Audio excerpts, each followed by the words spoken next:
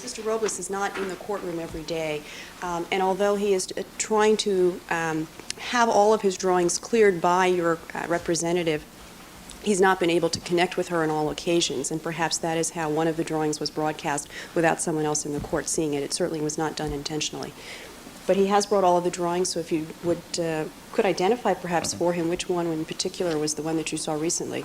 All right. Well, counsel, what I propose to do is enter a formal order to both your client and all sketch artists who are involved in this case that their drawings be submitted to the public information officer for approval by the court prior to broadcast. And the court, as you know, Ms. Hazlett is present here in the courthouse every day, and this court rarely leaves the courthouse before 6 in the evening every day.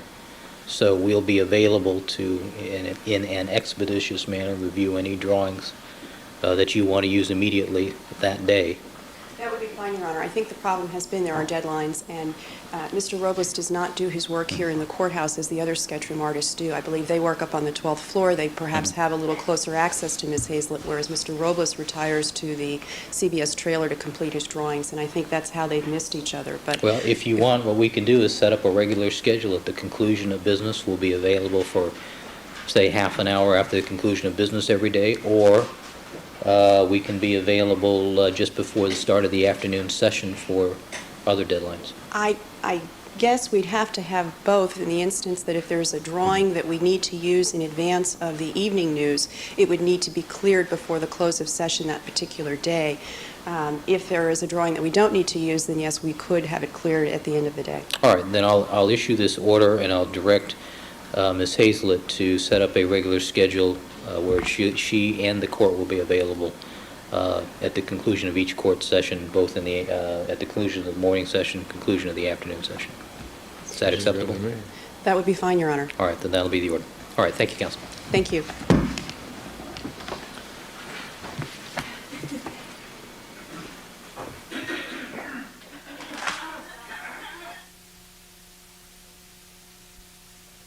Mr. Neufeld, people represented by Ms. Clark, Mr. Darden, and Mr. Goldberg. The jury is not present. All right, let's have the jurors, please. Your Honor, we have a number of matters that need to be resolved before we take Mr. Matheson. I'm wondering if you want to do that now. Yes, perhaps we should. Hold on to the jurors. Mr. Blazer. There are several matters. There's the ruling on the serology chart. All right, I received letter briefs from counsel on both sides with regard to that issue. Mr. Blazer, do you have any further comment you wish to make on that issue that is not included in your letter brief? Well, the people just filed, or at least they handed me an unfiled copy of further paperwork on this just this morning. I don't know if the court's had a chance to review this or not. I was handed something and told that it was going to be resubmitted. No, and then I said that we were not. There was only one type. There was one typographical error which I corrected in hand and then dated it. So the court. All right, Mrs. Robertson, would you grab that off my desk? As I understand the argument in this new paperwork, the people are taking the position that there should be no testimony about the EAP-B results of the blood under Nicole Brown Simpson's fingernails, on the basis that they're now saying that unless they can testify about these other inconclusive results, this now becomes an inconclusive. And that argument makes no sense to me. First of all, I'm not sure how to respond to it because it's a senseless argument. There are a number of statements. You mean to say it's a contradictory argument? Thank you. Never mind, go ahead. Okay, both. I mean, there are other statements in this this brief that are just flat not true. They talk about how the typing results for the pool of blood under Nicole Brown Simpson shows a banding pattern consistent with a type B, and they say that this result was called an inconclusive B. I would like to have marked Mr. Matheson's report on this.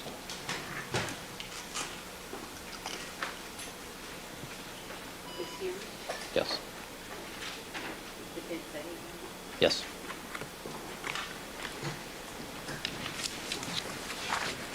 Thank you. Mr. Blazer. If you will look at page 2 of this report, you'll see that item number 42, which is the blood under Nicole Brown Simpson, Mr. Matheson concluded that it was an inconclusive.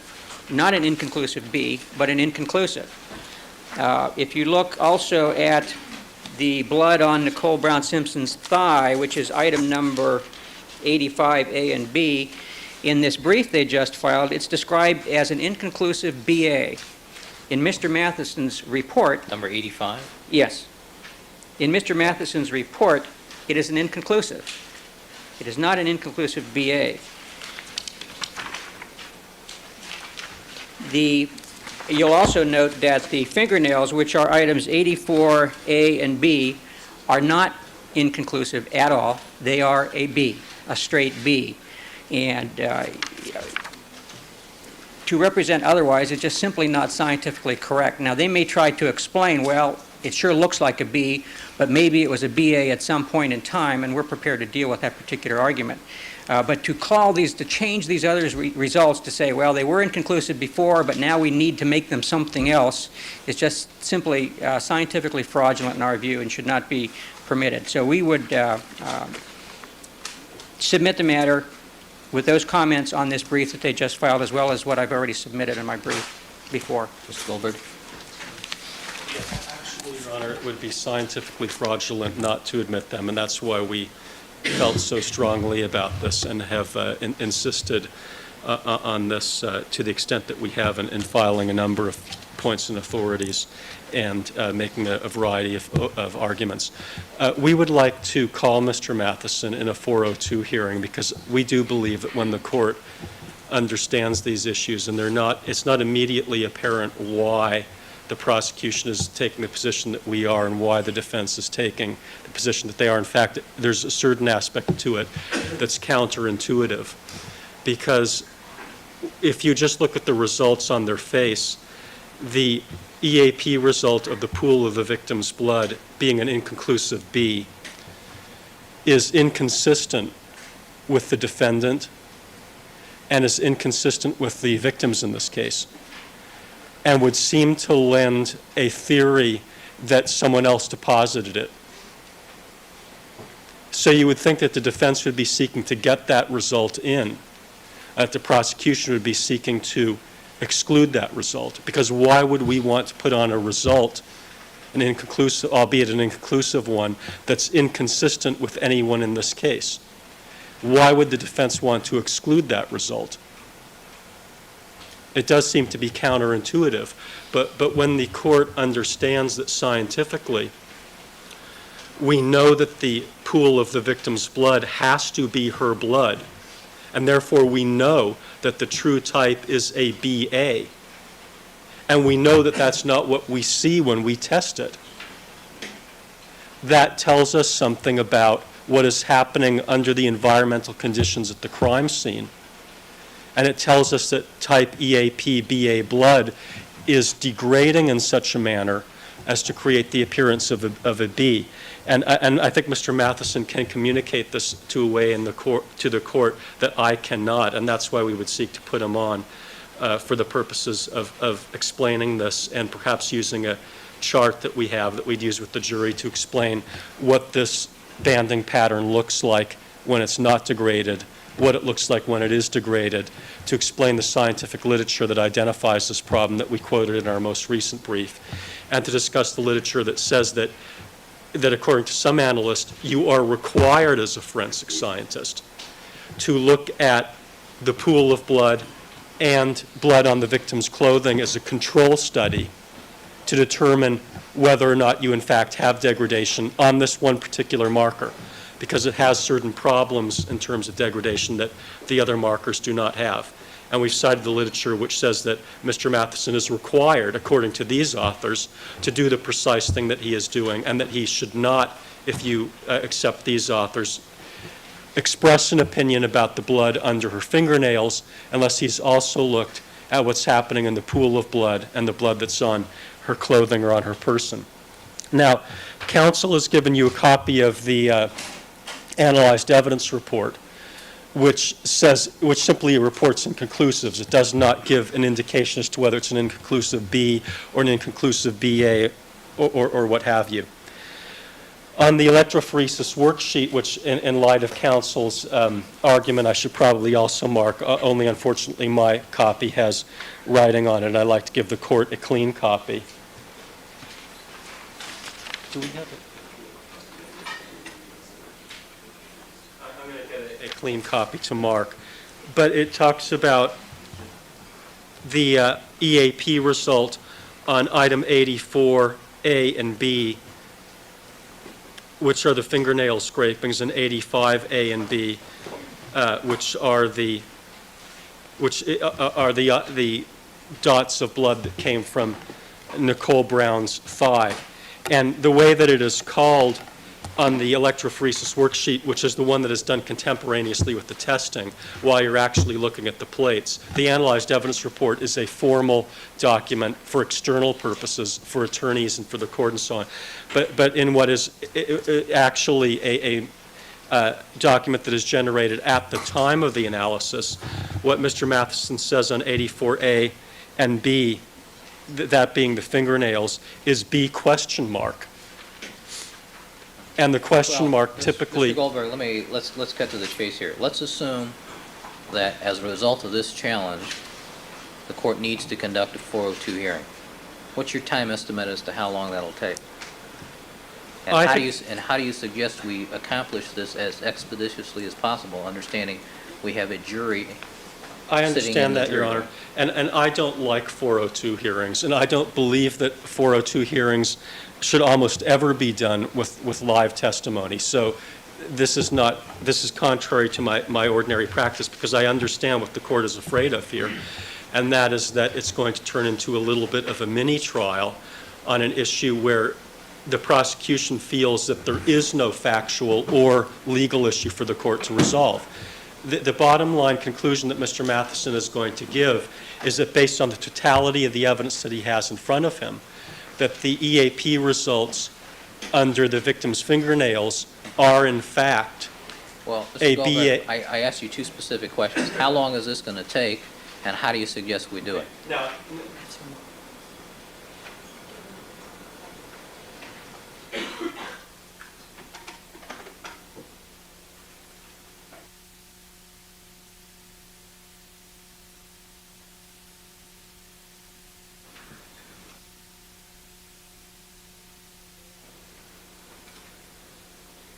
the way I would suggest it is this. Counsel has raised an objection to the people's chart. They haven't tried to limit the scope of Mr. Matheson's testimony or somehow force him into giving an opinion that is scientifically unsound or that is contrary to what he believes as a forensic scientist. So what I would suggest is this. If the court still has a problem with the chart itself for some reason, after looking at the people's brief, and the court believes that it would be helpful to hear more about this issue, then Mr. Matheson should simply be allowed in front of the jury to testify to this result, to other results, to how he's interpreted them, to the forensic science literature and what he believes the literature requires in making this kind of an interpretation, and his bottom line opinion. And after that, I think it will become clear to the court that the chart itself should come in as well as summarizing what is actually placed on the electrophoresis worksheet. Because the electrophoresis worksheet does in fact provide that 85 is a BA question mark, or an inconclusive BA.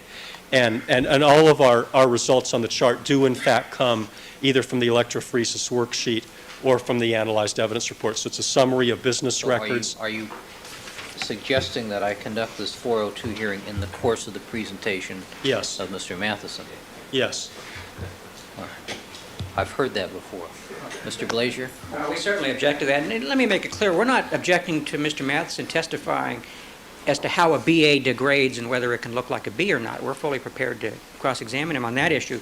What we're objecting to is him testifying that inconclusive results are anything other than that. And the analyzed evidence report that he prepared was prepared after the worksheets and were based on their observations of the worksheets. This is the report he submitted for the attorneys and the court and for everyone else who wants to know about him. These are the results that he called. He called them inconclusive, and we object to him testifying anything other than that.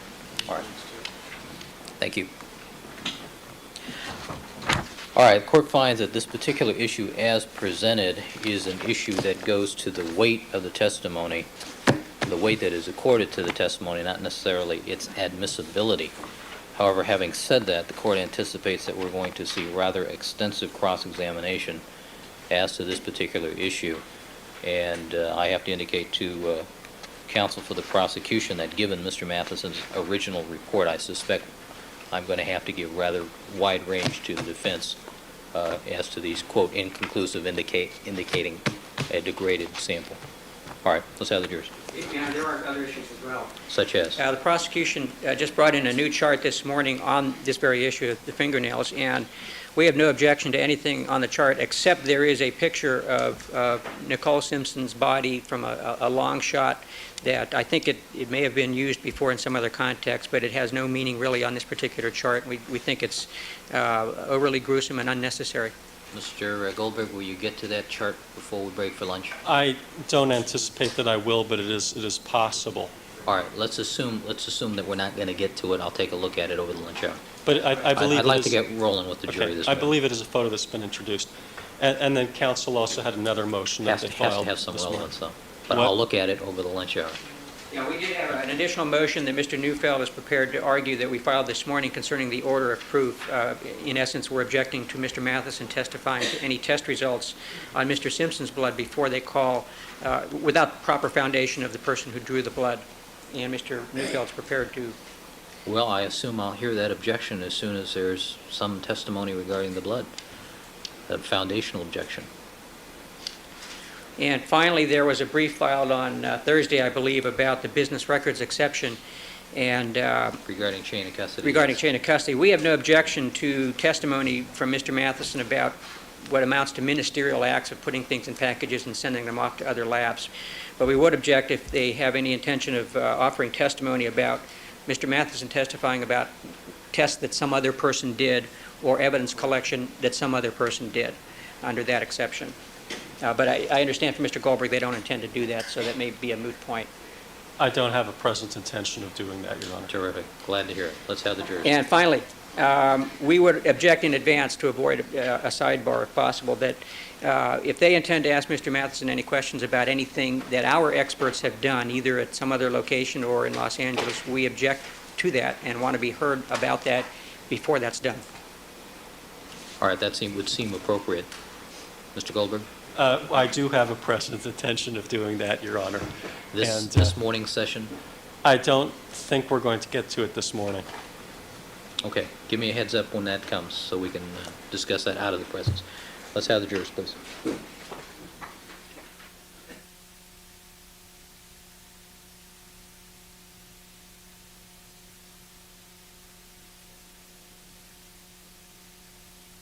Rejoined by all the remaining members of our jury panel.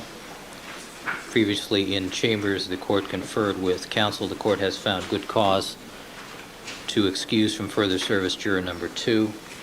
Mrs. Robertson, would you please draw a number of an alternate juror to take seat number 2? Juror number 1427, can you please have a seat in seat number 2? All right, Mrs. Robertson, at the noon break, you'll renumber the seats and provide court and counsel with a revised juror chart.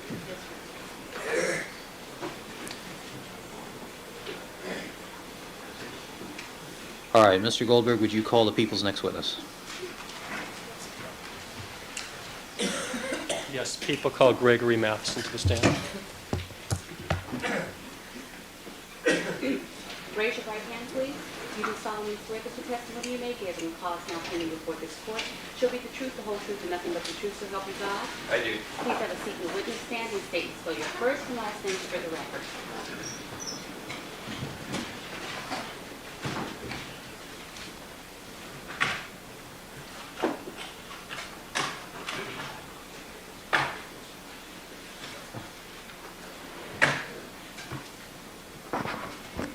Gregory Matheson, Gregory Matheson.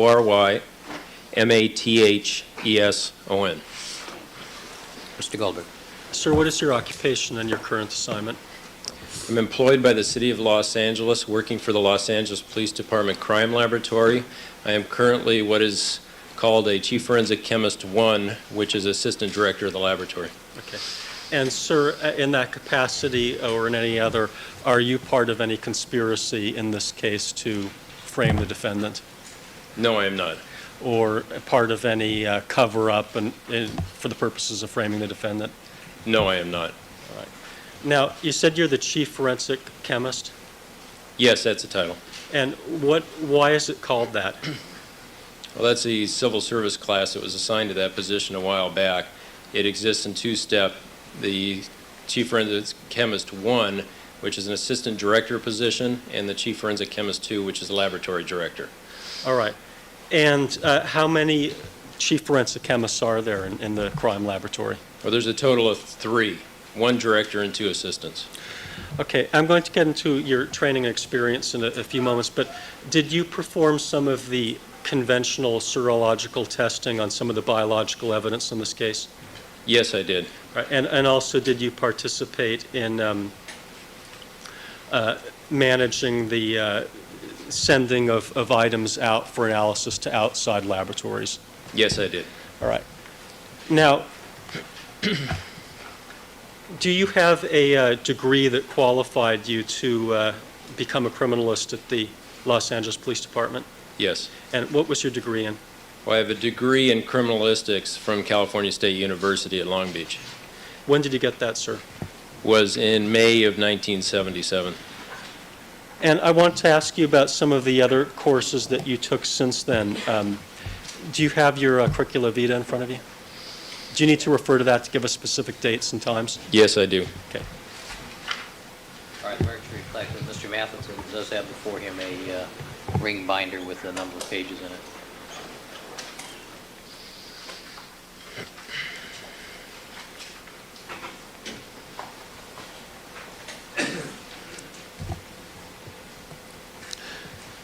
Sir, since you graduated in 1977, have you taken a fairly large number of courses in furtherance of your training and experience as a criminalist?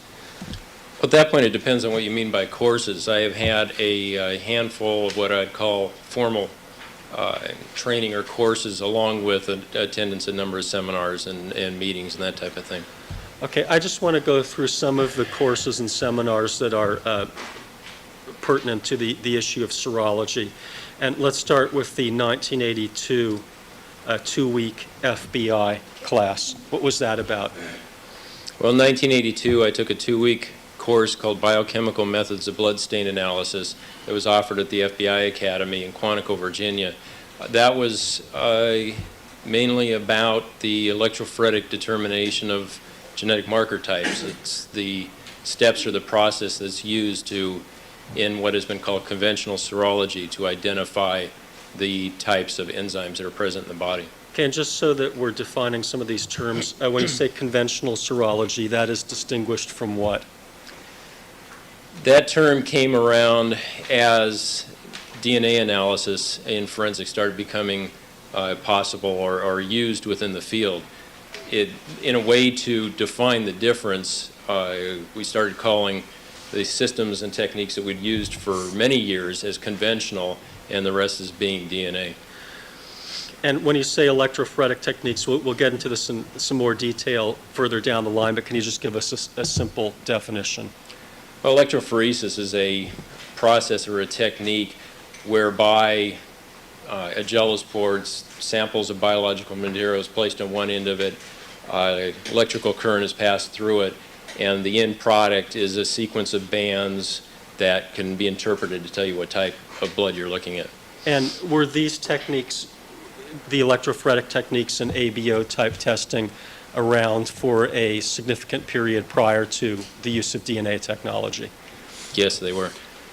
Now, in 1987, did you attend the serology symposium dealing with a collection and preservation of evidence?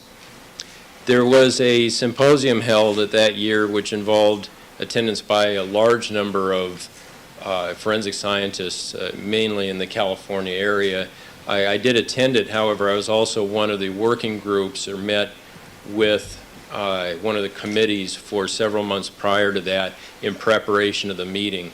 The area that I was involved in was standards of training. Okay, and what was the focus of this particular symposium? The focus of that symposium, which was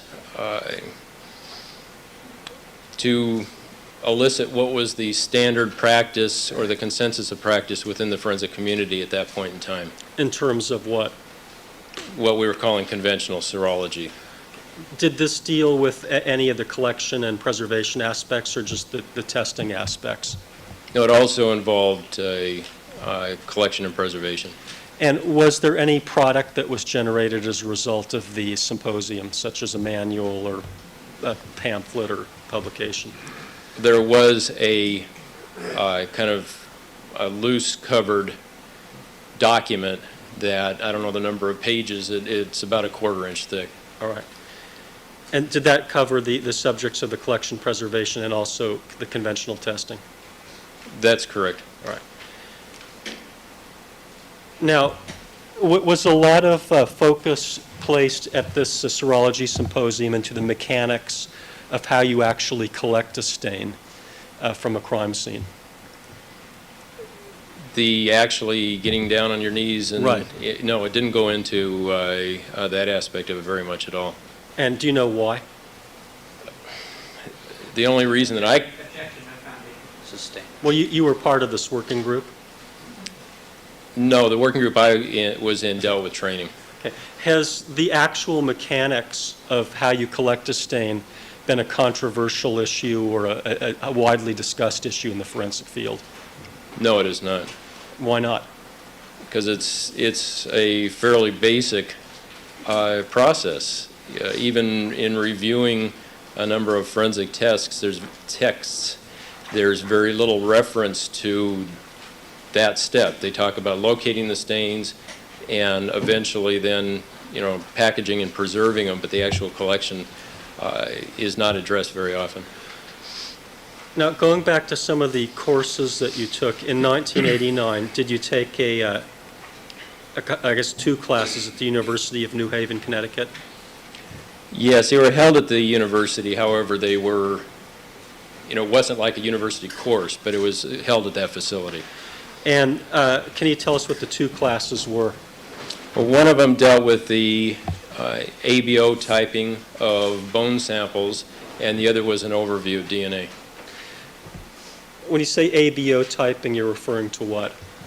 Well, that is, it's a fairly common, what we call genetic marker. Matter of fact, it's the genetic marker that most people are aware of. You are either a type A, type B, type O, or type AB, and that's a system that hospitals usually use when they're cross-matching blood for transfusions. Is that also used in blood banking? Yes, it's what's commonly referred to as your blood type. Okay. How long has that system been around? I believe it was originally identified at the turn of the century, 1900. So one of these courses dealt with, was it just ABO typing of bones, or did it also deal with electrophoresis? No, that was strictly ABO. Okay. And you said the other course had to do with DNA Yes. techniques? And what type of DNA techniques did that deal with? I believe it was mainly about RFLP, but we also spoke a little bit about the PCR technique. And those are 2 of the techniques that are used in DNA typing. Yes. And was this course instructed by a leading advocate of using DNA technology in forensic cases? Sustained. Okay. Was the person that taught this course in favor of using DNA technology in forensic setting? Well, actually, it was taught by several different people. They brought in several different speakers to talk on the different subjects. But yes, most of the people that were there because they believe in the technology. And was there any particular individual that's prominent in the forensic field that taught this course? One of the people that was involved in both setting the course up and presenting it was a Dr. Henry Lee, which is the head of the Connecticut State Crime Laboratory. Okay, and does he advocate using or support using DNA technology in forensic cases? Sustain. Okay, well, did he actually teach some of the courses that you, or one of the courses that you attended? I believe he was involved in presenting some of the information. All right. Did he appear to be a supporter of using DNA technology? Yes, he did. Now, in January of 1990, did you take a 2-week course relating to DNA technology in forensic cases? Yes, I did. And where was that course held? That course was held in Denver, Colorado, at the Analytical Genetic Testing Center. What did the course, how long of a period of time did the course last? It covered 2 weeks. The first week dealt with this technique I mentioned before, RFLP typing in general, the basic background to it, involved in actually performing some of the tests. The second week focused a little bit more on the technique that was used by the FBI. Okay. And then in June of 1990, did you attend some training at the University of New Haven and CETUS Corporation?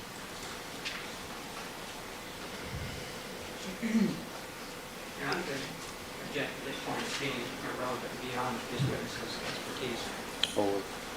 Yes, I did. What was that training? That was a course that was offered by the CETUS Corporation, which I believe at the time was the manufacturer of the PCR kits that were being used for forensics.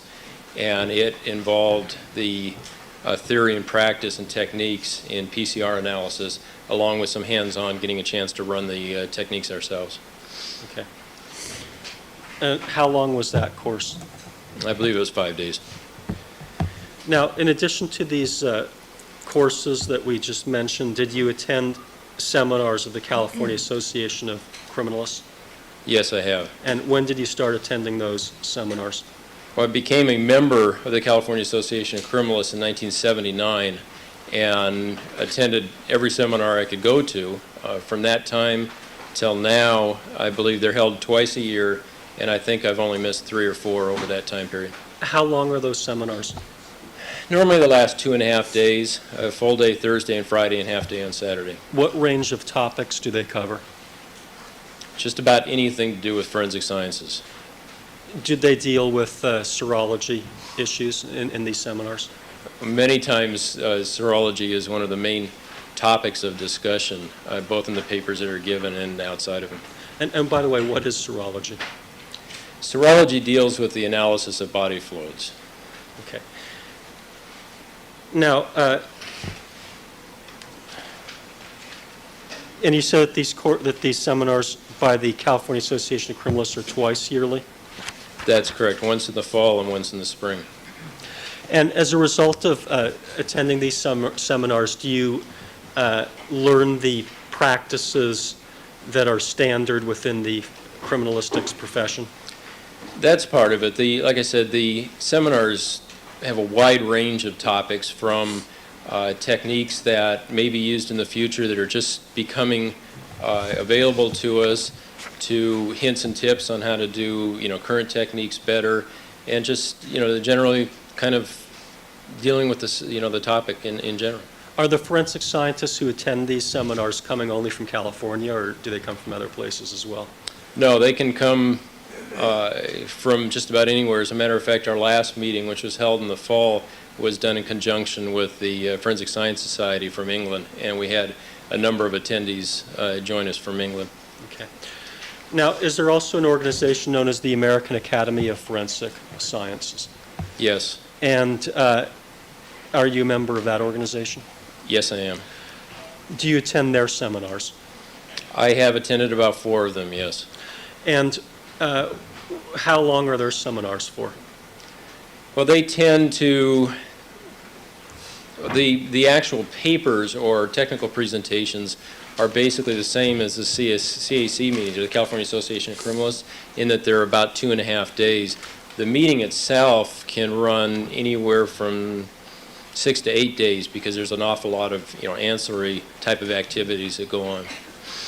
And is that, are those seminars along the same line as the California Association of Criminalists, or do they differ? Well, in that they cover a lot of different areas of forensics, they're the same. They are significantly larger, though, because that's a national organization, and it's composed of not just criminalists, but forensic pathologists and odontologists, dentists, and a lot of different areas in forensics. And each of these specialties are meeting, at the same time in different areas of the same facility. So when you attend one of these meetings, do you go to all of the presentations, or just the ones that are involved in your area specialty? Well, you can't go to all of them because a lot of them are running at the same time. I try and not just stay with what I've spent most of my time with, and that's serology. I like to attend all those that seem interesting or appropriate, but also get out and get some exposure to some of the other areas. And as a result of attending these meetings, do you also get an idea of the standards and practices that are being used in the forensic community on a nationwide basis? Yes. All right. Now, you mentioned this manual that was generated from the serology symposium, but other than that, have you had the opportunity, or have you had time to publish papers yourself while you've been working at the Los Angeles Police Department? I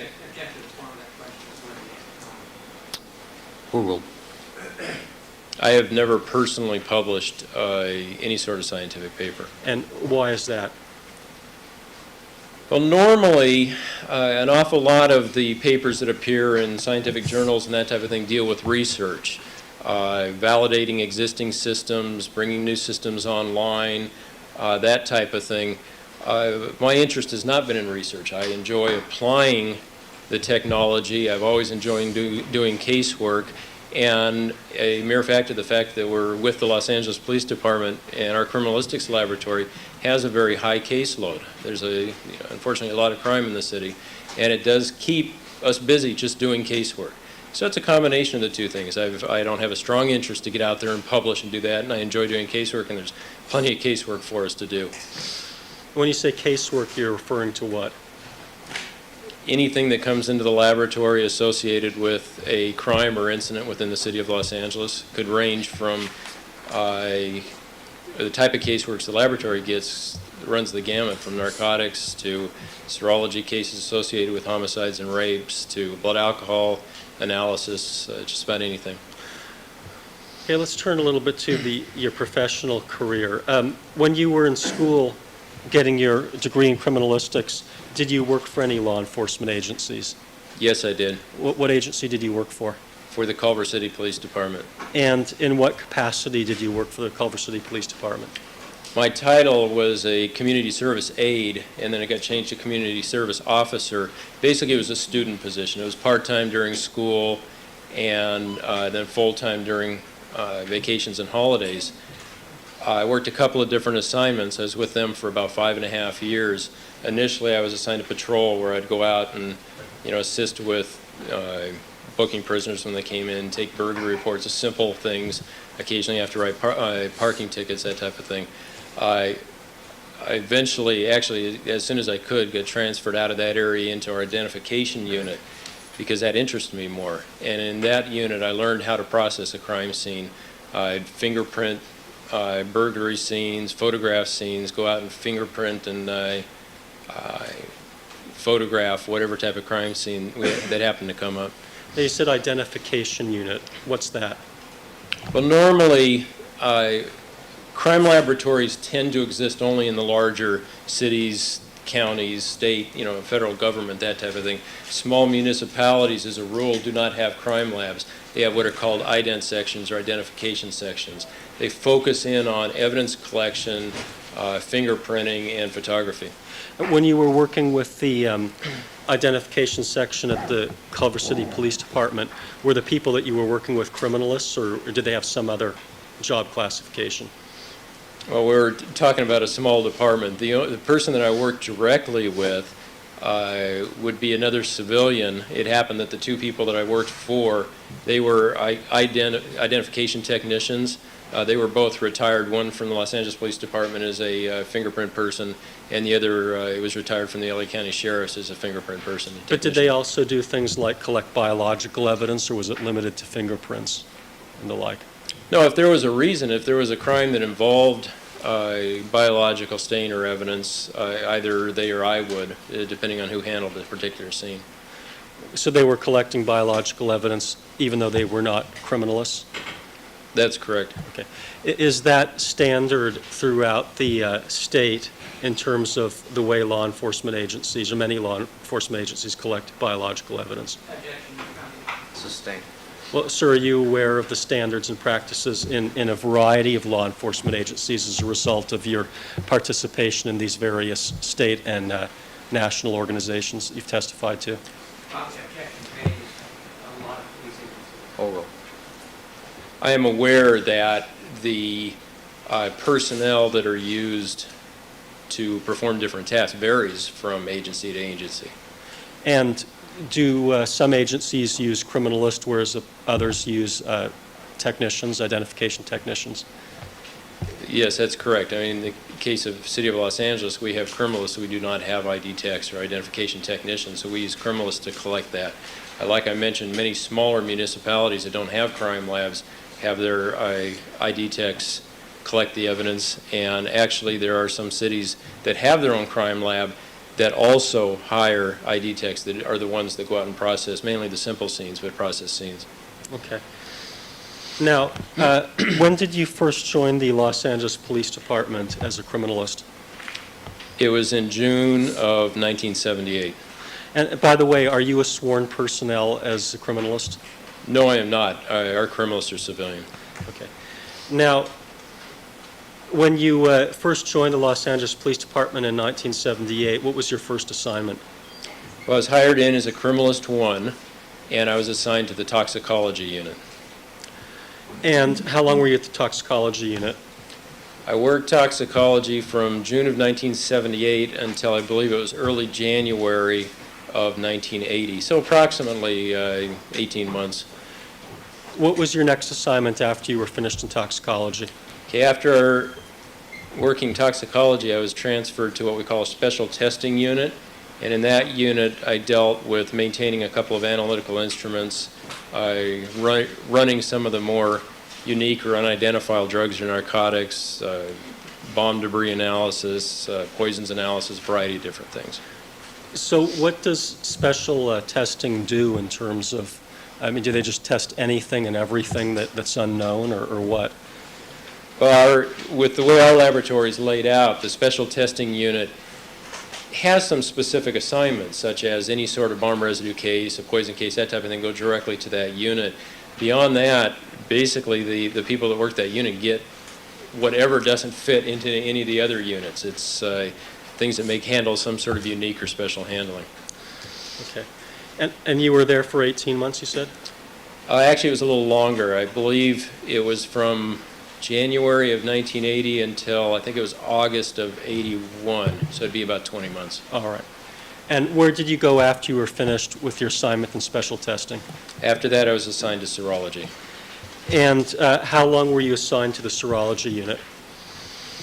Well, as a criminalist 2 or doing bench work, would have been until I believe it was May of 1988 when I was promoted to what was called a Crim 3 then, which was our supervisor position. Were you a supervisor in serology initially? Yes, I was.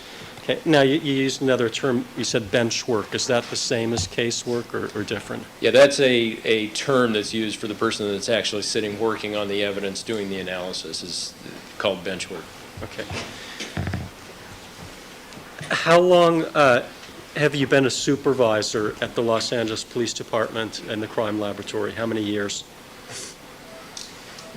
Actually, I probably should have referred to my notes before. It was May of '89 when I was promoted. So it'd be from May of '89 until October of '94 that I was a supervisor. So when you were first a supervisor, were you supervising anything other than serology at first? Well, my unit was serology. I was also a member of one of our special field response teams that goes by the name of the Forensic Accident Investigation Team. That was formed while I was a Crim 2. Myself and 2 other criminals were assigned to this. It was a special assignment to go out and collect evidence from specialized crime scenes, mainly those that were vehicular-related homicides, hit and runs, that type of thing. When I became a supervisor in May of '89, I was supervisor then of serology plus of this team that I was on. And when you initially became a supervisor and you were supervising this team in serology, did you still play an active role in the bench work that was going on in the unit? Yes, I did. Right. And in addition to that, did you also have any function in terms of reviewing reports and confirming results and the like?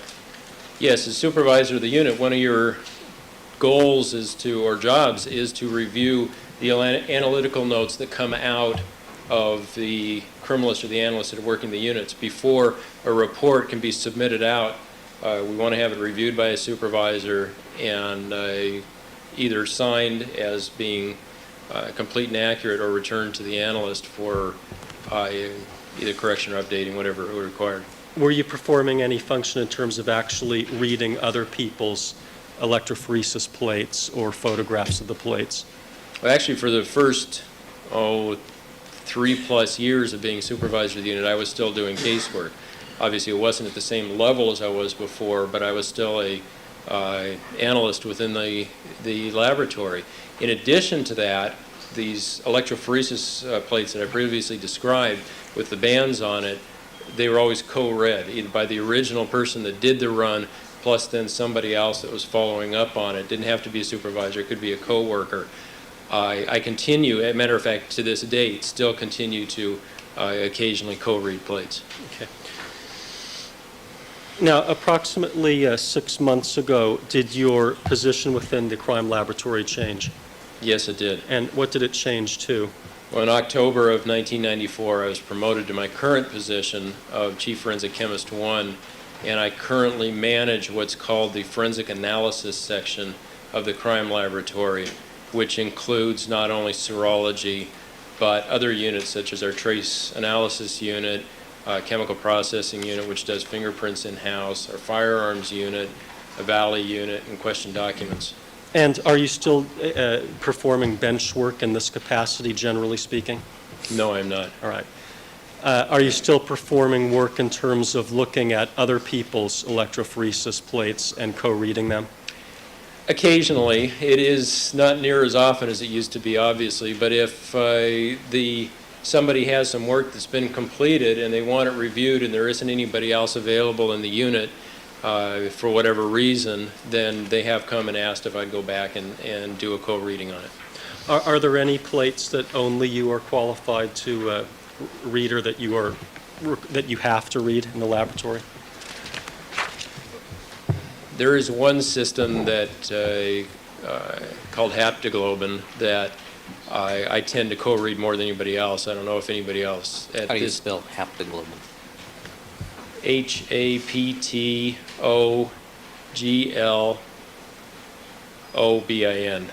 I think.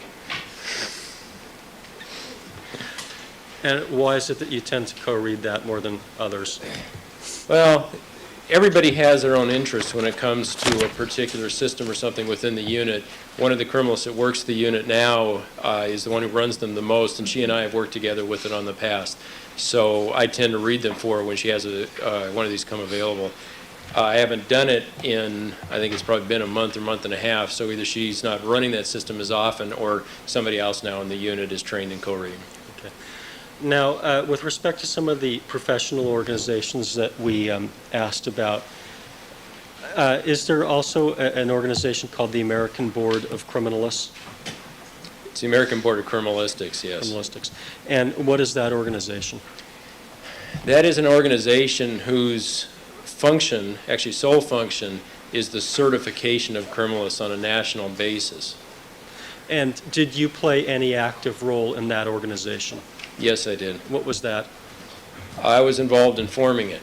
I believe it was in 1987 or 88. A group of people was called together And I was one of those who was invited to attend as a guest because I had some experience in a certification program, a meeting held back in Chicago. And out of that meeting, I eventually was born the American Board of Criminalistics, a incorporated nonprofit organization. And like I said, I was part of that original planning group of it. And then for the first 2 years of its existence, which I believe was from February of 90 through 92, I sat as the vice president of that organization. And when you say that this was involved in certifying criminalists, what does that involve? Well, the process of certifying somebody is that you want to know or have some sort of indication that they possess the basic skills, minimum skills and knowledge to be able to perform their job. And in criminalistics, there was a lacking of a system like this, particularly on a national basis. So what we did is, in establishing this organization, gave the professional criminalists throughout the country a body with which they could apply to, take a test, do proficiency testing, these type of things, to be able to demonstrate that they have the minimum criteria necessary to do this type of work. And what type of showing does a person have to make, or a criminalist have to make, in order to get the certification? Well, there's actually a couple different levels of the certification process. To be in the American Board of Criminalistics, to be what's called a diplomate, you have to have, I believe it's 2 years experience in forensic sciences.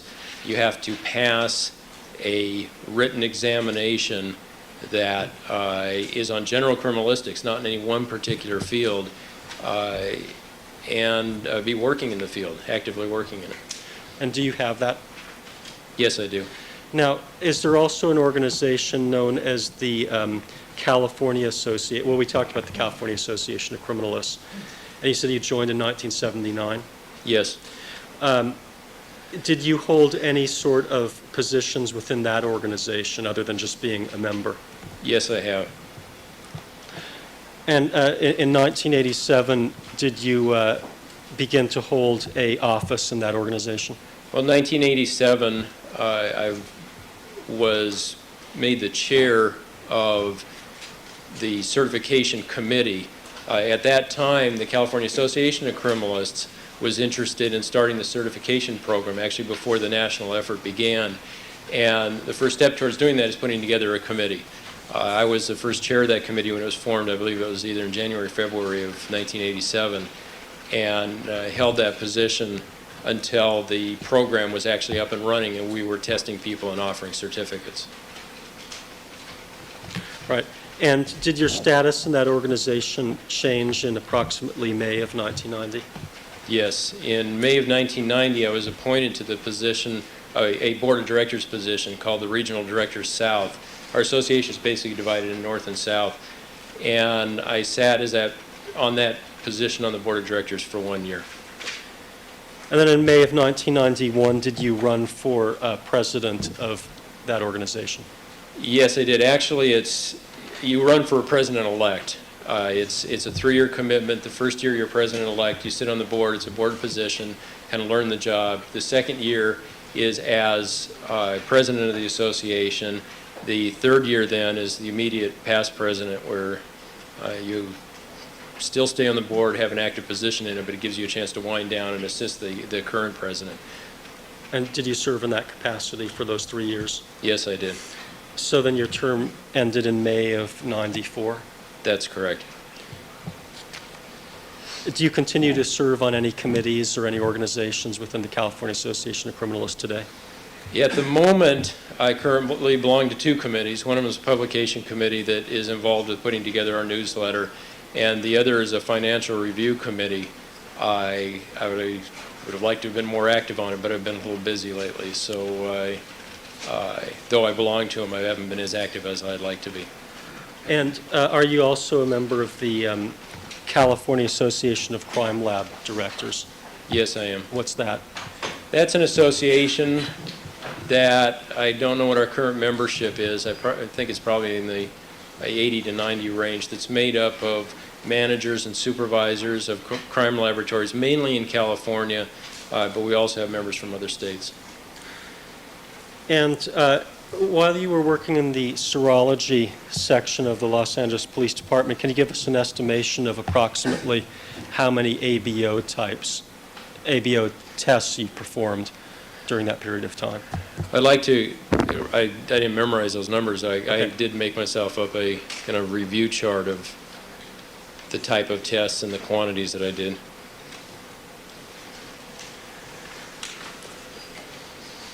Okay, during the course of my career in serology. Hold on just a second.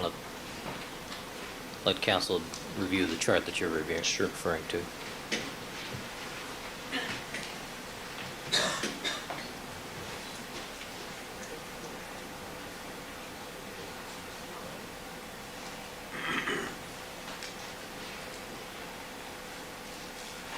right. Thank you, counsel. Proceed. Okay, in the area of ABO typing, I estimated that I've done approximately 6,500 of those type of tests. Okay.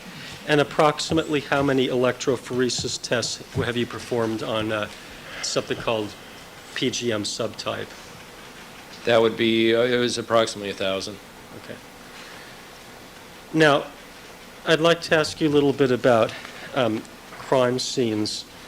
Have you had any experience in actually going out to crime scenes during your professional career at the Los Angeles Police Department in processing crime scenes yourself? Yes, I have. And approximately how many crime scenes would you say that you've processed? My best guess is about 150. I didn't have real good statistics on that, but that was my best estimate. I think it's conservative. Have you ever rigged up any mock crime scenes for training purposes? A couple, yes. And when you attend these seminars at the California Association of Criminalists and the American Academy of Forensic Sciences, do they cover crime scene investigation as some of the topics in those seminars? Sometimes they do, yes. Have you trained any people within the Los Angeles Police Department in terms of crime scene investigation? Yes, I have. Have you trained any people outside of the SID section of crime scene investigation techniques? Yes. Who would that be? Well, I have been one of the instructors in a couple of our detective training courses that we offer. One of them is the sexual assault detective school. They obviously focus more in scenes and evidence collection related to sexual assault.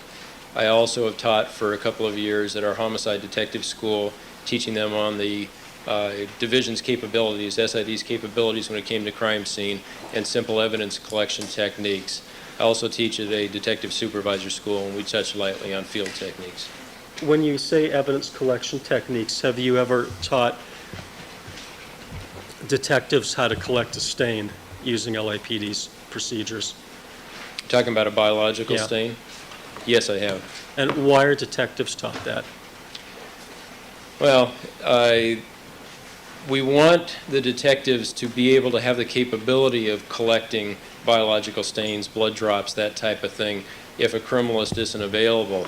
Though we do have an on-call system where a criminalist is available to be called out any time of the day or night to assist with evidence collection, we're not always called. Sometimes the scene may only have one or two drops or one or two items. They don't feel it's necessary to call us, but that's still evidence that we want to have captured for later analysis. So we have been for, I believe it's the last at least 6 or 8 years, training homicide detectives mainly on the proper techniques for collecting biological evidence.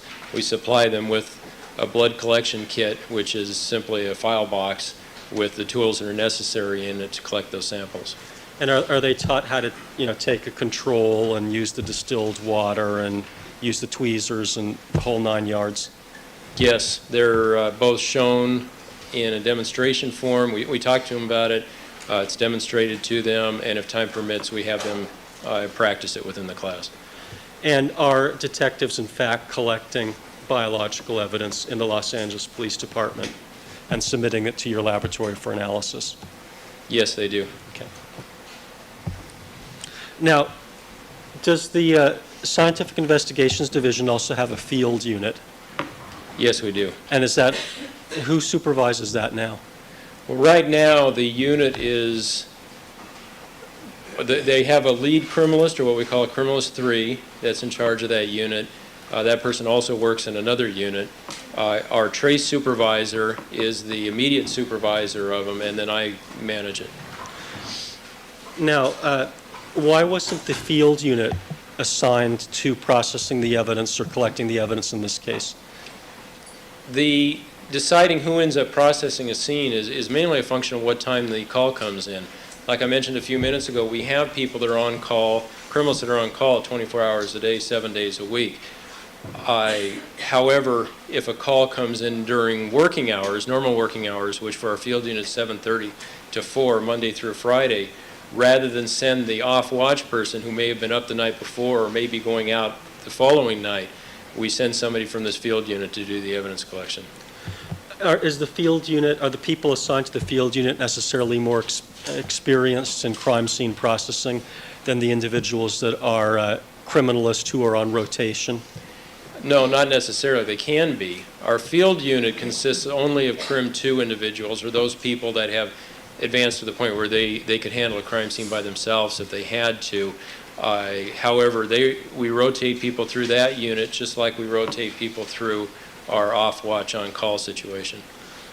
So if, in this case, the evidence shows that there was a Bronco search that occurred on the 14th during the daylight hours, why would the field unit not respond to that as opposed to Mr. Fung and Andrea Mazzola?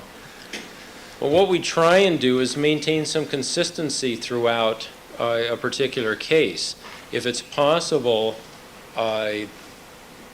the person that handled a scene, say the night before or week before, if some sort of follow-up occurrence occurs, like a car search or an additional scene, we want the same people handling it that handled the original scene.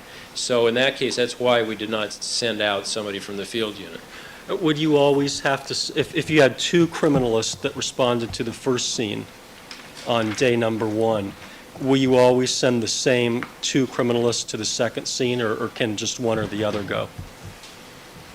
No, we can. It depends on the circumstances. We can just send one of the team, or if neither one of them is available, we will go and send somebody from another part of the laboratory. But is there any rule that if you use 2 on day 1, you have to use the same 2 on day 2? No. Right. And typically within the Los Angeles Police Department crime laboratory, do you always send 2 criminalists to investigate a crime scene? We try and get 2 people out to a scene whenever possible, yes. Are there instances where only 1 is sent? Well, we make an evaluation as to the complexity of the scene. If it appears that it's going to be something very simple, maybe a simple car search or something involves going to a tow yard and doing an examination, there are times where we will send only 1, but we believe 2 people can do a better job. And was there ever any management decision that was made not to send Andrea Mazzola out to certain subsequent scenes after the 14th? Oral. As far as, I mean, there obviously are decisions made when somebody is sent or not sent. So in that case, it was. There has never been a decision made that said she will not handle any more scenes, no. Well, that's what I meant. There was never a decision like that. That's correct. So if on a subsequent scene you only, because of the complexity, needed 1 person, you would send 1 person out? That's possible, yes.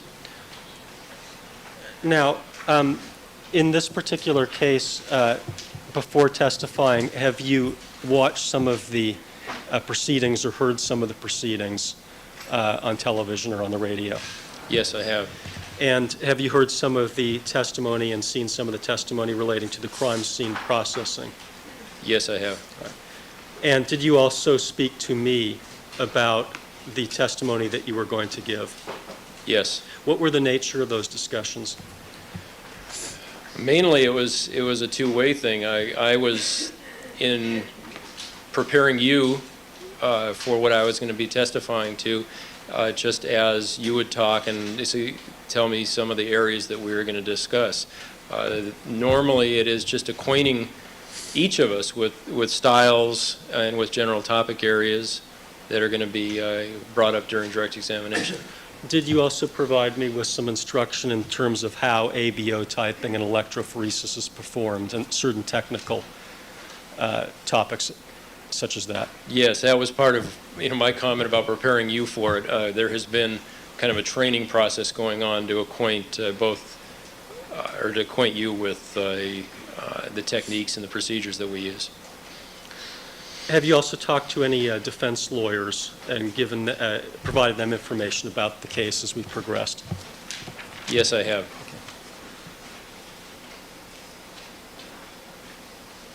And is there any rule within the LAPD crime laboratory with respect to talking to defense lawyers? I mean, how does that work? The only rule that we have deals with discovery materials, and that is that if items are going to be released to the defense, that the prosecutor's office is aware of it, and that if it isn't your own work, that the original criminalist is aware that these informations are being provided.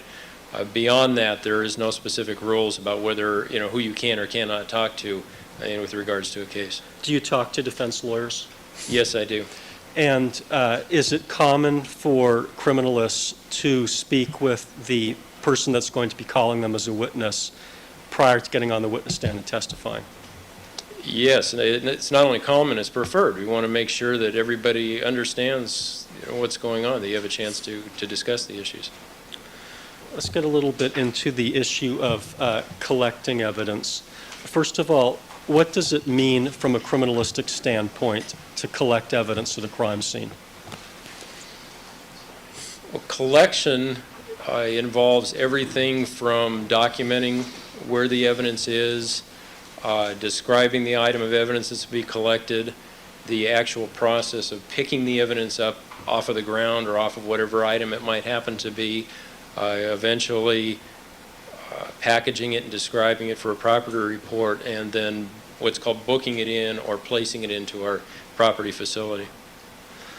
And when evidence is collected by criminalists at the Los Angeles Police Department Scientific Investigations Division, do you use some sort of form in the field for the purposes of doing that? We have actually a couple different sets of forms. One of them that I believe is called a crime scene checklist, and the other is a vehicle search checklist. Do you have that? I wanted to show you Defense 1107 for identification. Ask you some questions about that.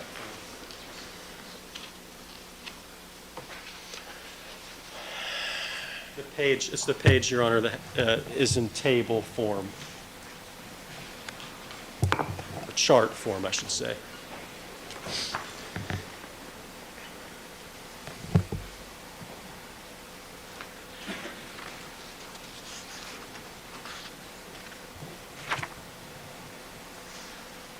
Can you see, is the resolution good enough so that you can see that, Mr. Matheson?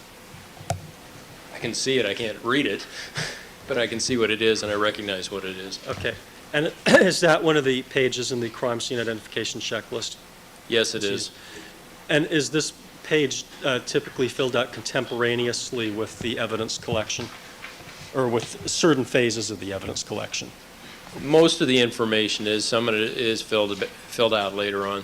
Well, in terms of the numbers and measures, are those done at the time that the measurements are actually done or shortly thereafter? Yes, I would expect it to. The item number along with a kind of brief description of what it is, such as red stain, coat, whatever it happens to be, along with the location of where it was found, if it was on the street or on a bed, and then measurements in the room or location if that's appropriate. Now, are there any strict rules in the Los Angeles Police Department laboratory with respect to how this form is to be filled out? No, there isn't. And do you have a function now in reviewing these forms after they come back from the field? Yes. Now, with respect to the photo ID number column, or ID photo number, actually, excuse me, it just says ID photo. What is that to be used for, generally?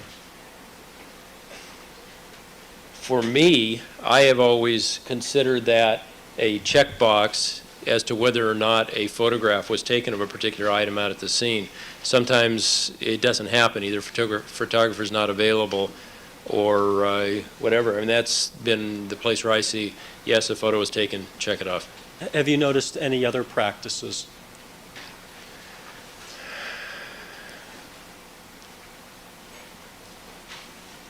I believe that there have been a couple people that use that as an indication of maybe a alternate number location if there was a different number used or something. I'm aware that people have different interpretations of what that column means. And is there any requirement that you have to check off everything in that column? Not at this point, no. Okay. Now let's move the form over a little bit. And what about the by column? What is that to be used for? My understanding of that is that's a spot where you put your initials, the person that was involved in collecting the evidence. What if you're working in a team? How is that to be used? Well, in the same way, if you have a couple of people out there and for some reason it may be important at some point to know who picked it up, it would be nice to have the initials of the person that was involved in it, but is not necessarily required. And if you're working in a team and both people saw a particular piece of evidence collected, is there any standard practice with respect to whether you say the person that physically picked it up, his initials should go in there, or both people's, or how's that handled? No, we currently don't have consistency on that. Okay. And what about the time column? How do you use the time column personally? Normally, I use the time column to bracket things. If I'm going to be, many times in the situation of picking up evidence, you go through and you locate the evidence, have it photographed, you put your numbers down, have it photographed with the numbers, do your measurements. You kind of work in groups of items in, say, a particular vicinity or locale at a scene. What I would do is record the time of the first item in a group that I pick up, a rough guess as to what time it is, look at my watch or something like that, and then I'd record the time of the last item in that group and just run a line between them. Sometimes I don't even record that information on this form. I've also been known to write it on the packaging or the envelope and then come back and fill that information in later. So if you had 10 items, you would know, in that particular group, you'd know when the first and the 10th were collected with some specificity? Roughly, yes. And then everything else would just be an arrow between those two times? A line, yes. Do other criminalists use that in the Los Angeles Police Department? Yes. And are there other practices that are used? Well, there are some people that record the time for each and every item that they pick up. Okay. Now, from a serology standpoint, if you're talking about a stain that was collected at, let's say, 11 o'clock, and then a second stain that was collected at 11:15, is there any forensic relevance to knowing that one was at 11 and the other one was at 11:15 generally? Objection. The phrase forensically significant, no foundation is Vague. Well, is there any significance from a serology standpoint to the time difference? No, there isn't. Okay.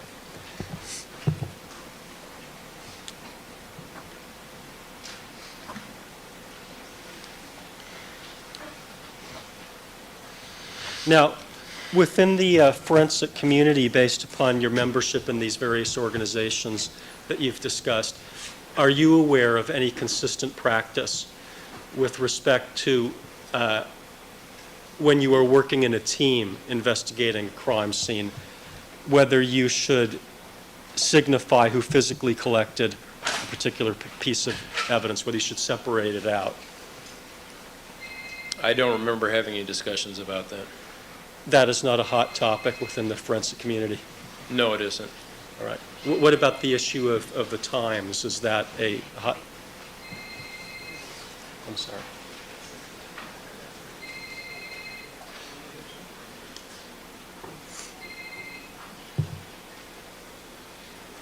Did you locate that item?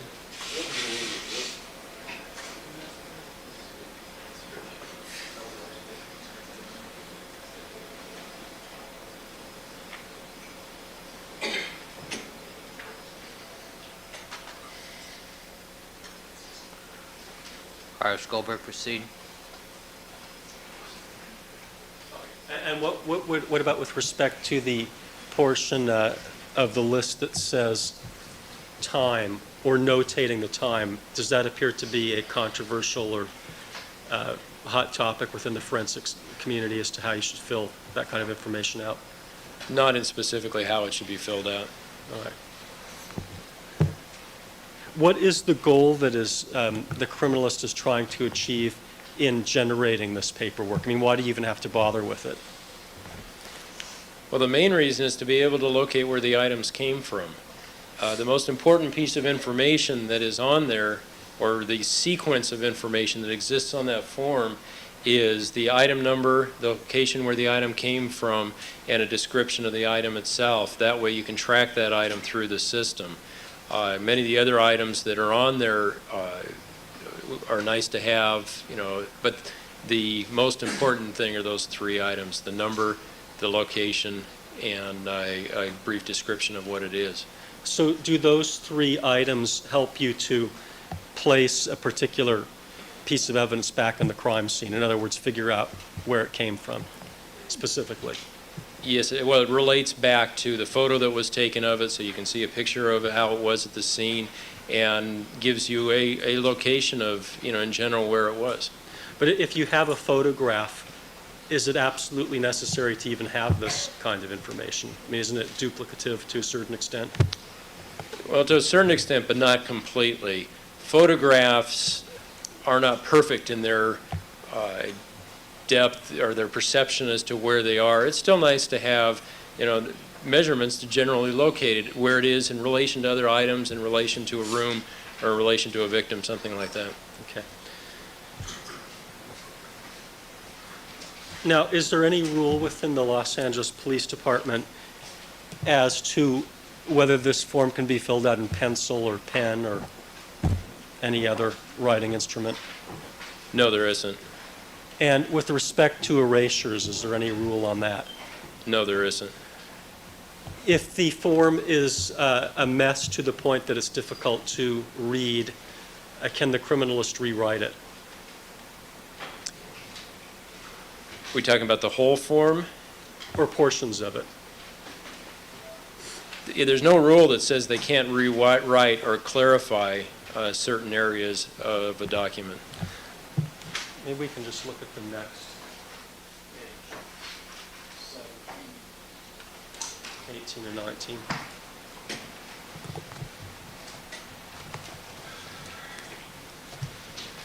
This is also 1107, Your Honor. All right.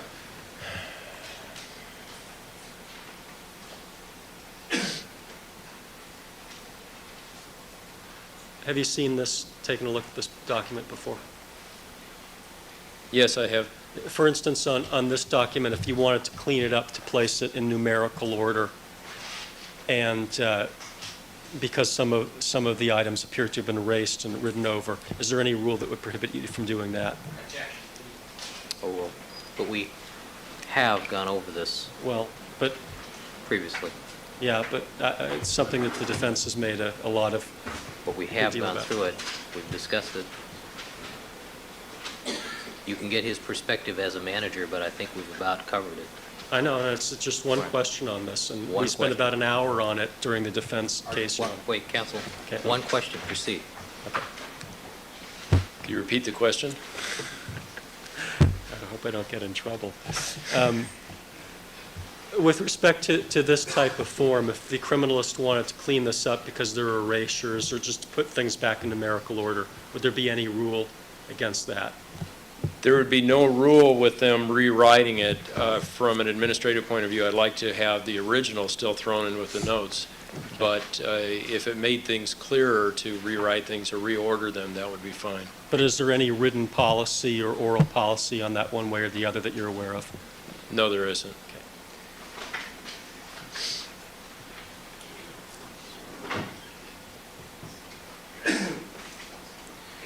Now, you said that part of your function is to, currently as a supervisor, is to review, thank you, the crime scene identification checklist when they come back. Did you do that in this particular case? Did you review these? Well, when I was supervisor of the trace or serology unit. I also at one point was given the trace unit. One of my duties did involve the review of field notes as it related to crime scenes. These were not reviewed prior to their photocopying and distribution. Why was that?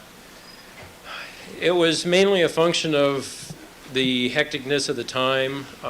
We were involved both in this case and along with many other ones that go on constantly within the city. Mr. Fung does not work directly in our facility. He's in one of our satellite locations, and he had the notes with him for a period of time. And it was just a matter of circumstances that by the time we got copies of the original ones for distribution, they had not been reviewed at that point. And who was supposed to actually review those while you were the trace supervisor? Was it supposed to be you personally, or did you have someone under you? The normal process would be the notes would be left in a box in our trace unit. They'd be initially reviewed by our lead, or the CRIM 3 of the field unit, and then he would give them to me with the recommendations of either filing them because they're complete, or suggested things to advise the criminalist on when it came to maybe making them more complete prior to filing. Did you have a CRIM 3 of the trace unit at the time that this case was, at the time that Mr. Fung and Ms. Mazzola went out and investigated the crime scenes? Yes, I did.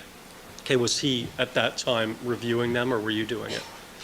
We were both doing it. He was reviewing the majority of them, but I was also involved in that. Okay. And what is the purpose of reviewing them at all? Well, it's kind of a twofold purpose. One of them, we are looking to see if they're complete, or as complete as possible, that they have recorded things like field tests that were performed,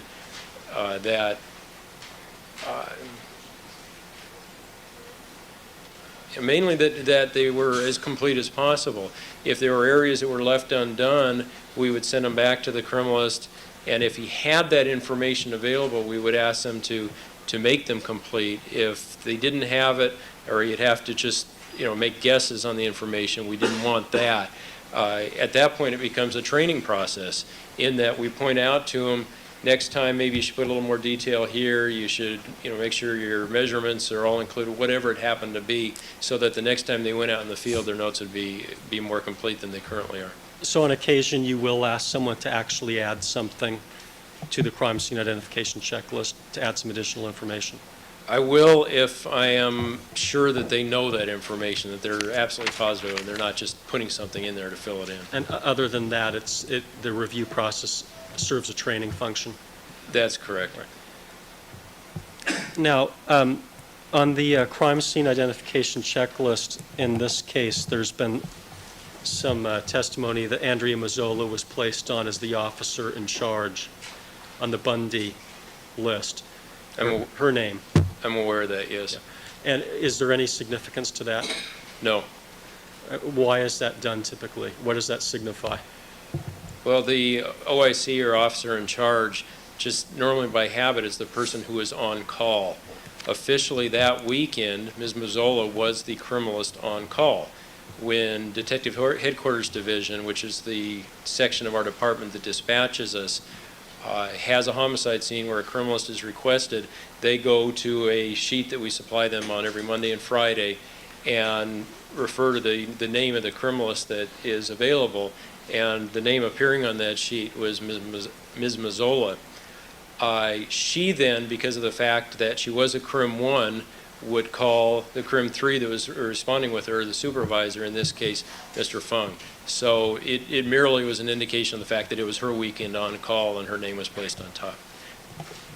And that is how it's typically done? Is that what you're testifying to? Yes.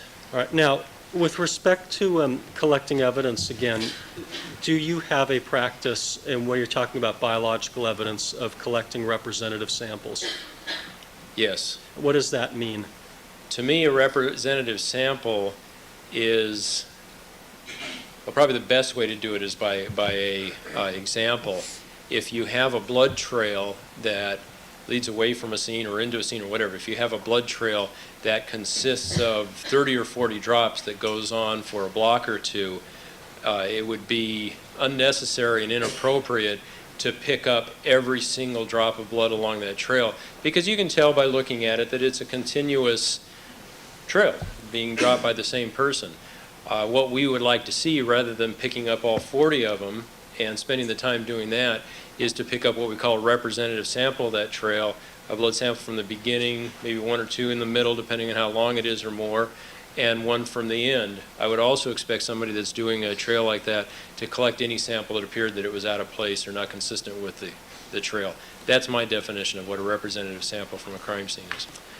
And what about in a situation as in a car like the Bronco in this case? Do you have to collect every last stain in there, or do you take a sample of them? How do you do it? It depends on the quantity of blood that's present. If there are a number of stains that are grouped together, then I would say no, you probably are not going to collect every single one of them. I would expect somebody that's doing a car search would pick up samples from different areas within the vehicle that represent the possibility of different blood samples coming from different individuals. And what is the purpose of taking representative samples in situations like the ones you've talked about, as opposed to just collecting every last stain that's there? Well, we deal with realities when it comes to resources. We have only a certain number of people that are available to collect evidence and a certain number of people to analyze evidence. And at some point you have to be practical. You have to decide that you're spending too much time picking up every one of these 20 samples, where that time could be better spent evaluating other parts of the scene, getting the samples packaged and ready to go. And then ultimately, when it comes to the serology unit, they are not going to analyze all of those items as a rule anyway. They are going to have relied on the person at the scene to pick up the best samples, the ones that will be most representative of the crime and the people that were involved. And it's the best utilization of the resources so that we can get as much provided for the people of Los Angeles as we can with the resources that we have. Can you judge how well a criminalist has done in terms of processing or investigating a crime scene with biological evidence by figuring out the quantity of stains that he or she collected? No, we have had some people that collect very few but always seem to find the most probative samples, and we have had people in the past that collect many, many samples but don't always give us the best information. When you say most probative, you mean what? Ones that answer the questions, ones that if there's multiple people bleeding at a scene, that we are getting blood from multiple people and not just from one. Whatever is necessary to get the most appropriate or the best information out of the evidence that's left at the scene. Now, is this idea of using selectivity in collecting evidence one that is discussed in some forensic science literature? Yes, I'm aware of it being discussed elsewhere. And specifically, did you look at the discussion of this idea in Henry Lee's book on crime scene identification, the one that I always refer to as Henry Lee Child Edition? I have seen that information in his book, yes, that you need to be selective in the samples that you collect. And I'd like to just show you one portion of this book and see whether you've taken a look at it. It just has big print. That's the big print book. You recognize it? Yes, I do.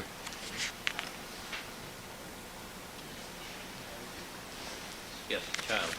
What? Referring to the page, referring to the size of the print. Referring to the size of the print. It's big print. It was my idea of a joke. But anyway. You're obviously not at the age where you need bifocals. Yeah, well, I'm getting there.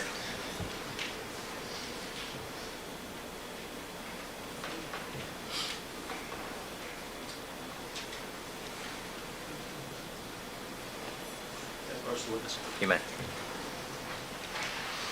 directing your attention to page 79, the first full paragraph. Maybe you could just read. Have you considered that paragraph? Have you read that before? Yes, I've read it before. Maybe you could just read what Dr. Lee says about collecting evidence, where it starts recognition, and Well, maybe just starting there through the rest of the paragraph. Recognition of evidence involves selectivity and a general understanding of logic of crime scene. If all objects at the scene are collected and submitted to a forensic laboratory for further analysis, the forensic facility will be overwhelmed. If critical evidence is omitted or improperly preserved, the use of sophisticated equipment cannot salvage the investigation. Hence, correct crime scene search and collection methods are of paramount importance. Okay, so basically it's a balancing act between not wanting to overwhelm the laboratory with too much and not wanting to miss the relevant evidence.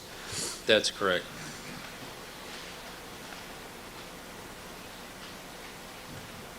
Now, with respect to the Bronco, well, I'll get into that later.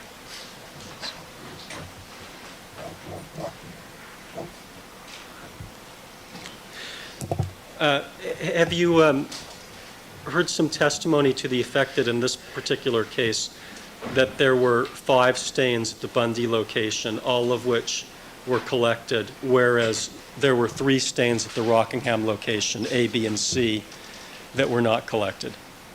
Yes, I have. And is there, from a forensic science standpoint, in terms of crime scene identification, based upon your understanding of the evidence in this case, any reason for that? There's my understanding of it, yes, there's an explanation for that. What is that? Well, in the case of the items that were collected from Bundy, that was the crime scene. We had 2 victims there, and there were blood droplets that appeared to be inconsistent with having come from either of the victims. So they would indicate somebody else that had been present at that location. At that point, it makes sense to collect as much as possible of that, keeping in mind what I said before. If it had been extremely long, I would have expected them not to collect all of them. But to collect a good representative sample of what we have there as far as the blood goes. As far as the other location at Rockingham, that was not a crime scene. It was another location that may or may not have been involved, and they used a little bit more selectivity there, collecting a stain at the beginning, at the end, and leaving some of the ones in between in place. Your understanding is that there was no body or evidence that a crime actually occurred at that location? That's correct. Sustain or phrase the question. Is it your understanding that there was no body or evidence that a crime actually was committed at that particular location? Homicide. Sustain. Oh, it's okay. I'll withdraw the question. Now, did you also hear some evidence to the effect of I'm not sure if it was triangular, but a little corner piece of paper that was in the area of the entrance to the caged-off area not having been collected? Yes, I have. And what is your view on that? As far as I'm concerned, if the... I'm going to object to that question being posed. Sustain. Should that have been collected, Yes. and why? The area that we were talking about as far as this crime scene goes is a fairly limited in size, and not like, again, using an example, if the crime had occurred in an alley where there was a lot of debris, a lot of trash around, then some selectivity should have been done as far as collecting. You're not going to collect every bit of paper, every bit of trash that's in an alley. This particular area, though, was smaller. I would assume had some maintenance done on it with some regularity, possibly cleaning up. A piece of paper in that location kind of stands out as being potentially involved somehow, and had the criminalist been aware of its existence, should have collected it. Okay. And could the failure to collect that item have in any way affected any of the other biological evidence, some of which you tested in this case? No, not in any way. Okay. Do we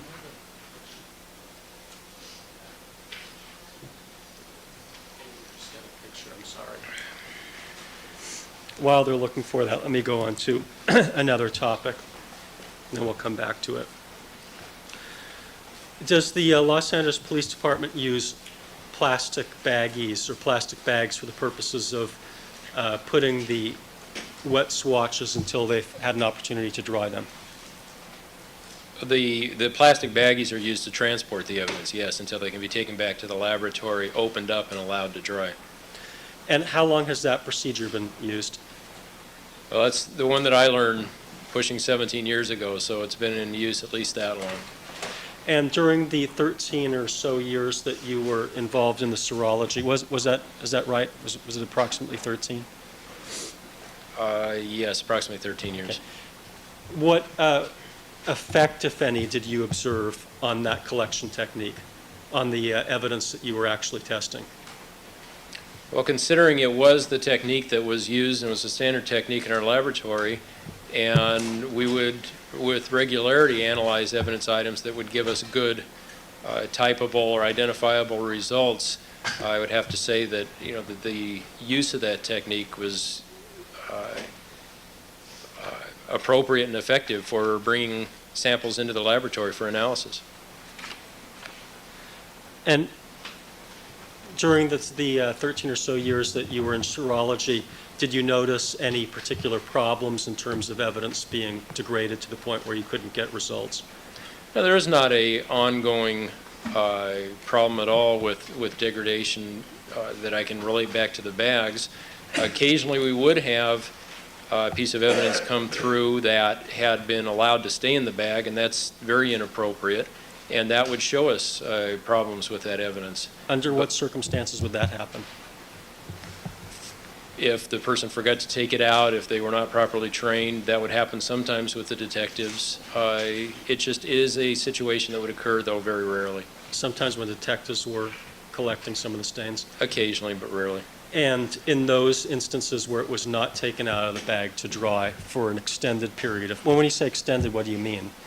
Well, I mean, as far as ultimate packaging, where it then gets put onto a shelf and is left for, you know, anywhere from many days to months. You mean you would have situations like that occasionally Where with we- detectives? Where we'd see a blood sample still left in a plastic bag? Yeah. Occasionally, but rarely. And what happened on those samples? Normally, they were degraded. You wouldn't get false results, you'd just get no results. What do you mean you wouldn't get false results?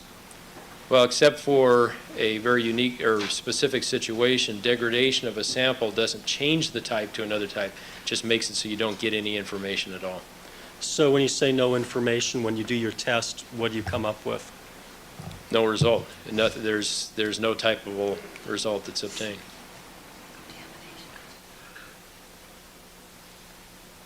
So in that particular instance, if the perpetrator's blood has in fact been lifted from a crime scene or a crime location, and the results have been degraded to the point where you don't get any information, would that benefit the perpetrator?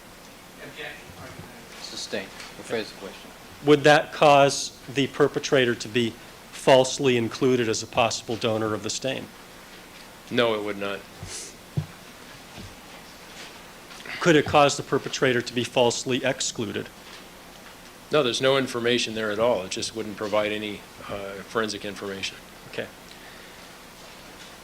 Now, let me just go back to this photograph. I think I'd like to mark this photograph as People's 205 for identification of what appears to be the little piece of paper. I think it's depicted in some other photographs.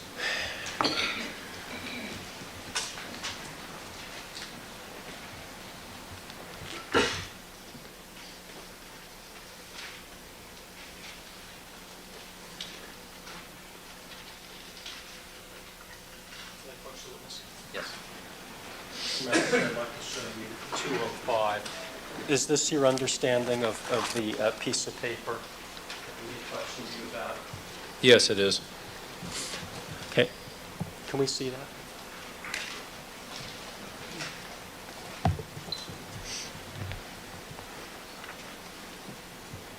All right. And is this piece of paper, you said that you would have collected if you'd been out at the crime scene. If I was aware that it was there, yes, that's one of the items I would have Assuming it collected. hadn't been covered over by a blanket or some other item, and you'd seen it. If I'd seen it, yes. Now, is this the kind of thing where there's a hard and fast rule that you should collect it, or is this the kind of thing about which reasonable forensic scientists could differ? I mean, how would you characterize it? When it comes to what to collect, there are very few hard and fast rules. That's what is acquired with experience, the mental picture of what you collect and what you don't collect. So as far as a hard and fast rule, whether or not somebody should collect it or told to collect it by a manual, no, that doesn't exist. Okay.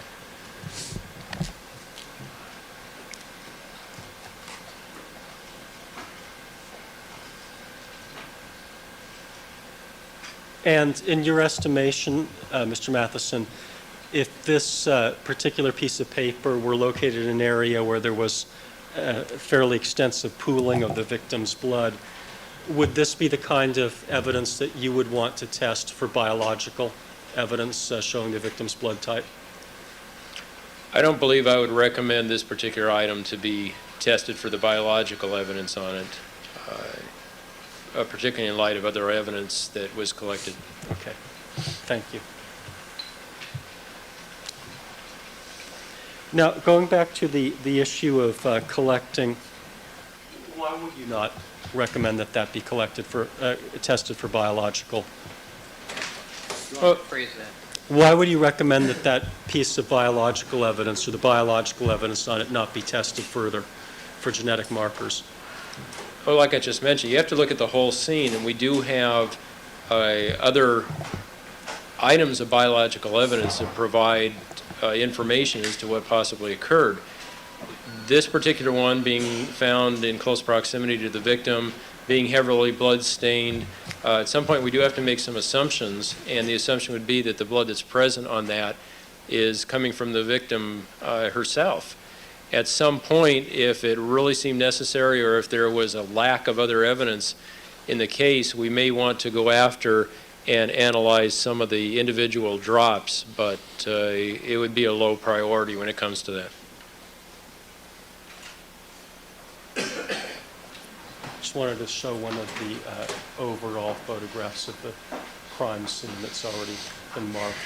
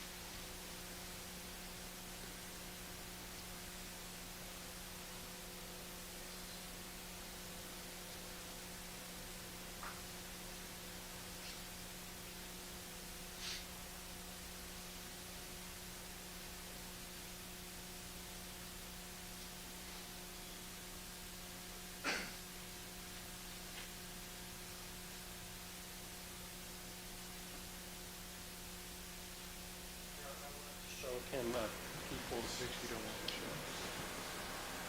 It's 43D, and I guess this is it's a bloody photograph, but so the court might want to cut the feed.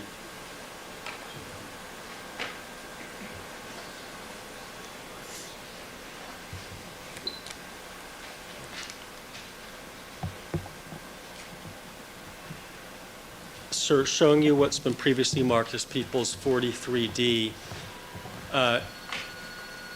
In this area of the pooling of the blood, how much, if any, of that blood on the sidewalk, it's not a sidewalk, in this walkway, should be tested? On that particular location, very little of that blood. It is common sense does come into play when you're picking and choosing which items to analyze or which items to collect. And common sense would tell you that by far, if not all of the blood that's visible in that picture is coming from the victim herself. I would want at least one sample or item of that blood to be collected as a standard of the victim. But And if the evidence showed that the piece of paper were found in what would be the upper right-hand portion of the photograph, would that location be consistent with the answer that you previously gave about why you would not want to test that necessarily for biological evidence? that would be the Sustained. Is there anything about the photograph and the placement of the object that would relate to your answer previously given us to testing the piece of paper for biological evidence? Well, given the location of that piece of paper and the way it's heavily stained, I wouldn't say that we'd never test it, but it would be a very low priority. Okay. Thank you.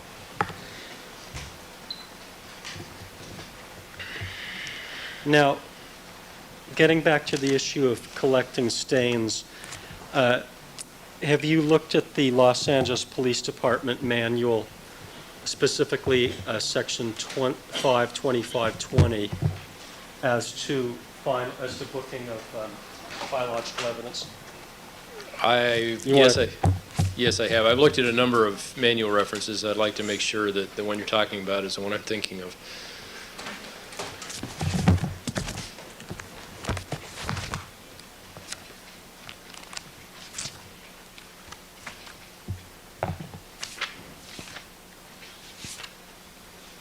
I'm just going to show this to refresh the witness's recollection.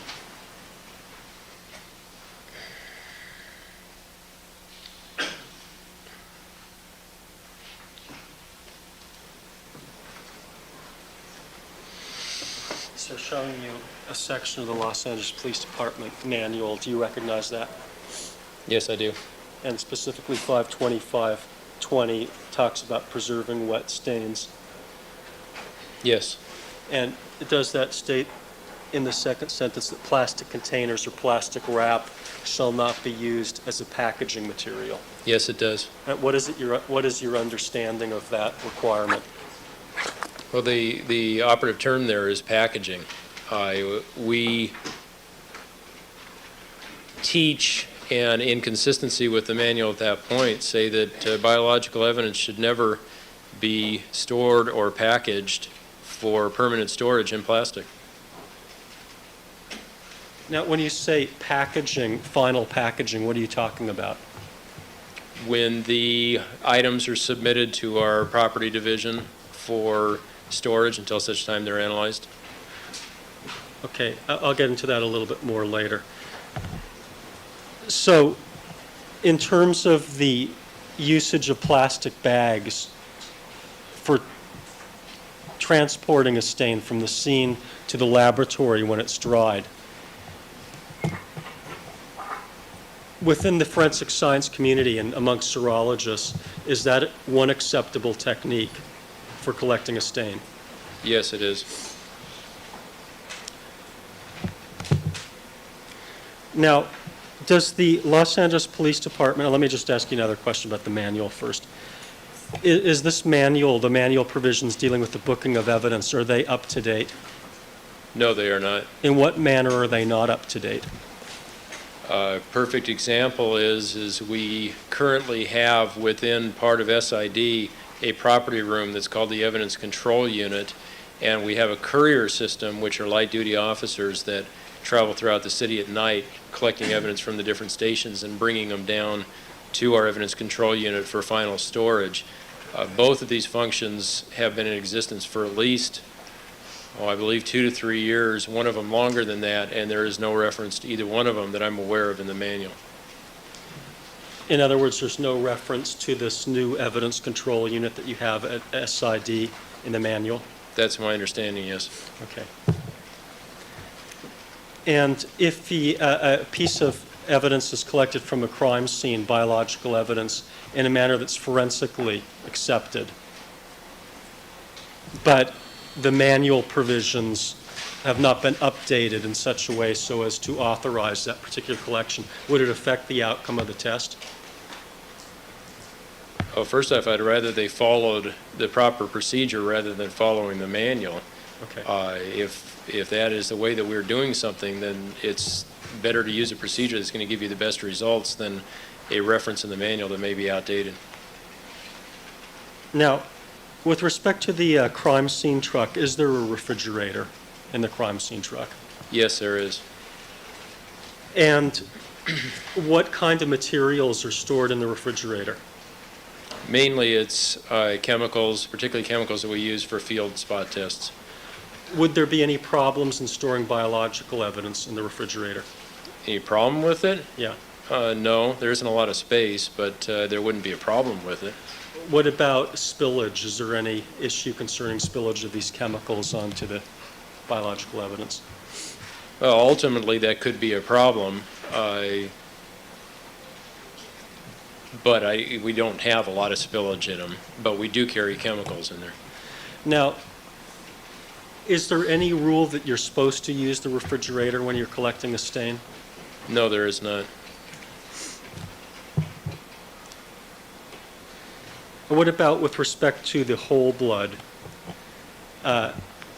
When whole blood is collected and a criminalist comes into possession of it, does that whole blood that's taken as a reference sample have some preservative in it? Yes, it does. I'd just like to show you what's been previously marked as Defense Exhibit 1112 and 1124 for identification, two purple top tubes. Do you recognize those items? Yes, I do. What are they? They are two samples of two different brands of blood collection tubes. What's the significance of the purple tops? The color of the top of any tube indicates the preservative or anticoagulant that's present inside of the tube. Purple happens to pertain to something that goes by the initials of EDTA. Do you use purple top tubes in the laboratory? Yes, we do. And do they come from the manufacturer with the EDTA in them? Yes. What does it do? I'm not sure if it is just a anticoagulant or if it's an anticoagulant preservative, but it helps the blood to stay in such a condition that it's appropriate for typing. And is it critical if you have a EDTA purple top tube to refrigerate that reference sample immediately? Not immediately. Okay. How long can you keep the purple top tube out, or should you keep it out before you refrigerate it? I don't know if I know of any particular, specific time frame. I would like, personally, I would like it to get into a refrigerator as soon as it's possible.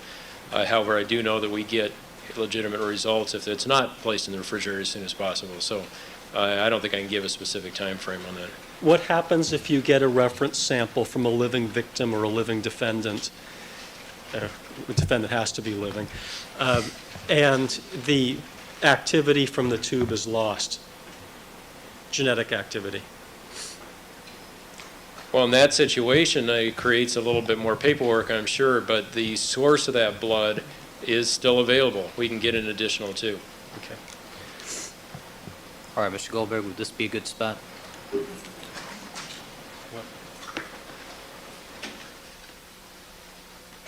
Maybe I could just ask one more question to tie this up. Okay.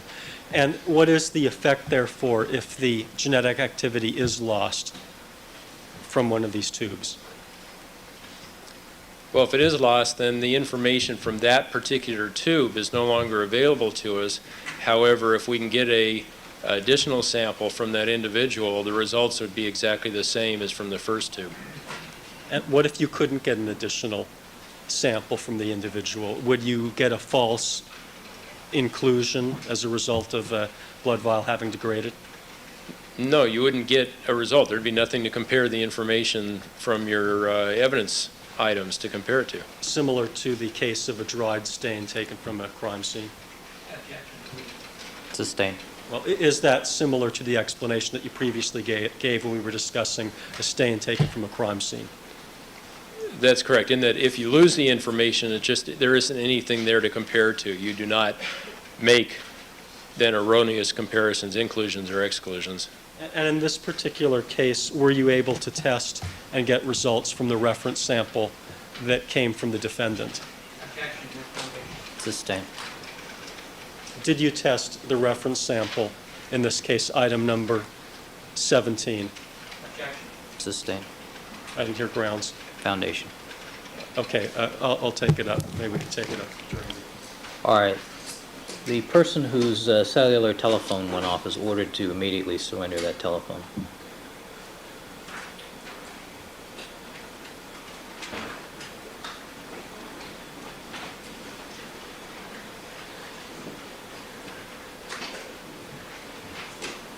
In this section of the courtroom.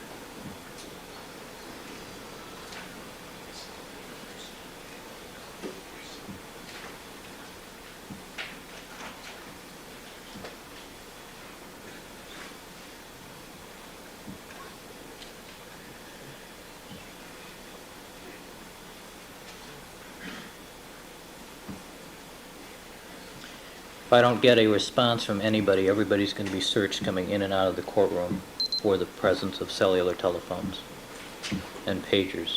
We've had enough problems with this. We've disrupted these proceedings 6 times already.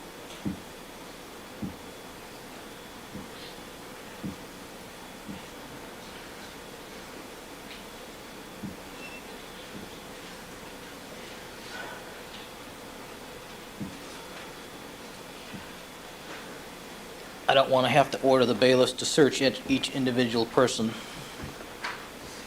So the person with the cellular phone, There was a couple things back here and one here, and they left. their purses were searched when they left.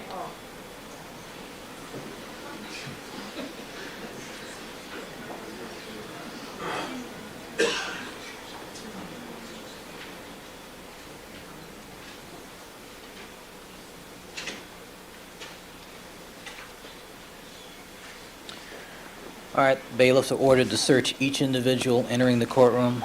No pagers, cellular telephones, any noise-making devices may be allowed in the courtroom from this point hence. All right, we'll be in recess, 1 o'clock. Clear the courtroom quietly, please.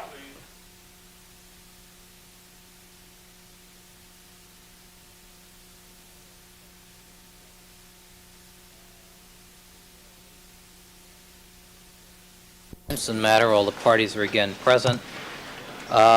Mr. Blazier, when we recessed, you indicated that there was something about, we had one other issue, one of the boards that you had an objection to.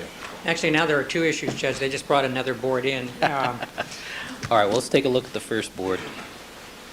Which board? The fingernail board.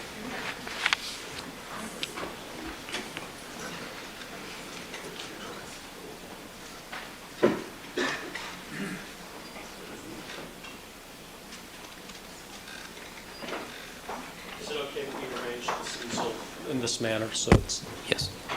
Father, in Jesus' name I ask to open the heaven and pour out their peace and strength in the earth.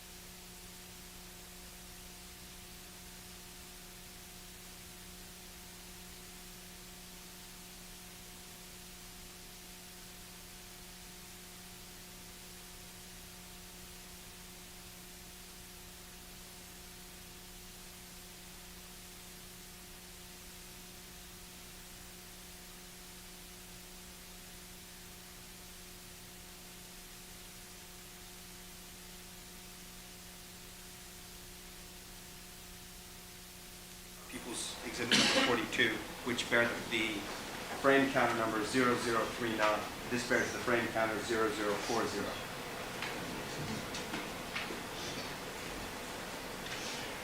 Or we can see the two photos. No, I recognize the scene that's depicted there. All right, Mr.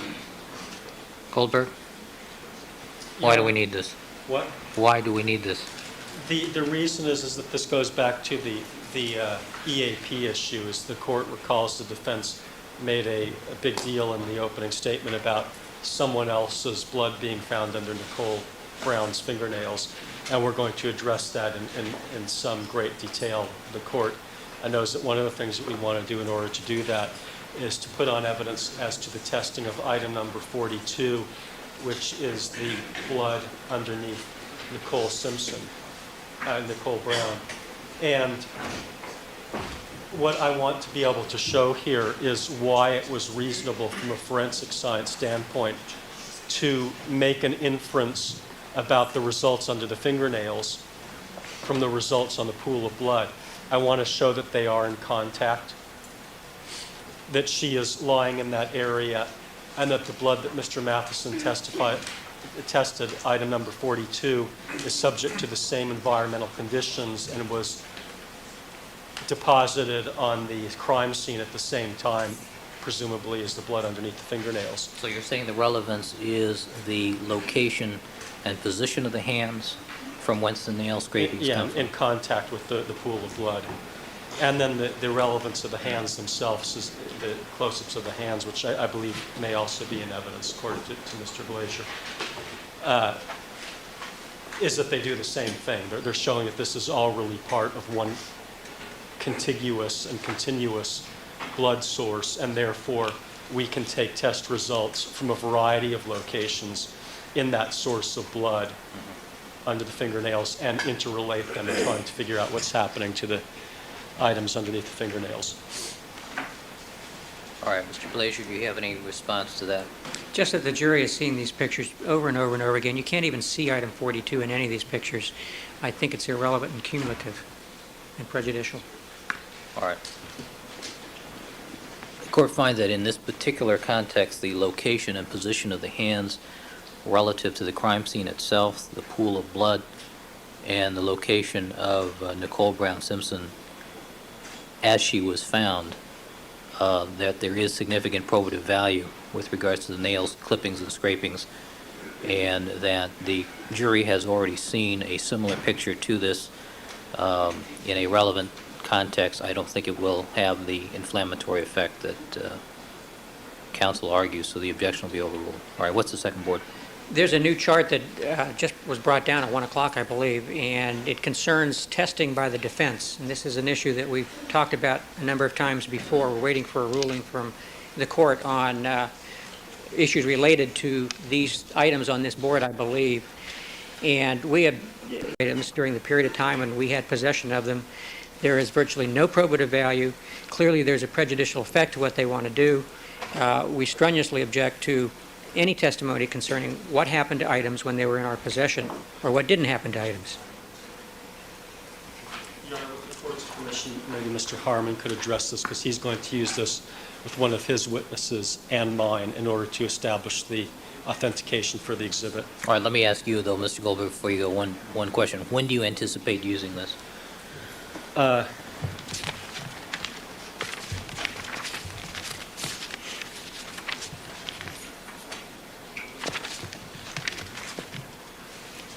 I'd say I probably have about an hour and a half worth of material to cover to 2 hours is my best guesstimate prior to this board.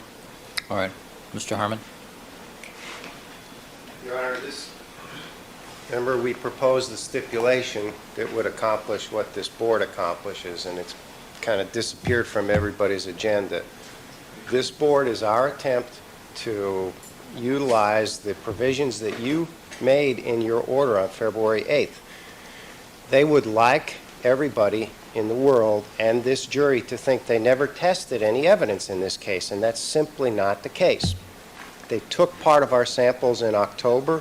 They did not have writing on them. That was pursuant to the court's order. Mr. Matheson can lay the foundation for that being turned over. When they came back, they had all these names and dates all over them, and that's the subject of what we're going to discuss Wednesday afternoon, but it's also contained in the stipulations. And so, absent them stipulating to a very sanitary, you took our evidence, you brought it back, you consumed part of it in the testing, which is what you afforded us the opportunity to do. We have to prove it. And this is one way that we begin proving it, Your Honor.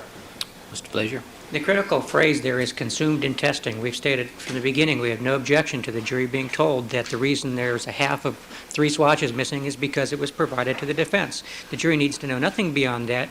Mr. Harmon wants to get into what we may have done in a confidential, privileged basis where he wasn't there. He doesn't have the foundation to go into that. He wants to raise some sort of specter that because we've tested evidence that we got results we didn't like, which is not... So your objection is characterizing it as having been used in testing rather than just having been given to you for whatever purpose you deem appropriate. Correct.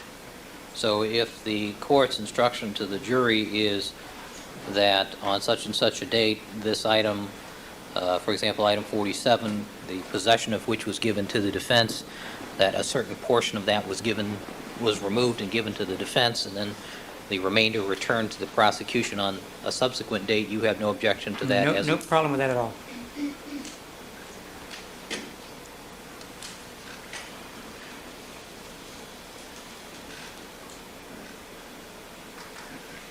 All right, then you would have, I take it, then no objection if that is the limitation on the testimony here with regards to these packaged items. Well, I would object to the introduction of these large photographs of the packaged items with all sorts of different signatures on them that presumably Mr. Harmon is going to feel the need to explain to the jury where they came from. Nothing is added by this chart that isn't conveyed to the jury by what you just said, what the court just said. All right, Mr. Harmon? Well, we've been pussyfooting around with this for months now, Judge, and every time, we tried to make it in a direct, very sterile way, and then they dodged it, then they filed this prosecutorial misconduct when any fool can read what happened to these things. And now when we're about to prove things, which is what the jury trial is about, now they want you to just tell them something. Well, I'd rather that we're not asking for a stipulation. We're not asking for an instruction. We're asking to explain the factual history of what happened to these samples. And whatever legal instruction you give at a later point, I'm sure will comport with the process or the due process requirements that we can't comment on the defendant not testifying or them not presenting any evidence. But this is the factual history, the chain of custody of these things. And we've tried in many ways to resolve this. And now, when it comes time through the logical witness to begin the proof process, now they want you to just tell them something that's just not quite true, consistent with the factual history of these things. I think we should just prove it, Your Honor. All right, thank you, counsel. I'll contemplate that. Mr. Goldberg, let me know when you're about to launch into that. We'll take a break, and I need to look at 2 cases before I rule on this. Thank you. All right, let's There's proceed. one other quick issue, Your Honor. Mr. Goldberg showed us some papers, some handwritten lab notes this morning that we have never seen before. He indicated that he thought they had been turned over. Mr. Scheck and Mr. Neufeld and I have never seen them. We don't yet have copies of them. I would ask that we be provided with copies and that he not elicit any testimony concerning these documents until we've had a chance to explore them and find out why we didn't get them in a timely fashion. What are these things, Mr. Goldberg? Your Honor, these are not lab notes. This is an item that was generated on 6/29/94, which are the handwritten copies of the inventory that was done, that was the subject of the Griffin hearing, and that was subsequently generated in a typewritten form. Counsel says that he does not have it in a handwritten form, but I believe that the handwritten copy of this was introduced at the Griffin hearing itself as an exhibit, as Exhibit K to that hearing. But he is correct, it does not have L numbers or D numbers, but if they went through the Griffin hearing materials, they'd find that this is, as I said, Exhibit K. All right, Mr. Goldberg, are you going to get to any information on that at this point? before our next recess. I could, and as I said, it's identical to, well, I'll probably get to it sometime around when we address the photographs that are the subject of the court's other pending. All right, is there an item K from the August hearing? You pull that out, Mrs. Robinson? But at any rate, it should be identical to the typewritten one that was generated from it. Was that during Mr. Matheson's testimony? No, I believe that was during Ms. Kessler's testimony.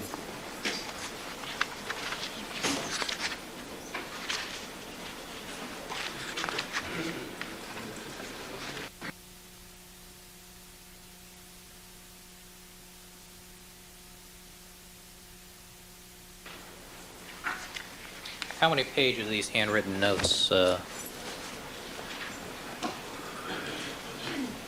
Mr. Goldberg? Is this the 11 pages? That's correct, Your Honor.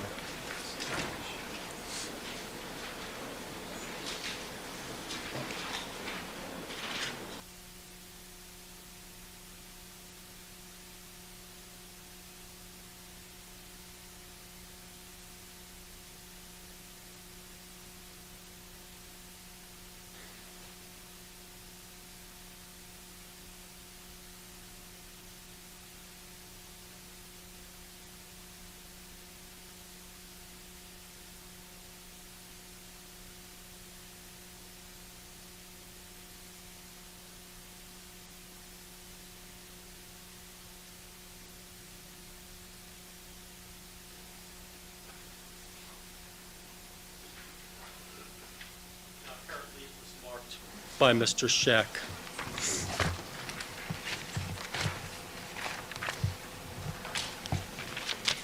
All right, item K in the transcript, in the list of exhibits at page 6, transcript of August the 23rd indicates item K are handwritten notes, 11 pages, dated June 29, 1994.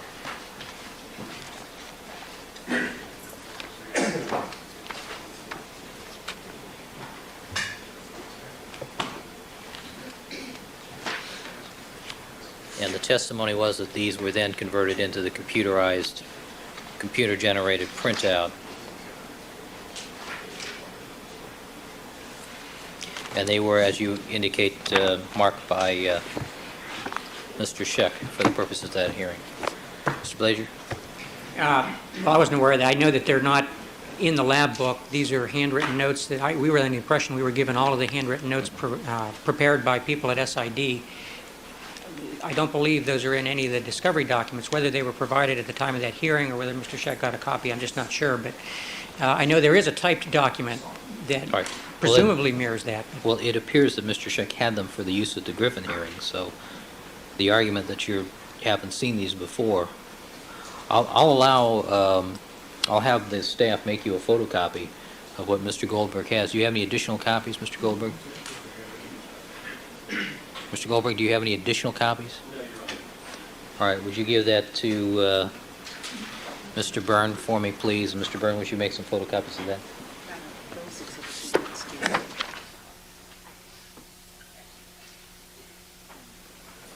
All right, let me know before you get to that particular document, and we'll get a copy for counsel. All right, let's proceed. Your Honor, also, we had a number of foundational objections right before lunch that That's correct. We need to resolve. All right, what's the nature of your objection, your Your Honor, foundational objection, Mr. Neufeld has prepared the brief on this. Ask that he argued that if possible. Well, you're the one presenting the witness, counsel.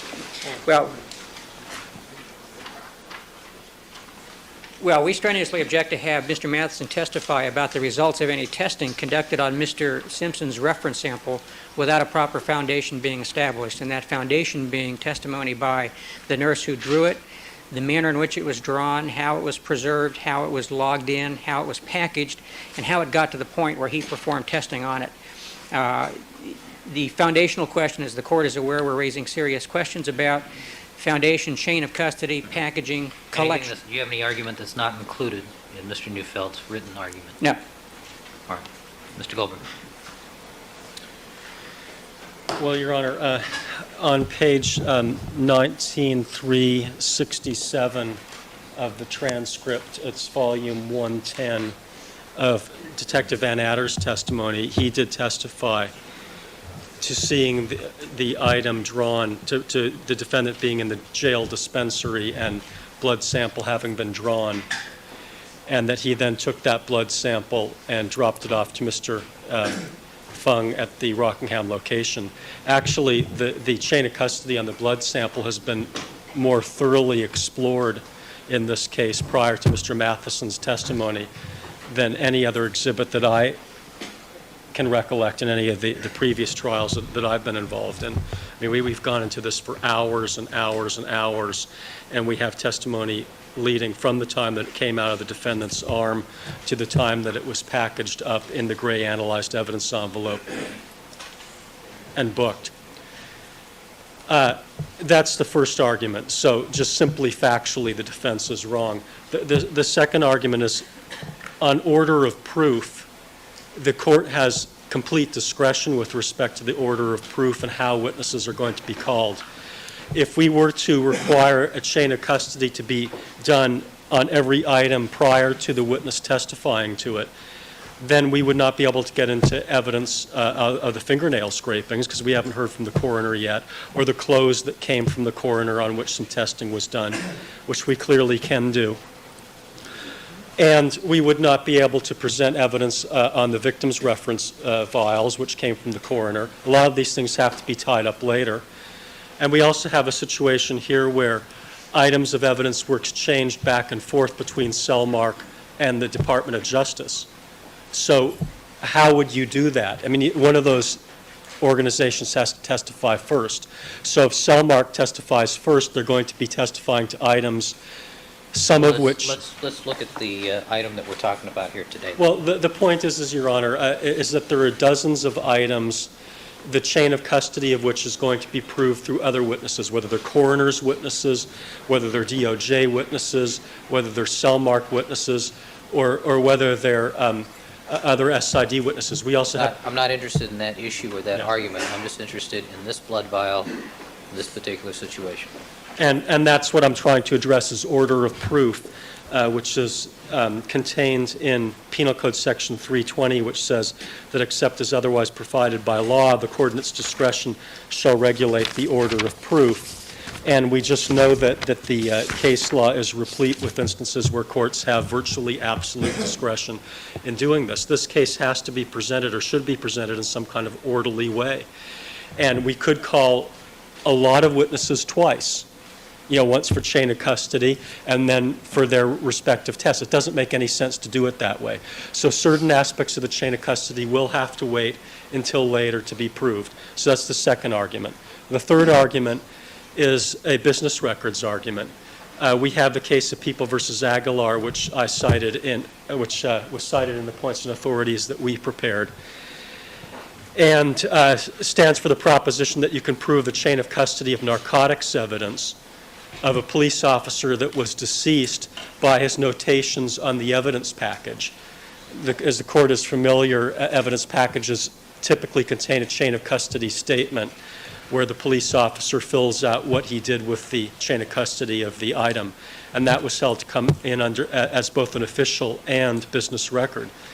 In this particular case, Mr. Paradas filled out that same type of chain of custody statement, which is in the pictures, the photographs of the analyzed evidence envelope. Has Mr. Paradas been What? Has Mr. Paradas been withdrawn from the People's Witness List? No. And he will be testifying? He may be testifying at some point. Isn't that something I need to know now?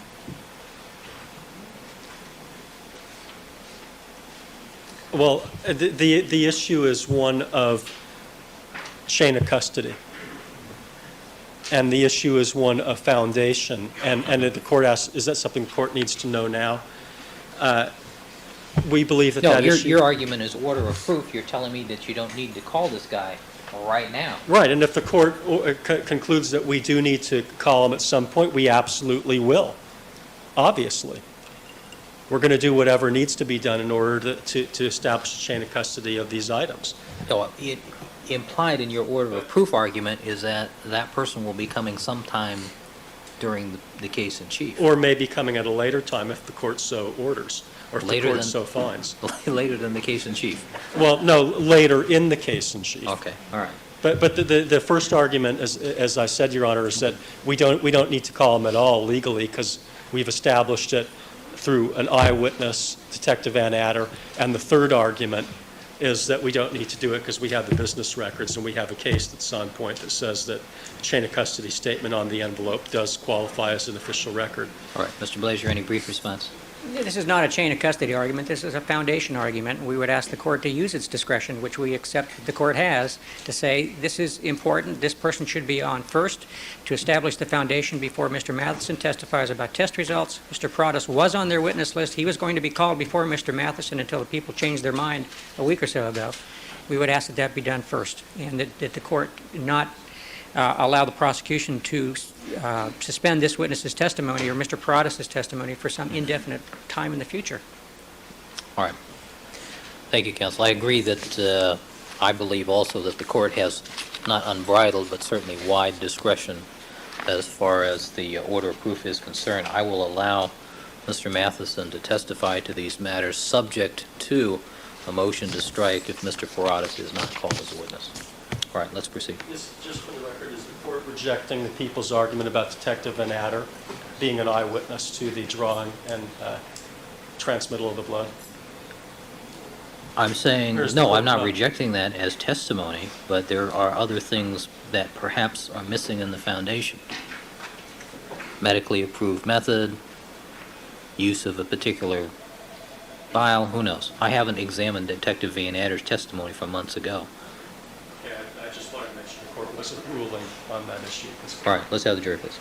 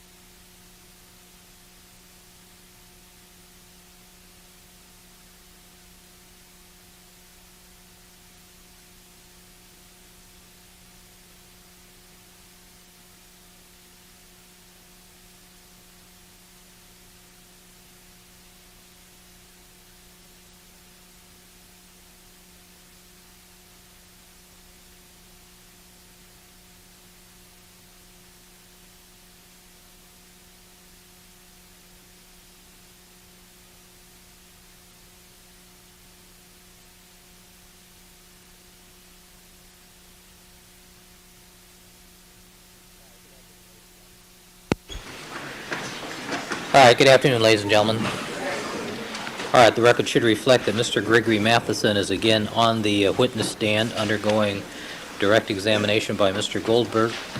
Good afternoon, Mr. Matheson. Good afternoon. You're reminded, sir, you are still under oath, and Mr. Goldberg, you may continue with your direct examination. Thank you. We were talking about EDTA vials and not refrigerating them.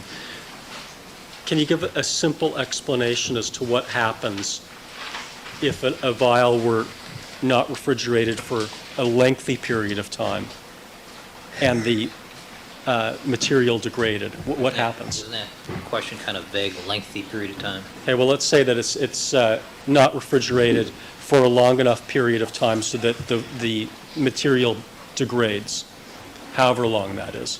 What happens?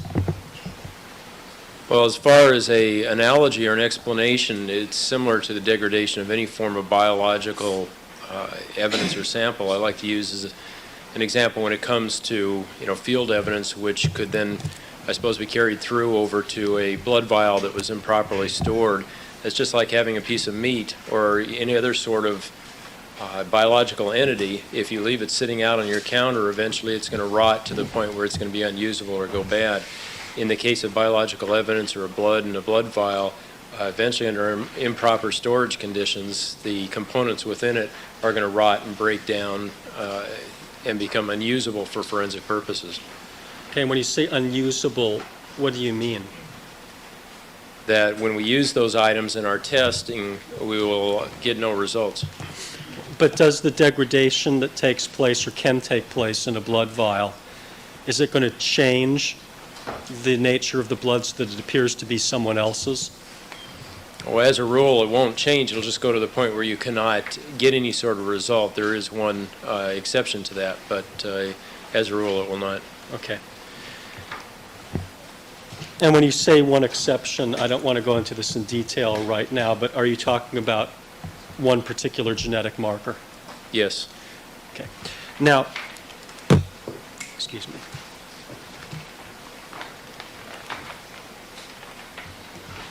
When you ship biological material out to an outside laboratory, is it shipped in a frozen condition?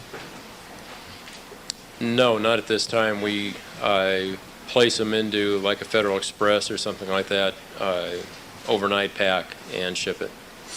So there may be as much as a 24-hour period of time that it is not frozen as it's being transmitted? That's correct. And what is the effect of that? It doesn't appear to have any. We originally, when we started submitting evidence for DNA analysis, used to package them in cold packs and created very large containers. And we got away from that and have not noticed any change in the results or the quantity of positive typing results that we've obtained. All right. And were you in fact able to perform conventional testing to determine the genetic markers on the reference sample, item 17, in this case? Yes, I was. Now, going back, continuing on with our evidence collection questions, when evidence is being collected at a crime scene, do you use clean instruments or sterile instruments? They're clean, not sterile. And is it sufficient to use clean instruments? Yes, it is. What's the distinction between clean and sterile? Well, in the case of a sterile instrument or something, it's been autoclaved at a high temperature to remove absolutely every little bit of any form of biological material, or to render it useless in essence. They're sterile. It'd be like in surgical instruments and that type of thing. Clean is a matter of wiping them down using what we call a Kim wipe, which is a kind of a scientific tissue, and a little bit of water or something, wiping off all the residue that's on it.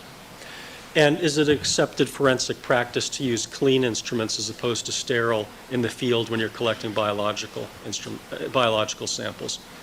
Yes, it is. Have you ever noticed any problems with that in the years that you've been in serology? Sustained. Rephrase the question. Have any problems been encountered as a result of using clean instruments in terms of contaminating samples? Objection, vague, lack of foundation. Sustained. Rephrase the question. Sir, when you use clean instruments, do you use the clean instruments to pick up the control and the swatch? Yes. And if there were a problem in using a clean instrument, would you expect that to show up somewhere in the testing? Objection, vague. Overruled. Well, that's one of the reasons you take a control, is you're handling it in the same way as you are the evidentiary blood stain or whatever biological stain it happens to be. And if there was a problem in using clean rather than sterile, I would expect to see an ongoing problem with results showing up in our controls. And have you noticed any such problem in the years that you've been in serology? No. What about changing gloves between the collection of biological specimens? Is that something that's necessary? Not between everyone, just as a matter of course. I would expect somebody to change them if the gloves got particularly dirty or bloody from handling something, but just to say you have to change it between every item, that's not necessary. Why? Well, for one thing,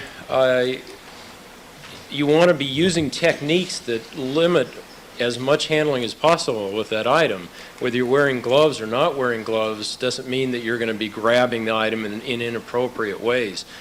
You are trying to limit the amount of contact that you have with it, and as a rule, even with gloves on, your gloves never come in contact, particularly when you're talking about swatching blood stains or something like that, come in direct contact with the evidence item itself. So there would be no need to change your gloves in between. Would it be possible to collect stains from a crime scene? Well, of course it would be possible, but could you collect stains from a crime scene without using gloves? If you use good practice and not handle the evidence or not allow it to come in contact with your skin, sure, you could do it without gloves. Would there be some health concerns in doing it that way? That's true. I mean, that's one of the major reasons for wearing gloves and a lot of this protective equipment is to protect the operator from the evidence as opposed to the other way around. And if there were some problem at the crime scene where a person were collecting the evidence by touching the swatches with their hands instead of using tweezers, could the controls detect whether that had caused contamination? If somebody chose to collect bloodstains by just using their fingers and then chose to use the exact same technique on the controls, that's one of the reasons for the control, like I mentioned before. If the technique is the same and you're transferring information or biological material from your own hands onto the evidence, you'll also then be transferring it onto the control, and I would expect the control to show that.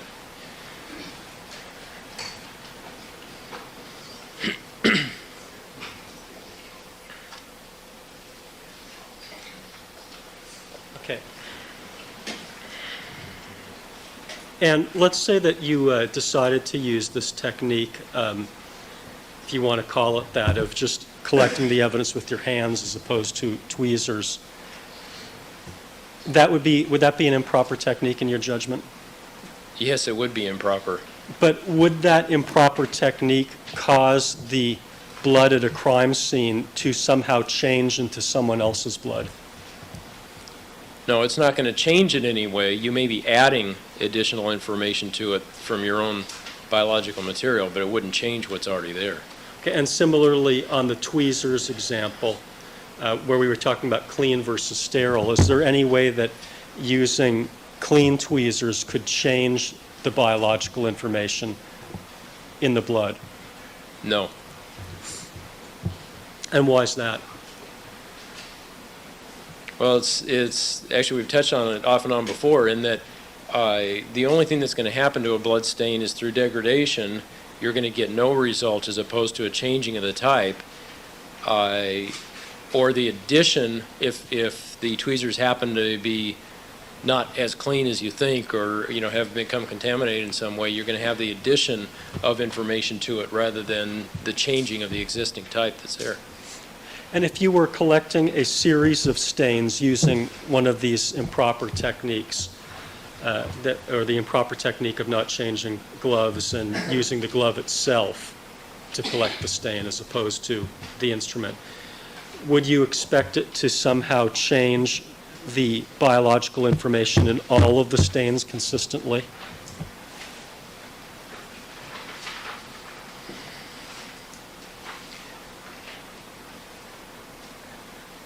I'm not sure I In other words, understand the question. if you had 5 stains at a crime scene, would you expect the same changes to occur to all 5 stains?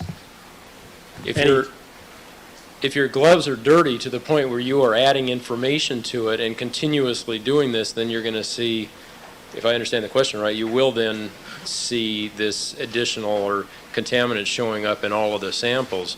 Potentially, if you start off with a contaminant from your first sample and don't recontaminate it, so to speak, eventually you would use it up, and I guess your last sample may not show as much, but I don't know. Okay. When you say contaminant, what do you mean by that? Well, contaminant is really anything that doesn't belong in its original situation. Example being a blood stain that is left at the scene of a crime is a contaminant to that scene. Anything that's added to that blood after the fact is a contaminant to that blood. It's something that doesn't belong. So is there any more precise definition of contaminant that's used in the forensic science community to to discuss when information is being added to a stain or to a piece of biological evidence that didn't originate in that evidence?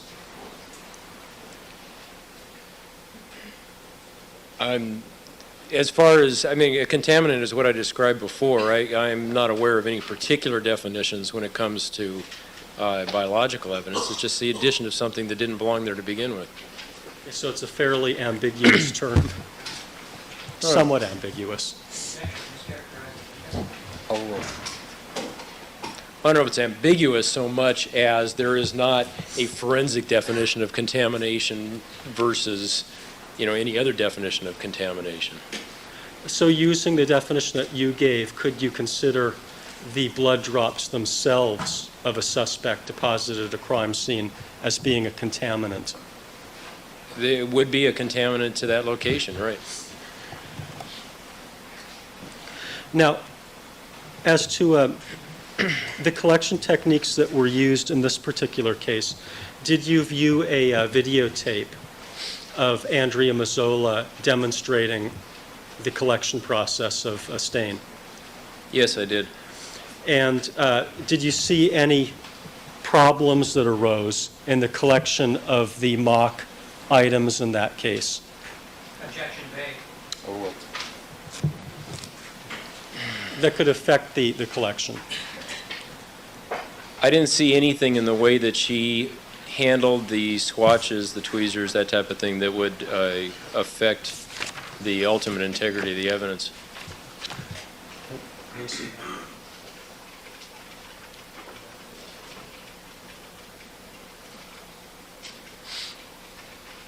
Well, I want to show you that video, but apparently they don't have it right here. Let me ask you a few more questions about collecting biological evidence. Is biological evidence, can it be deposited both through direct and indirect forms? Yes. And what is the distinction? Well, if I understand the question, a direct deposit would be if I cut myself and then proceed to drip it, excuse me, at a scene or a location. A indirect, was that the other? Yeah.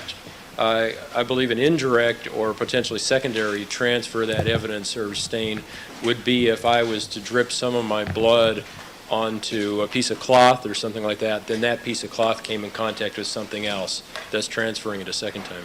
And do you, as a serologist, type both kinds of evidence that was deposited as a result of a direct transfer as opposed to indirect transfer? Yes. If you had a situation where a suspect leaving a crime scene stepped in a pool of blood and then went into a vehicle and transferred that blood into the vehicle, would that be direct transfer or indirect transfer? By the definition given earlier, I'd call it indirect. And does your laboratory type that kind of a stain? Yes.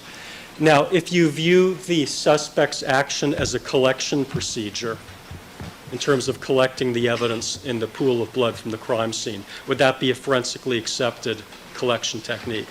No, it would not be acceptable to collect a blood stain on the bottom of a shoe. So why is it that in cases where evidence is collected on the bottom of a shoe, you can still go ahead and test it? Well, the blood is still the blood. I mean, it's a situation where regardless of whether it was dropped directly from a person or transferred from one to another, it still has some significance. You're aware of the fact that it was not dripped there, particularly when you see a smear or something along that line, but there's still information that can be derived from that sample as far as the genetic types that are present. Does the fact that the evidence is collected on the bottom of a shoe change the genetic markers in the evidence? No, it doesn't. So can it change the blood from the victim's blood into someone else's blood? No, it doesn't. Let me give you another hypothetical situation. Let's say you had a situation at a crime scene where a cat walked into the crime scene and collected some of the blood by stepping in it with its paw. Could you collect the evidence off the cat's paw and still test that?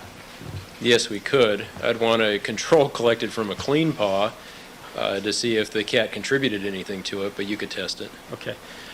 So if evidence at a crime scene could be collected by a house cat, do you think that the criminalists, Andrea Mazzola and Dennis Fung, were qualified to collect the evidence in this case?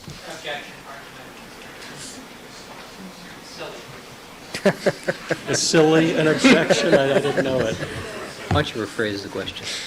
That's okay. I'll withdraw that question. I'd like to show you the video that's been marked as 1117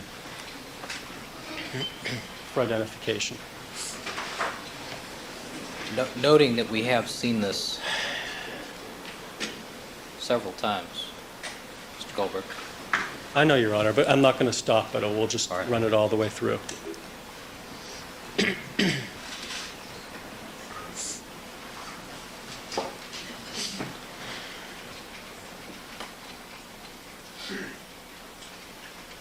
Mr. Matheson, did you notice that she did touch the ground with her right hand, gloved hand? Yes, I did. Does that present a problem? No. Why not? I would be concerned if her hand touched the ground and then she took, with the glove on, and then she took her gloved finger or something and smeared it around in the blood stain. But with the process of using the forceps or the tweezers, the glove never comes in contact with the evidence itself. And now she is laying down the control by card number 5. Yes.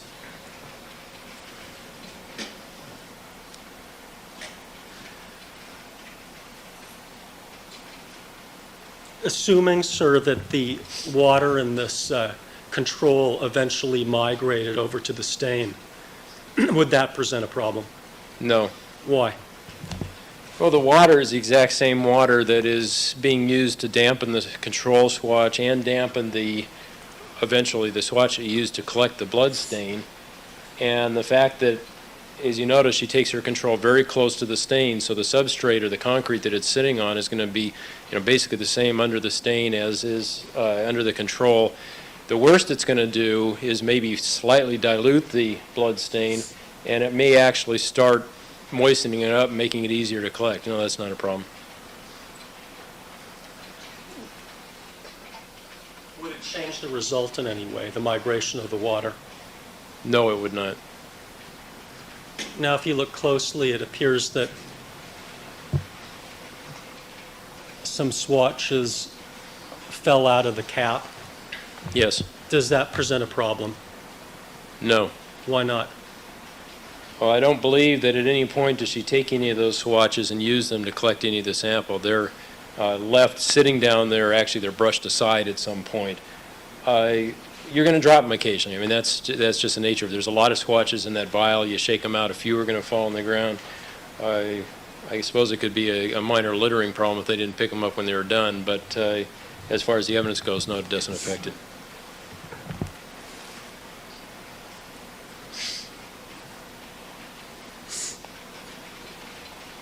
Now she's collecting the stain from the item that was labeled number 5 in this demonstration. That's correct.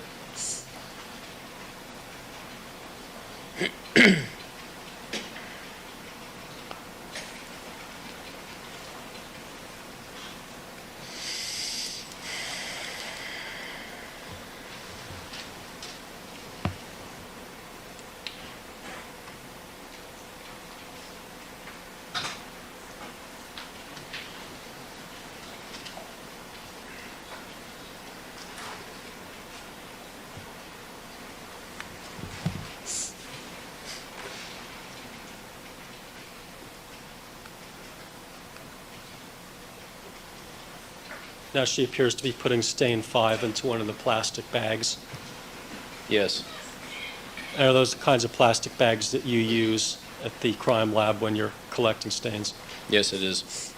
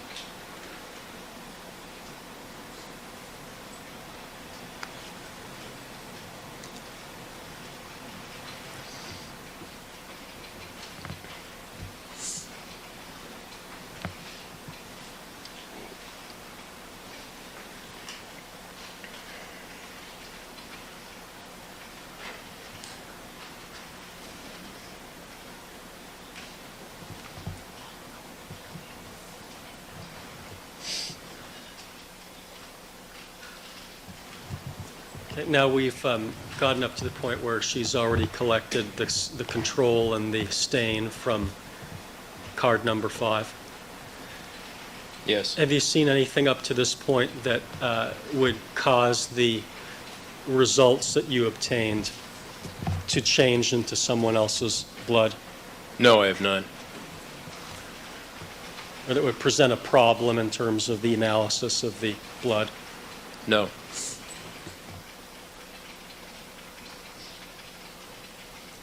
Has her collection procedure been in accordance with the way that you're training people at the crime laboratory to collect evidence? Yes, it is.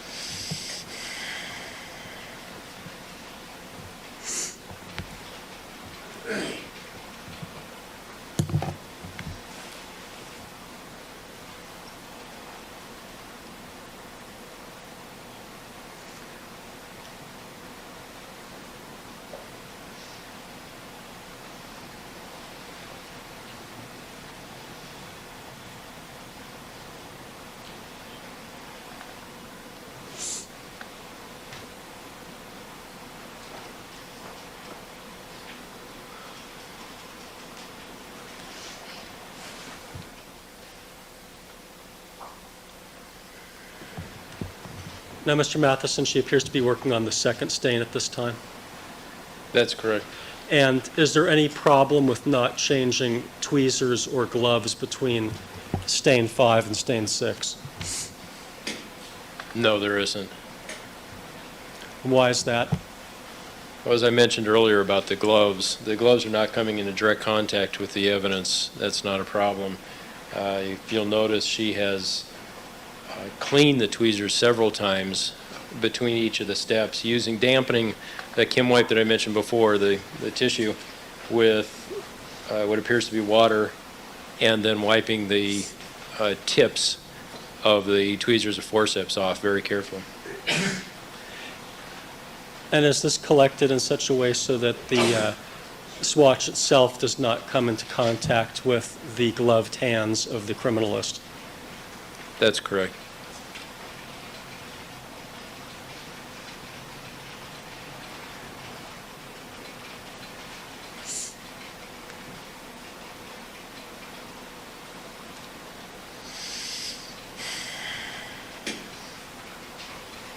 Now, she appears to just have written something on the plastic bag. What do you write on the plastic bag when you're collecting a stain? Actually, it depends. Obviously, within one envelope, eventually, when you're collecting a stain off of something like concrete or off of a surface, you're going to end up with a coin envelope or the manila envelope containing 2 separate plastic bags with the samples in it.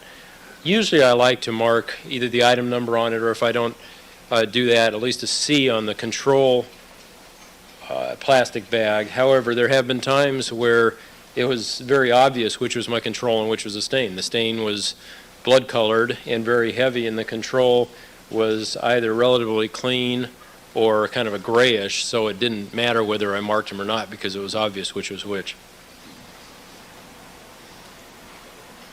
Now, just before this, she dropped a few more swatches. Again, did that present any problem in terms of the collection of stain 6? No.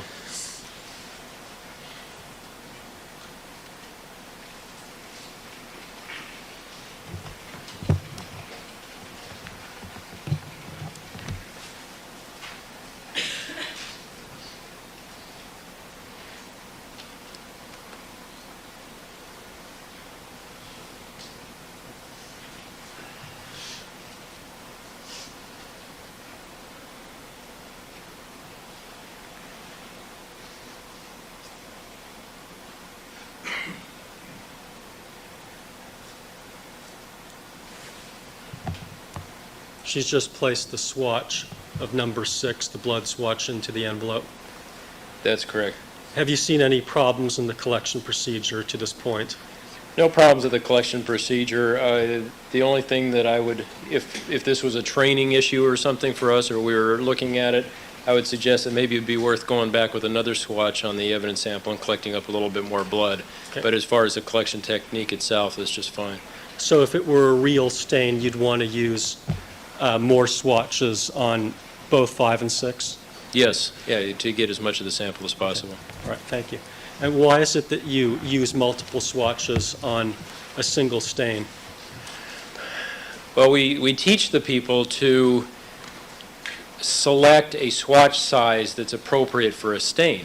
If you have an extremely small drip, you don't want to use a real large swatch because then the blood stain gets kind of diluted out over the swatch itself. If you have a large stain, theoretically she could have gone with a larger swatch on that than she had in, that she'd chosen, but odds are that was among the largest one that was in that vial. So instead of going to a much larger one that isn't available, just use multiple smaller ones. Is that typical that multiple swatches are used in collecting a stain? Yes. And when multiple swatches are used, is the criminalist supposed to notate how many swatches they used at the crime scene? There's no rule to that effect, no. Okay. Why is it that you don't have a rule in place that you should notate exactly how many swatches you used on a particular stain? Because we've never found it to be important to know exactly how much is there. You've got your photograph of the stain, the evidence is the stain that's down there, and the swatches are immediate to collect it on. Okay.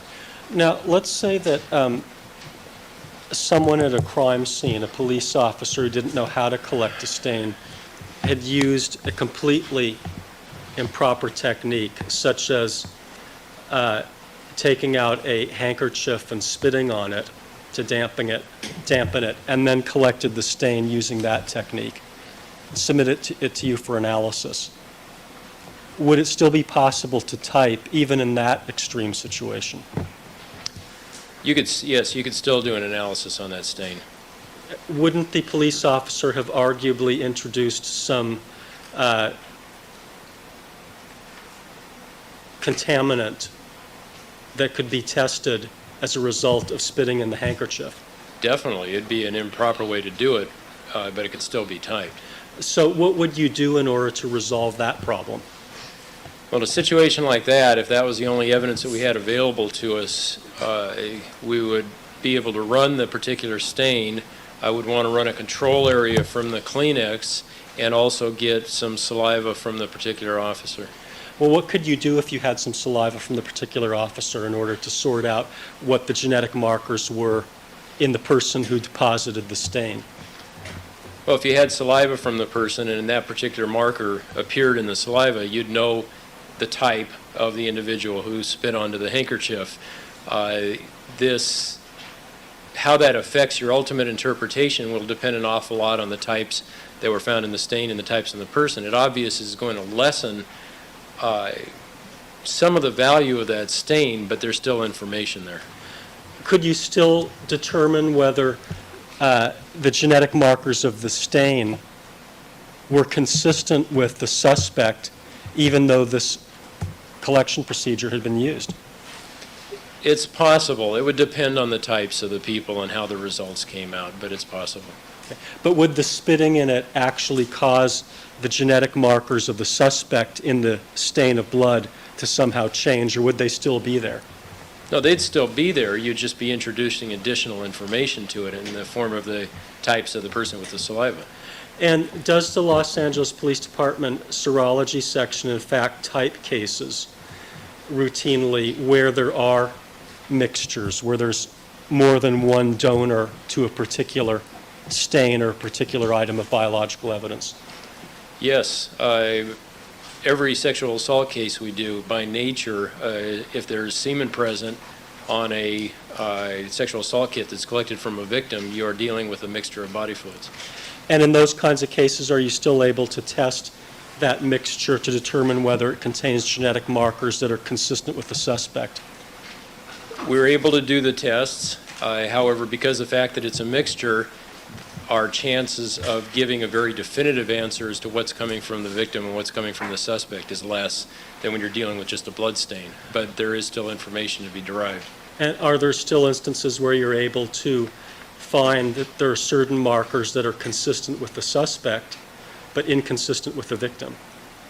Yes, we do, on occasion, include suspects based on what we find that's foreign to the victim and could have come from that suspect. So in these sexual assault type cases, do you usually get evidence of a mixture from two people?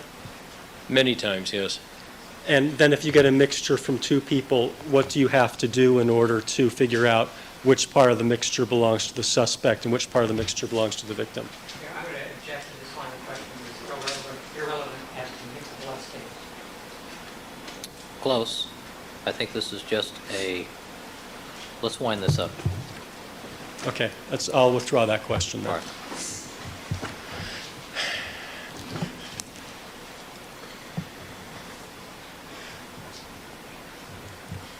Now, sir, if bloodstains can be collected by people who are not criminalists, why does the Los Angeles Police Department use criminalists or try to use criminalists in collecting these stains?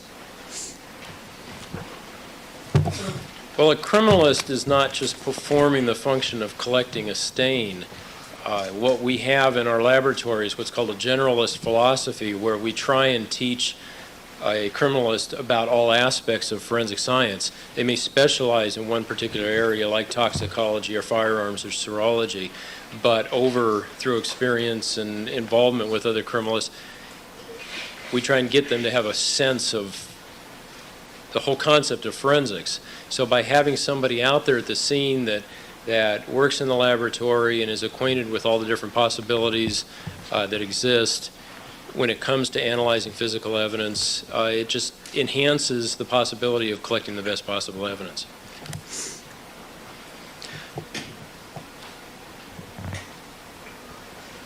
Now, at crime scenes, does the police department use both criminalist 1s and criminalist 2s and 3s for the purposes of investigating a crime scene?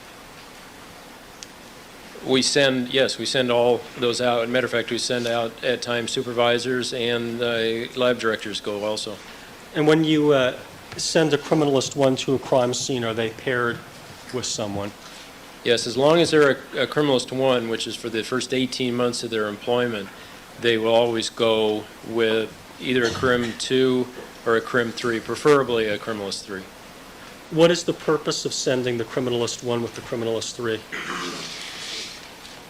Well, it's all part of the learning process. We're always learning new things when we're out there, and for that first 18 months or so, we try and get them out as many scenes as possible, exposed to a lot of different conditions and types of scenes, to the variety of techniques that different criminalists have as they go through their career, and allow them to then establish their own, mindset or experience to collecting evidence, so that when time comes that they are doing one on their own or potentially training somebody else, they have all the experience that is afforded to them. So what is it that the criminalist 1 is learning in this first 18 months? Are they learning the physical mechanics of how to pick up evidence, or are they learning the mental processes that a criminalist goes through? Well, they're learning both. It depends on the background of the individual. If we have somebody start in the laboratory that has some sort of forensic background or experience, odds are they've picked up the mechanics. We're going to confirm that the first, couple of times they go out. But, they're not difficult techniques.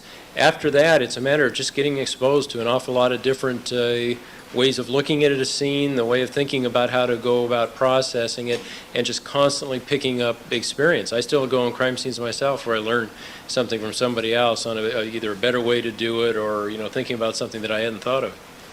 So after the criminalist 1 already knows the mechanical techniques of how to pick up, say, biological evidence and shoe prints, lifts, and the like, why is it that you just don't set them loose and let them go to the crime scenes themselves for the remainder of their probationary period? Well, it's kind of like we were talking about before. we want them to get as much experience as possible when it comes to how to evaluate a scene. We can teach anybody to go out there and do some of the mechanics, but there's this buffer of this 18 months from the time somebody starts until they are considered crime scene ready, or that's a target that we shoot for, where you are learning. You're just being exposed to new situations, new things, taking in as much information as you can about the mindset of investigating a crime scene. When you say mindset of investigating a crime scene, what are you talking about? The different philosophies of what type of evidence exists, how to approach the evidence, how to think through and use selectivity that we were talking about earlier as far as trying to find the evidence that's most important to the questions at hand. Which part of being a criminalist, in your experience, in terms of investigating crime scenes, is more difficult? The mechanical part of how to pick up a piece of evidence, or the mental component of what type of evidence to pick up? Well, it's definitely the mental component because, like I just said, I've been doing it for almost 17 years, and I'm still learning stuff out there. I go out to a crime scene and almost always get a little more insight in how to handle a scene. Now, when the criminalist is at the crime scene, do they have an obligation to investigate whether there have been any alterations in the crime scene?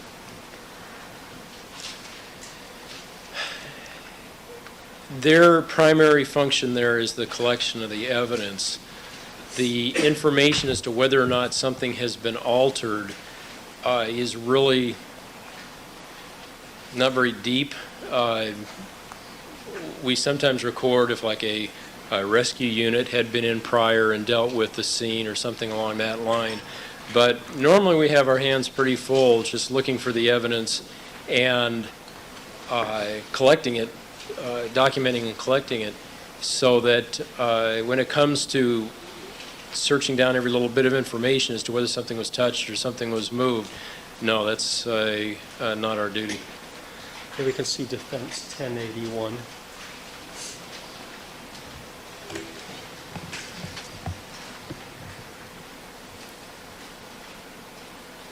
This is is this a portion of the crime scene identification checklist form? Yes, it is. And here there's a little section that says, has the scene been altered? If so, by whom and how? How is that portion of the checklist supposed to be used?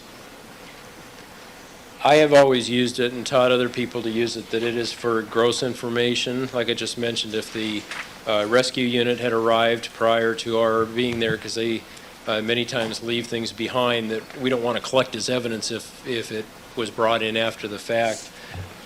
Such things as if an area was washed down prior to our arrival, which does happen sometimes. More of that gross type of information. And is the criminalist ever supposed to do formal witness interviews of people to determine whether the scene's been altered so that this area can be filled out? No, they're not.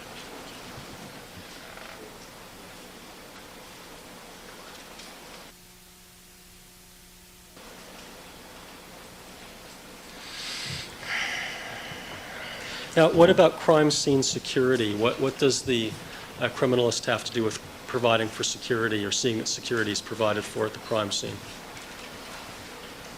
Our major concern when it comes to crime scene security is just like wearing gloves or other protective equipment. I want to make sure that the scene is secure for my own safety and protection. I'm going to arrive, I'm going to make sure that there are officers at the scene or detectives or somebody else that's present. The fact that we are civilian, that's important. As far as making sure that there is tape up or officers present to keep out people that may alter the scene, it's not our responsibility to do that. There have been instances where I have been working a scene and somebody has walked through the tape and is like heading into the crime scene or something, and I will see it before the officer and I'll point it out and say, hey, we need to get this person out of here. But that is not my prime focus. My prime focus is in on the evidence and the evidence collection.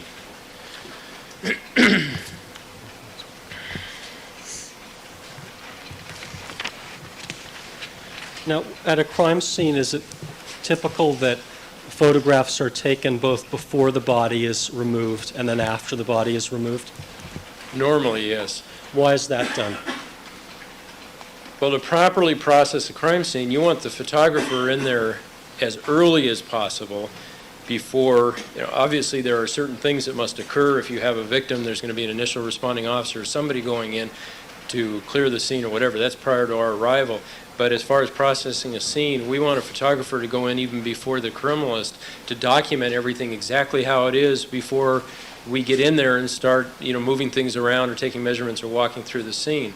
We then have after the overalls or the general shots are taken, have our individual evidence items photographed, and that could be happening either before or after the body's present. How often is it that a piece of evidence is moved between the before photographs and the after photographs? It happens occasionally. And in what context does it happen?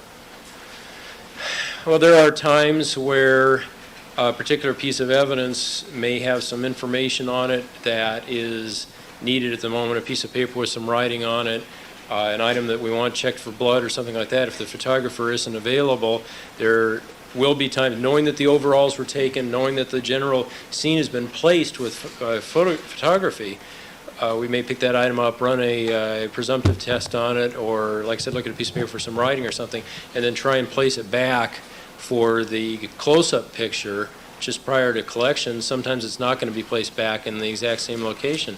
And it does occasionally happen, too, that during the course of your processing, you may accidentally bump something or you may kick it. You try real hard to watch for your stepping, but sometimes you do get focused on other things that you're doing, and evidence does get moved. That's one reason why it's so important to get the photographer in there first, because those are the pictures that place the evidence items where they belong or where they were originally. And then the subsequent photography is mainly to identify that item, to get good close-up pictures of it, so at a later time you can compare it to what you have in front of you. So part of the reason for taking the before photographs is so that if an item of evidence is moved, you can determine exactly where it was initially?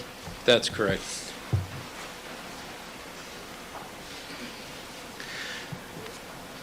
Now, in the testimony that you heard, did you hear some evidence as to a phenolphthalein test being performed on the glove at the Rockingham location? Yes, I did. And is that acceptable from a forensic standpoint and from a crime scene investigation standpoint? You mean as far as running a presumptive test in the field? Yes. It is, however, it depends on the particular item. If there was a evidence item or a extremely small spot of blood or a extremely small stain that you thought might be blood, and that by running your presumptive test was going to consume either all or a major portion of that stain, I would not want the criminalist to run it. I wouldn't run it myself. I would just collect it, where you can then do that same test in the laboratory but on a much more micro scale. However, many times in the field we do test objects and blood stains for the presence of blood. And if you have a large stain, you can see a area that's discolored, in this case the glove that was showing, because it was a black glove, you didn't necessarily see what was obviously red blood on it. We've gone beyond the original question. Proceed. Sir, would you have done a phenolphthalein test had you been asked by one of the officers there to perform one in the field? Sustain. In this particular case, based upon your understanding of the evidence, would doing a phenolphthalein test harm or somehow interfere with the ability to do future testing on that glove? Objection, this particular case. Overruled. I take it we're talking about the, Phenolphthalein. which glove? Talking about the Rockingham glove. All right. The only thing it would do would be to remove a small amount of the blood that was present. It would not alter the type in any. Do the criminalists comply with reasonable requests that are asked of them at the officers at the scene? Yes, they do. Overruled. And would it be reasonable, in your estimation, under the facts and circumstances of this case as you know them, to have requested a criminalist to do a phenolphthalein test on the Rockingham glove. Objection, call for speculation. It's vague. Or, reasonable in a scientific sense? Is that what we're interested in? In a scientific sense, from a forensic science standpoint. Do you understand the question? Yes. Yes, I believe it would be reasonable.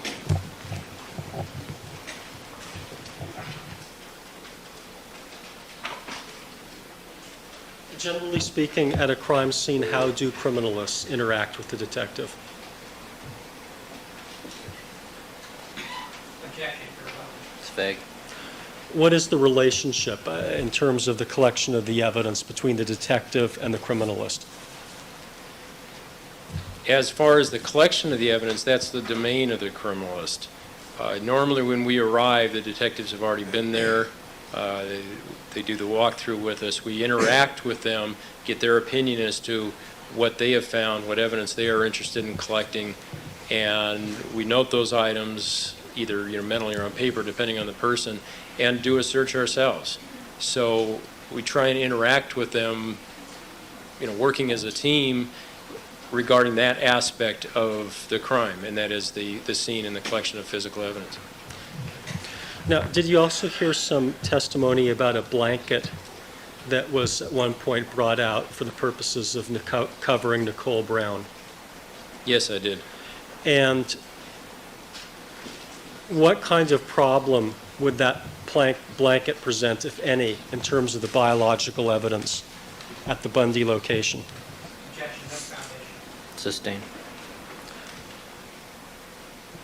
Sir, if a blanket were brought out into a crime scene, are you familiar with the layout of the crime scene? Yes, I am. Into the area where the body of Nicole Brown had been laying for the purposes of covering her, and then the blanket remained there after she was removed. Would that present a problem in terms of the biological evidence that was collected from the Bundy location? Objection, vague, and no foundation. I'll sustain the vague. The question's unintelligible. Would that present a problem in terms of contaminating any of the biological evidence?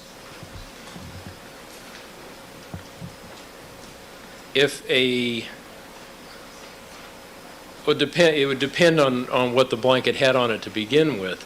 If the blanket had large quantities of blood or had blood on it, and then that blood came into contact with something that we eventually ended up collecting, then we would have contamination occurring at that point. If it was a clean blanket, as far as the biological evidence is concerned, and it does not come in contact with the collected evidence item, it should have no effect. Okay, well, let's assume hypothetically that the blanket had some saliva from the defendant in this case on it that had dried and did not come into contact with the stains that were collected along the trail. Would the blanket present a problem in terms of contaminating those stains?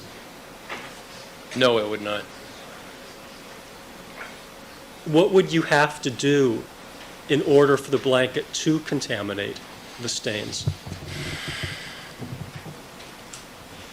The biological stain on the blanket would have to somehow come into direct contact with the biological sample that was being collected, and even then, unless there was some moisture present, you would not have significant transfer. If one or both of them was damp and they came in direct contact with each other, then that would be a problem.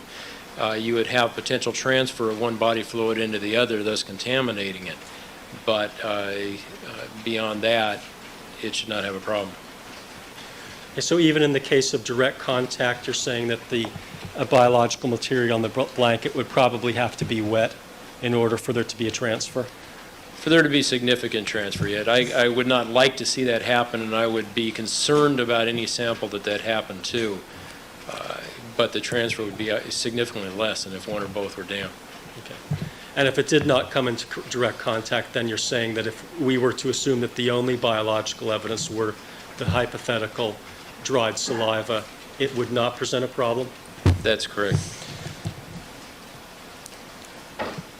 Now, does DNA tend to fly around in the air at a crime scene and deposit itself wherever it happens to land?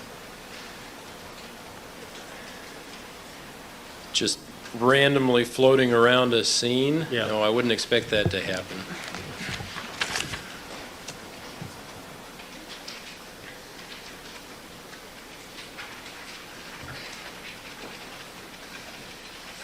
And if you have a crime scene where biological evidence has been deposited by a suspect who was bleeding on a trail of stains, do you expect biological evidence from one stain to migrate to the other stain? If we assume that these are discrete drops. I don't see any way that, if they're discrete drops, how you'd get one transferring to the other unless there was something carrying it from one to the other. But it doesn't just like hopscotch from one stain to another in some fashion. No. Now, did you also hear some evidence to the effect that the glove from the Rockingham location was in a brown paper bag and was brought into the caged-off area where the body of Ron Goldman was located? Yes, I have. And what problem, if any, does that present in terms of contaminating the crime scene? Well, merely bringing an item in a paper bag should have no effect whatsoever on the evidence at that location. What about on the glove? You mean evidence from the scene getting onto the glove? Yes. The same thing. It's inside of a paper bag. It's not coming in direct contact with any of the evidence at the scene. I don't see where it would be a problem. Now, there was also some evidence of some socks being recovered at the Rockingham location. Are you generally familiar with that?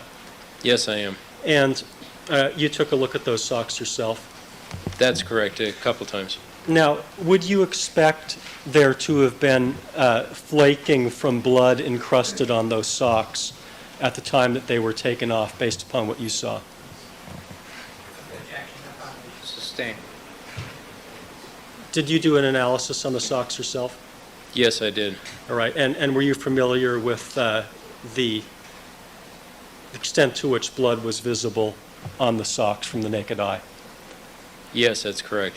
Now, was there sufficient quantity of blood that you would expect flaking off the socks at the time that they were taking off? I'm going to object to that any further examination. Sustained. Expertise. Okay. Under what conditions, sir, will blood flake off of clothing, if you know? Well, if you have, it kind of depends on the quantity. If you have let me take a step back again on that. By flaking off, I mean, you are going to have the potential of very small, minute quantities of blood falling off, which could be called flaking. Or if you have a very heavily stained item that has crusts of blood on it, then flaking could be visible chunks of the blood falling off. Well, when you saw the socks, were there any visible chunks of blood of the kind that you just described that might fall off? The objection to that foundation is proper. Sustained. When did you see the socks, sir? The first time I saw the socks was on June 29th, 1994. Okay, and what did they have that kind of blood that was in sufficient chunks that you would expect it to flake off at that time? No, they did not.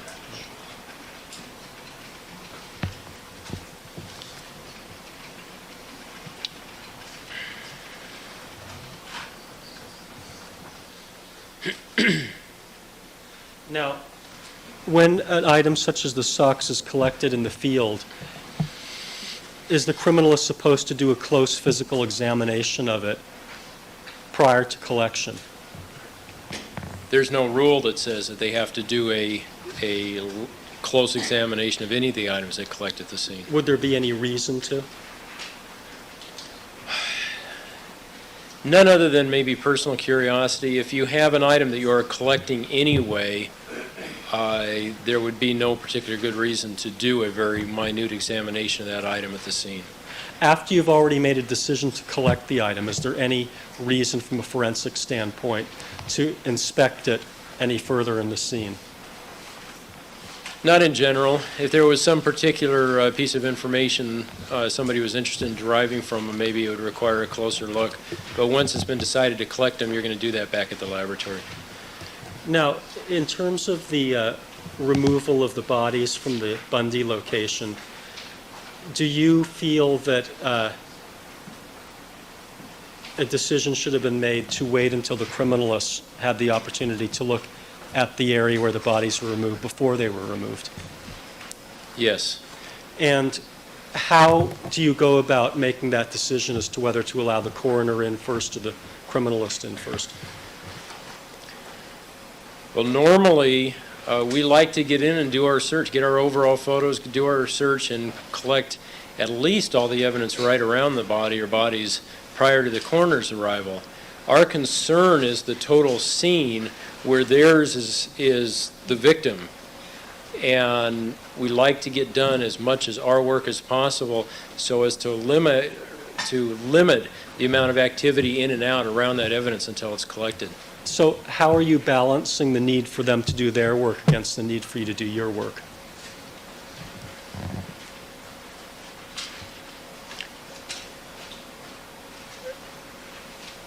Well, I'm looking at it from my perspective. From my perspective, the information that we get and the evidence that's surrounding the area is just as important or more so than what they may derive from the bodies at the scene.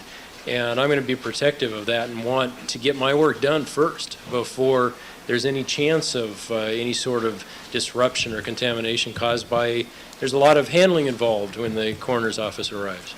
So from your perspective, would it have been desirable to have waited even longer before allowing the coroner's people to have access to the bodies? From my perspective, yes.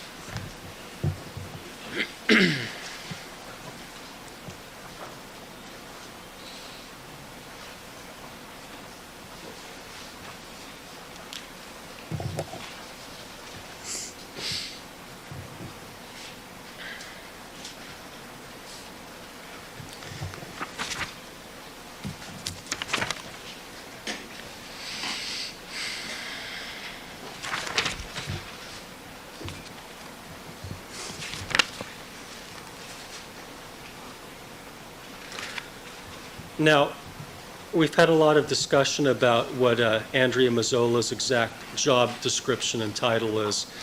Can you tell us what her title is? She's a criminalist 1. And is there such a category as a criminalist trainee? No, there is not. Do you use that term officially to designate a criminalist 1? No, we do not. And also there was a description of a mini academy. Are you familiar with that term? The first time I heard mini academy was in this court. There is an SID academy, yes. So you just refer to it as the academy? Well, we refer to it as SID academy. It's a simple way of talking about training courses we have for new people. Okay, but in terms of an academy, it's not a thing where you sleep in a dormitory-style housing for a period of time, is it? No, it's much more informal than that. And at the mini academy, are the criminalists trained in how to do the physical collection techniques at a crime scene? That's one of the things that are discussed. And what other kinds of things come up at that mini academy, just in general? I'm sorry, academy. Part of that set of training courses is to acquaint new people with what criminalistics is all about. The people that we hire many times are not fully acquainted with forensics, do not have prior forensic experience. So part of that process is teaching them what the other units are about, giving them an overall concept of what criminalistics is. When you say that they all are not acquainted with criminalistics or forensics, does that mean that you're hiring some people that don't have degrees in criminalistics? That's correct. So what are their degrees in? Well, the requirement for the position is a baccalaureate degree in a natural science. And we have many people that have degrees in chemistry, biology, biochemistry. I believe we have one in zoology, one in oceanography. We want people that, or we require that people have a degree in a science so that they've learned, basic scientific principles, the scientific method, and that type of thing, and then we train them within the laboratory about forensics. Were you aware that Andrea Mazzola did have a degree in criminalistics? Yes, I was. And on the 13th of June, were you aware that Andrea Mazzola and Dennis Fung were processing the crime scenes at the Rockingham and Bundy locations? Yes, I was. Is it generally desirable to have more than 2 criminalists handling a given case in terms of collecting the evidence on a single day? Haven't we covered this already? Not with this witness. We talked about having teams and the advantages and But listing documents. more than 2. I haven't discussed that. All right. That's an issue that came up.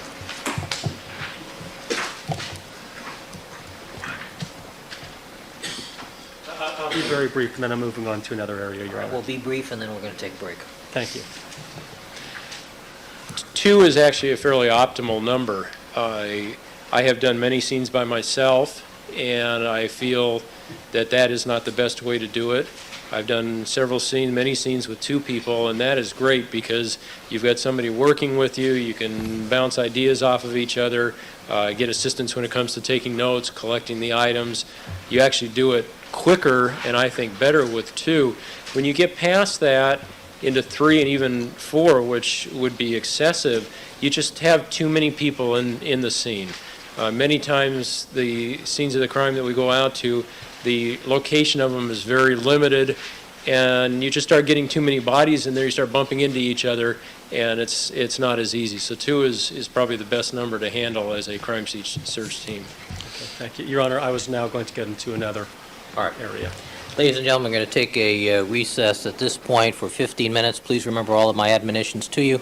Don't discuss the case amongst yourselves, form any opinions about the case, don't allow anybody to communicate with you, do not conduct any deliberations until the matter has been submitted to you. Mr. Matheson, you can step down. Your return in 15 minutes. We'll stand in recess for 15.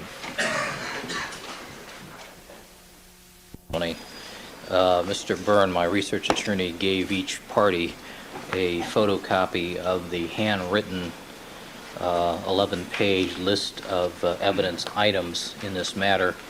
I did have Mrs. Robertson get the exhibits from the August Griffin hearing and August 94 Griffin hearing, and it does include a copy of this as item K. So the defense did mark that they did have access to it at that early time, so the record should be clear. And Mr. Blazer, you have a copy of that now before you? I do, Your Honor. All right.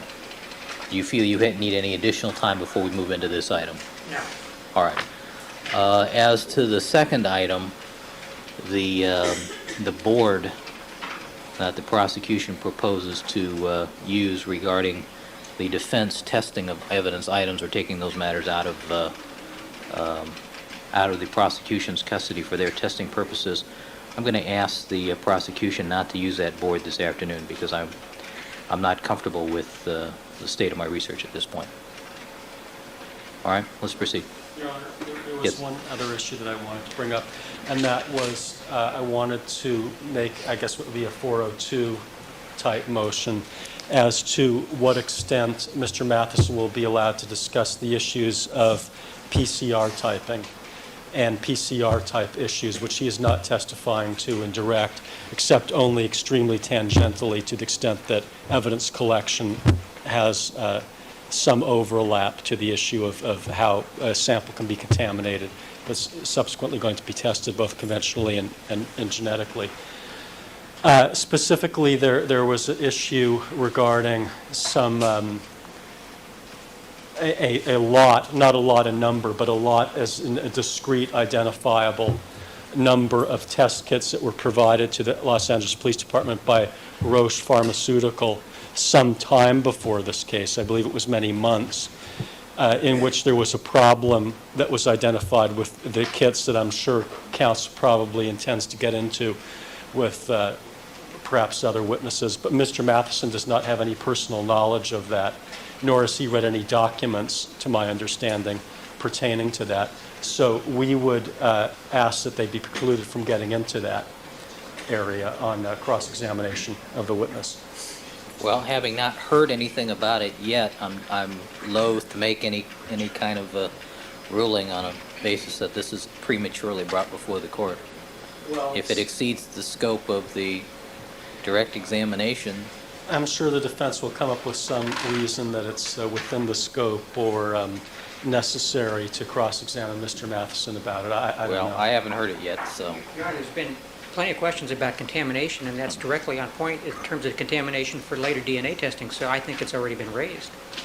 Perhaps, but within the specifics of this witness's knowledge regarding PCR testing and the exquisitely sensitive nature of that test, I don't know if he has the expertise to testify to that. He's in charge of their lab. I don't know. We'll see. We'll see. It's not here yet, guys. All right? Let's have the jurors.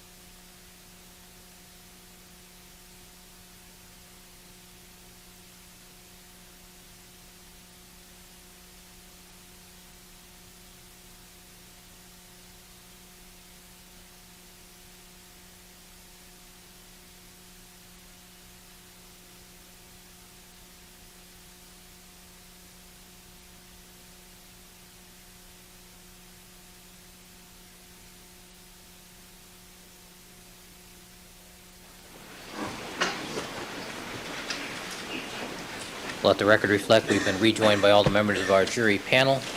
Mr. Gregory Matheson is again on the witness stand undergoing direct examination by Mr. Goldberg. Good afternoon again, Mr. Matheson. Good afternoon.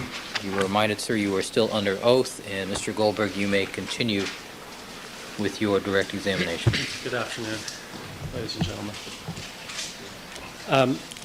Mr. Matheson, I wanted to ask you some questions about the Scientific Investigations Division facility. Where is that located?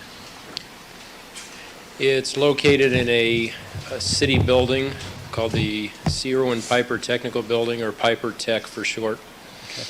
Your Honor, at this time I'd like to mark as People's Next in Order 206 for identification, which is a board that contains photographs and a map of the SID facility.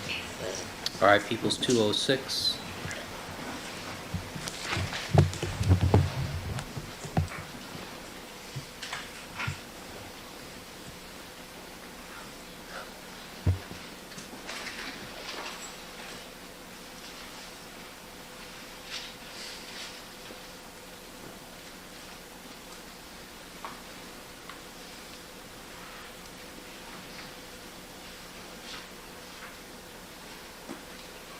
All right, Mr. Bancroft, I'm going to need you to help me with this. All right, proceed.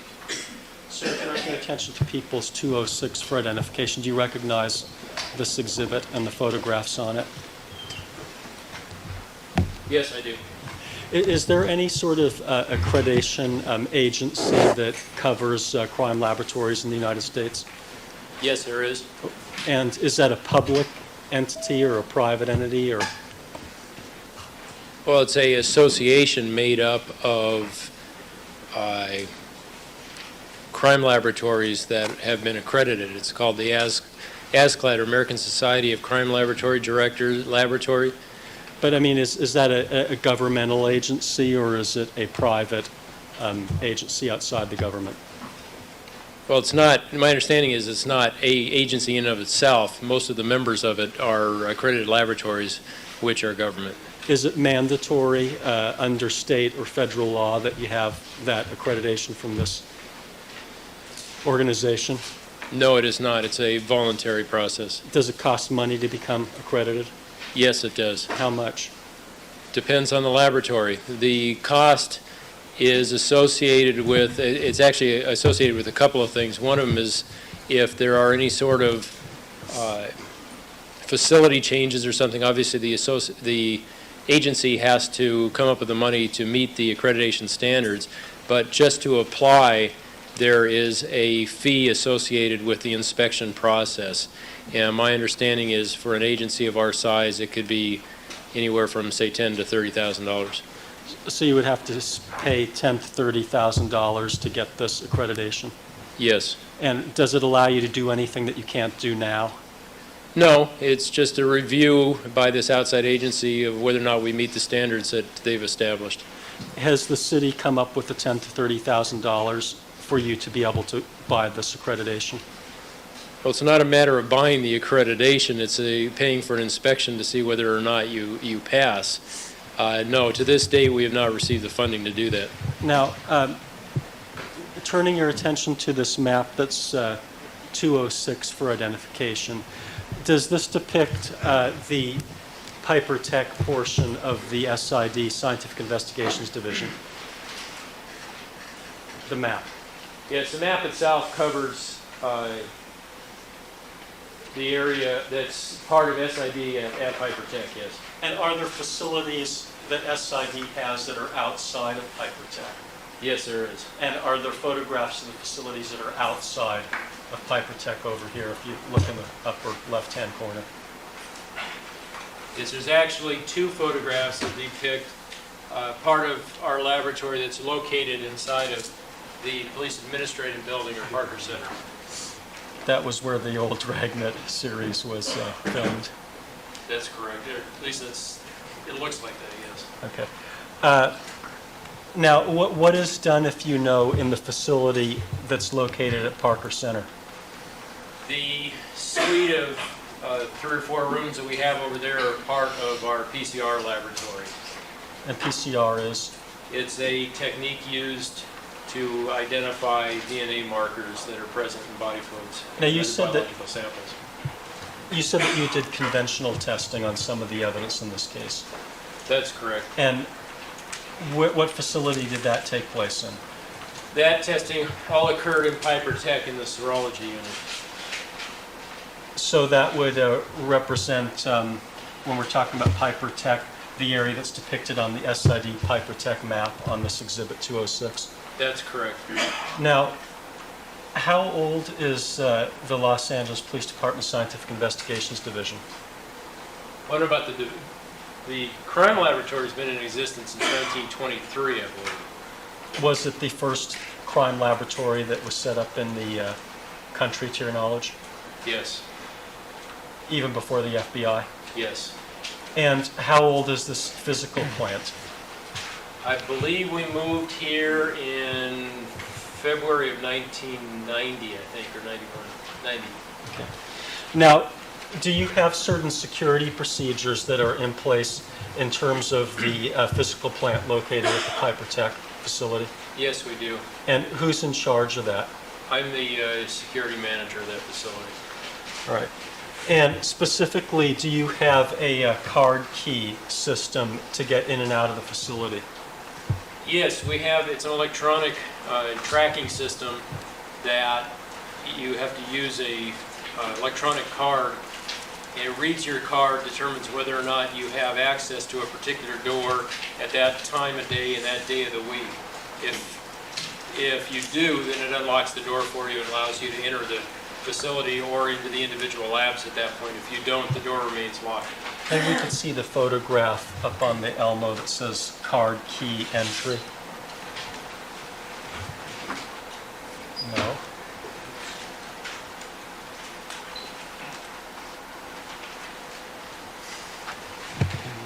Can that be turned around? I think we're upside down there. All right, Mr. Matheson, why don't you grab the pointer that's right there? Well, I see it's a little lopsided as oriented up here on the Elmo, but why don't you just tell us, using the photograph that's actually on the hard copy, 206, what's depicted in that photograph? What we have here is a photograph that shows this is a door frame. Alongside here, somebody's hand that's holding one of our access cards in it. and there's an antenna inside of the wall. If you hold your card up in the vicinity of that antenna, it reads your card, reads the code that's on the card, checks the computer to determine whether or not you have access to that door that time of day, that day of the week. And who has access to the crime laboratory? The people that work in the facility, the access levels vary. It depends on whether we're talking about the outside entrance or the interior one or the variety of different labs. It's limited to the people that work in the facility or the other members of our crime laboratory that happen to work in some of the outside locations. Okay, well, let's start with just if you want to get into the portion of the facility. Maybe we can see the outside of the crime lab photograph. It says SID Piper Tech.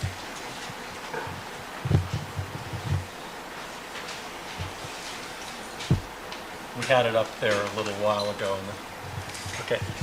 Is this the outside of the facility?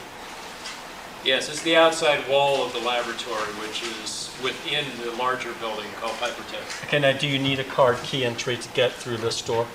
Not during normal working hours, which are Monday through Friday, from the morning until the evening.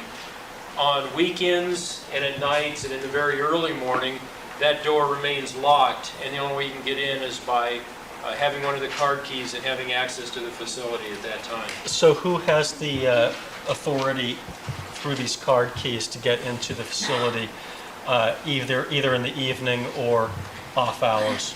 Well, we do have some light-duty police officers that work as couriers. They work in the AM hours, so they have access on getting in there. All of the criminalists can enter in the facility during through this outside door any time of the day and night, and we also have the opportunity to make temporary changes, like sometimes our administrative staff or our support staff needs to get in to do some work on a weekend or something like that, and we'll do a temporary change on their access so they can get in to work. And does the call-out line from that photograph indicate where this facade is located, the tiles? Yeah, this particular wall is along this area here on the near where it says entrance. That's that door right there. Okay.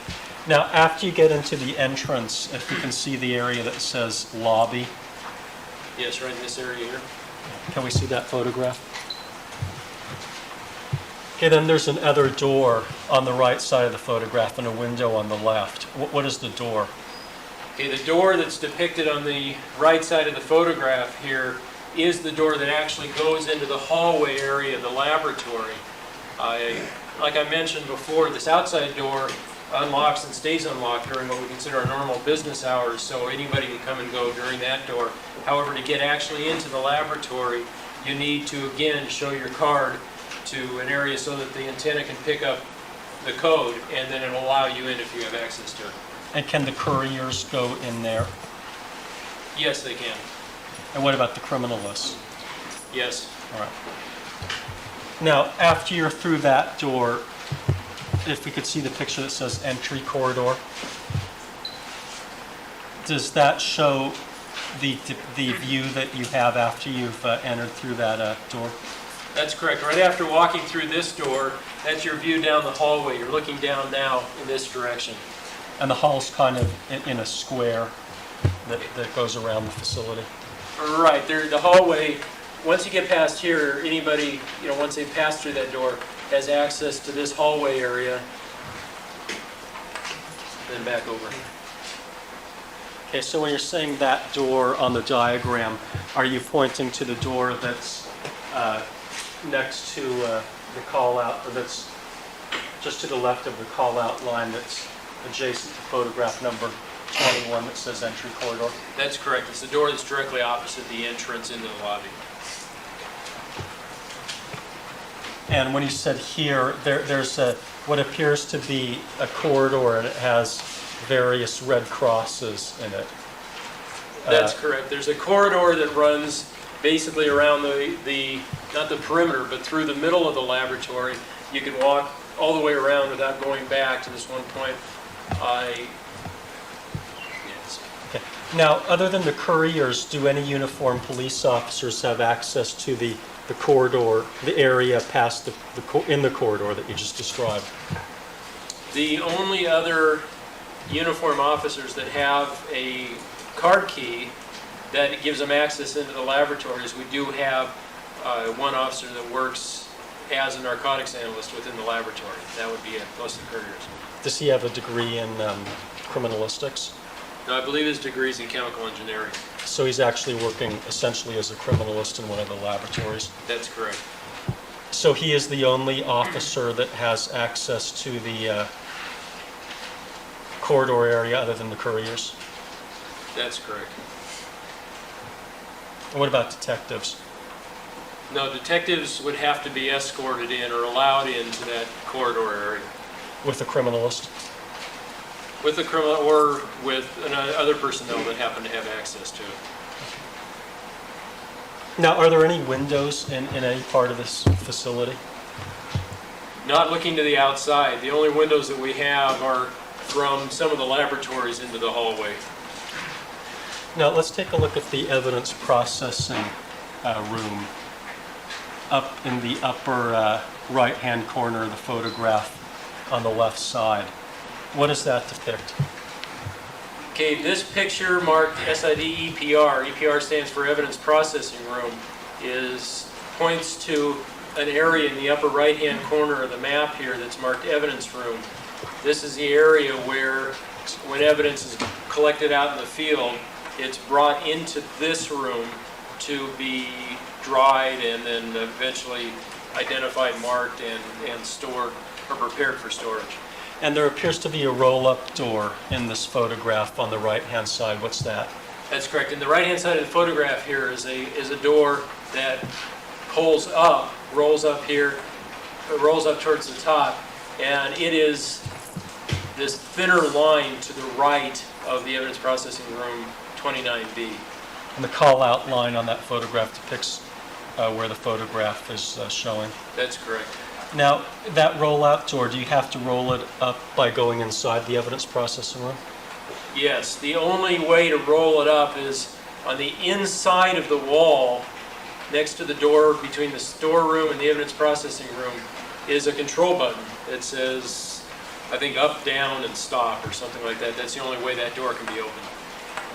And does the door to the evidence processing room itself, I guess it would be the door that is between the storeroom and the evidence processing room, is that also card key controlled? Yes. Now, who has access to this room? The door that exists between the storeroom and the evidence processing room, all criminalists have access to that room 24 hours a day, 7 days a week, so that they can bring evidence in there. Other personnel, such as our lab technicians that we have in the laboratory and some of our student workers, have access to that room during normal working hours during the day, Monday through Friday. The support staff, clerical staff do not have access to that area. So that the support staff do have access to the corridor area, don't they? Yes, they do.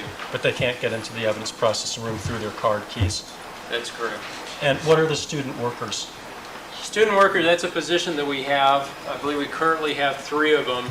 They are people that have an interest in forensics or working towards their degree for eventually becoming a criminalist. The positions we currently have for them is we have 1 in toxicology, 1 in our trace unit, and 1 in serology. They assist the criminalists with like preparing some of the chemicals, whatever needs to be done that can free up the criminalist to do casework. Now, in terms of the evidence processing room, can someone who has a card, well, with respect to any of the card key entry areas, can someone who has a card bring in someone who doesn't? Yes. And in the case of police officers, are police officers allowed into the evidence processing room? Yes, And if they were allowed in there, would they have to be accompanied by someone? that's correct. So they do not have a card to get into that portion of the facility either? No, they would not be able to get in there without being escorted by somebody. Other than the one gentleman who's working as a chemist in the toxicology, did you say? Or? In our narcotics. Narcotics. All right. Let's take a look at the evidence control unit now.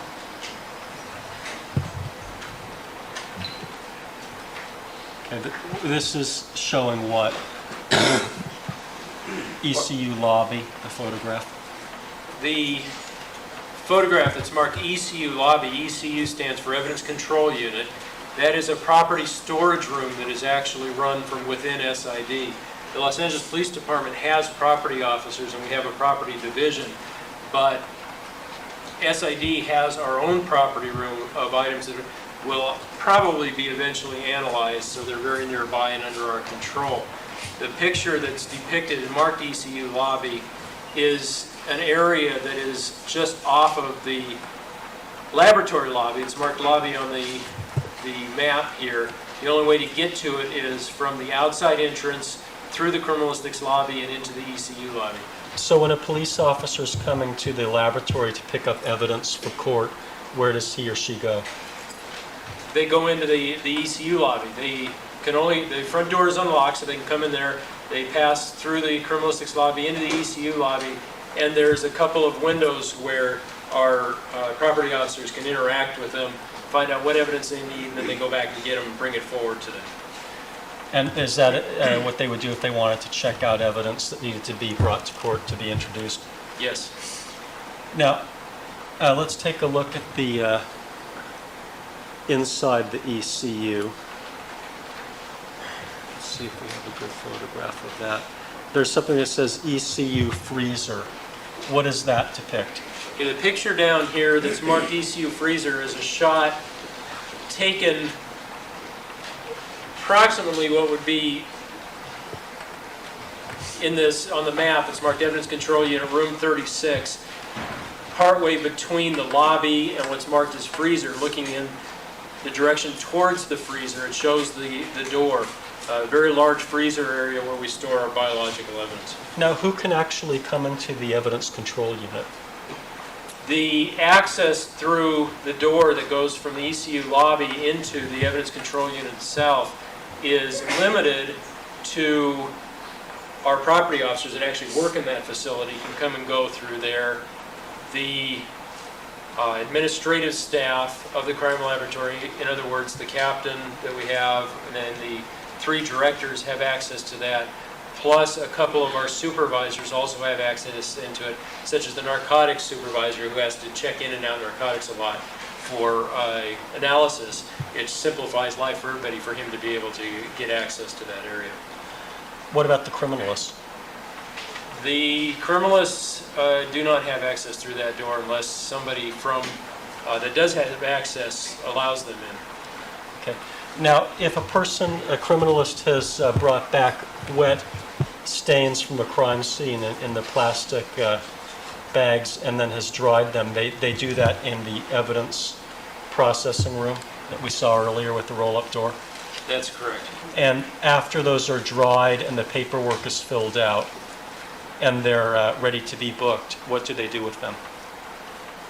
Well, once all the paperwork is done and they're packaged and all the seals are in place on the packages, they're taken from the evidence processing room to the lobby of the evidence control unit, at which point they're turned over to a property officer for storage. If it's a biological, it's stored in the freezer.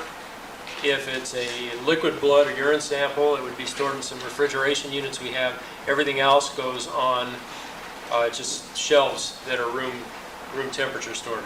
So when the criminalist brings items into the evidence control unit window for the purposes of booking them, they are in a sealed condition at that time? They're supposed to be, yes. Are there any circumstances in which they can't be sealed?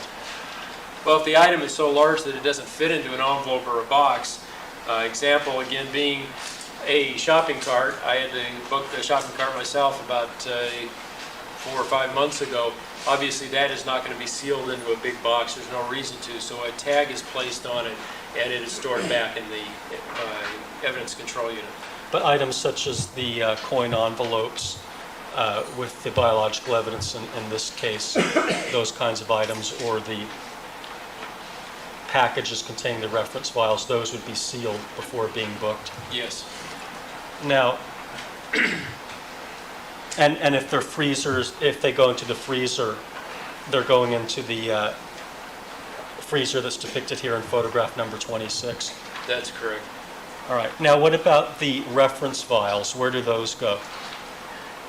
The reference blood vials, because you do not want to freeze liquid blood that are in the vials, we just want to refrigerate them. There are units that, with a bit, it's a motorized type of unit that holds bins that is refrigerated. The blood vial in its sealed envelope is placed into a bin, placed into this unit, and then can be rotated up and out of sight or out of the way if you need to look for another one. Why don't we take a look at the photograph that says ECU rotomats. It's photograph number 27. Is this part of the evidence control unit that we're looking at now? Yes, it is. The picture that's marked ECU rotomats is of these units that I was describing that have the bins in them that can be rotated up and down, are located mostly all along the wall that's on the bottom of the map on the chart. Why don't we take a look at the photograph that says ECU rotomat refrigerator. It's 29. And is this one of the types of refrigerators into which the reference vials are placed? Yes, it works in exactly the same way as the regular rotomats, but it's refrigerated, so we can keep the items cool in there. So then, do these bins go all the way up to the ceiling and then in a circle, kind of on a conveyor belt type mechanism? That's probably the best way to explain. There's shelves that can be rotated up and around, allowing us to get a large amount of storage in that area, and then being able to bring down a particular bin that you're interested in, remove your evidence item. Now, when reference files are stored in the rotomat refrigerator, are they stored in alphabetical order, or numerical order, or in some particular kind of order? No. So how does anyone ever find a reference file? There's a evidence tracking system that we use in ECU and in the laboratory that allows us to use barcodes, and when for example, a reference blood sample inside of its sealed envelope, when it's first booked in by a criminalist or whoever, it's given a barcode. That package then is taken back to one of, and I think we have 3 that are refrigerated, placed into an open bin. The package is scanned, barcode is scanned, the location is scanned. They just put it wherever there's space for it, and then that information is loaded into the computer. So if you wanted to, at a later time, to find that blood sample, you would have to access the computer, enter in the DR number, find out what the item number is, and it would tell you in which bin it's located in which unit. So if you tried to look for it manually, how difficult would that be? It would be horrendous, because we have probably a couple thousand at least blood samples stored in there. You'd have to go through every one of them and manually look at each one of them.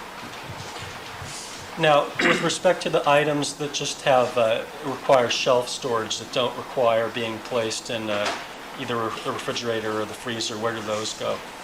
Well, looking again at the diagram, we have shelf storage units that start down in the evidence control unit about where the word room is, and run down the middle of this corridor past where it says evidence control.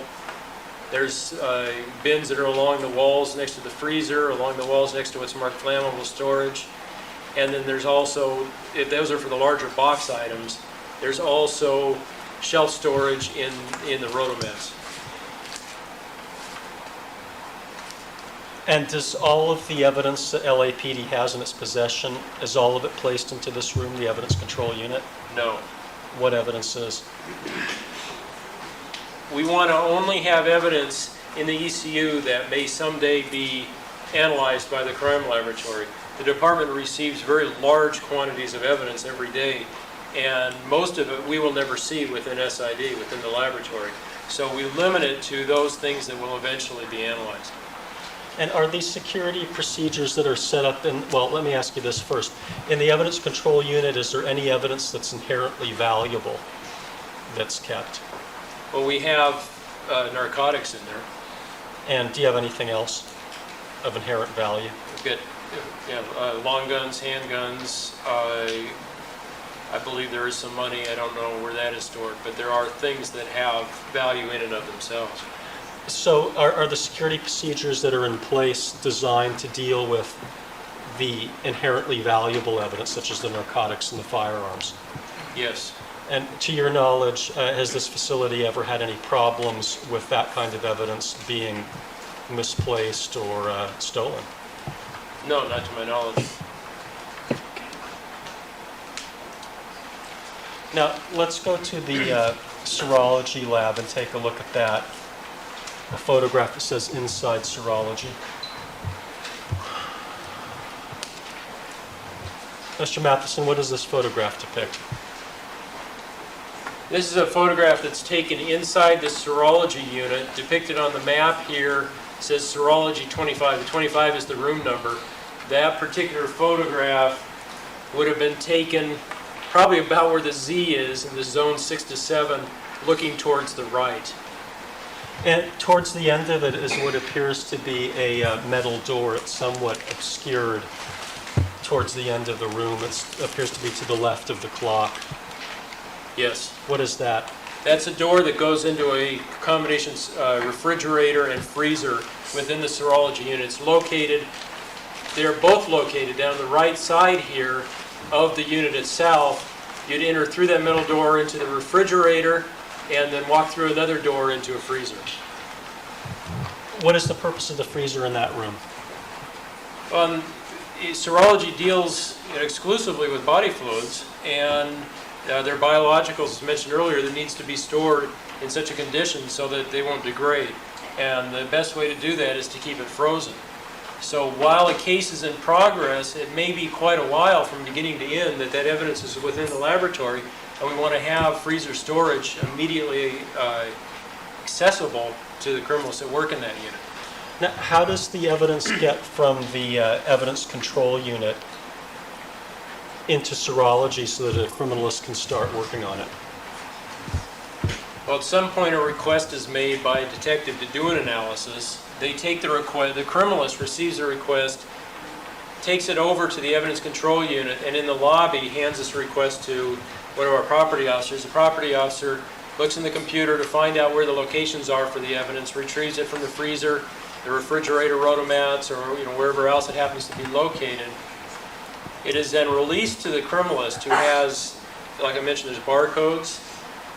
The evidence packages are barcoded or scanned. The criminalist's barcode is scanned. Then they carry it back to the unit where they work. Use serology as an example. Back in the serology unit, then the criminalist is supposed to scan again, now that it's in the serology unit, scan the packages, scan their ID, so that the evidence tracking computer knows where it is at that moment. And while you were working on the evidence in this case, where was it stored? It was all stored, all the biological items that I worked on was stored in the serology freezer. In the serology, the freezer in the serology lab. That's correct. Now, with respect to getting into the serology lab, what is required there in terms of access? Well, the door into the serology lab, which is located in the top part of the room here that's marked serology 25, is a card access door, just like I described before. Anybody wanting to go through that door has to display their access card to the area where the antenna is in the wall. And if they have access to that room that time of day, that day of the week, you'll hear the door unlock and you can walk through it. And who has access to serology? Well, all the criminalists do during normal working hours. Any one of them can get into that area. The student worker that works for serology and trace can get into that area during normal working hours. And we have a photographer and some latent print experts that work in our laboratory. They also have access to it during normal working hours. Off watch and on weekends, the serology criminalists are the ones who have access to it. The other criminalists do not, along with management. So if someone wants to work on evidence on the weekend, who can get into serology to work on evidence? The criminalists that work that unit. And what about access by police officers to serology? How does that work? For a police officer to get into that unit, they would have to be escorted by somebody that has access to it. Now let's take a look at the instrument lab just quickly.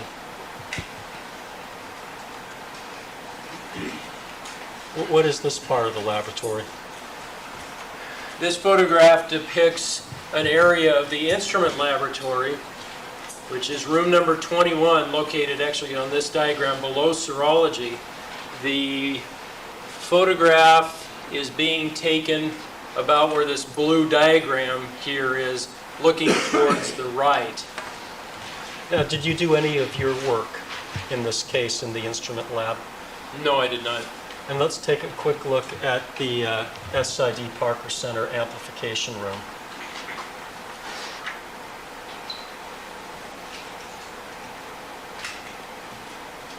And we discussed that briefly. Did you do any of your work in the SID Parker Center amplification room? No, I did not. And let's take a quick look at the Parker Center preparation room. And did you do any of your work in this room? No, I did not. Thank you. All right.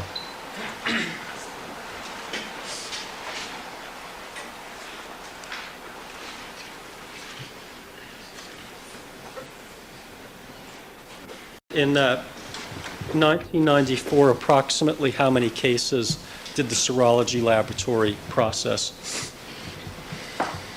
Objection, irrelevant. Overruled. I would have to refer to some notes I made of those statistics. Is this that same sheet you were referring to earlier, or different? I'll have to check. All right, Mr. Blazier, do you want to see that?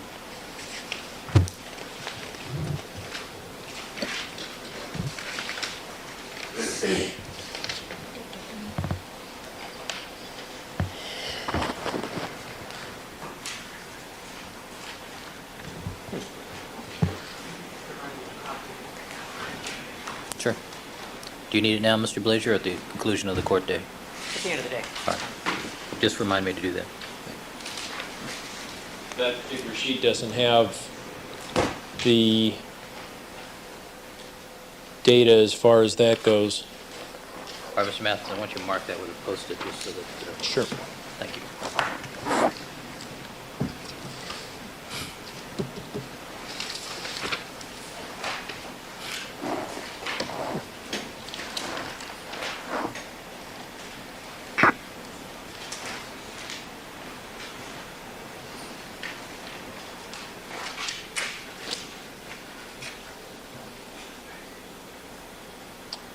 Well, at the moment, I can't locate the page that I had that information on. You can just give us an approximation.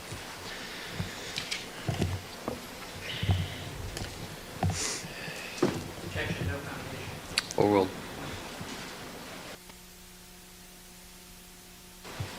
I would say conservatively, we did between 400 and 500 cases. And how does that break down just roughly in terms of the type of cases? Are they rape cases or homicide cases? They're split pretty closely, 50-50. We do a lot of both.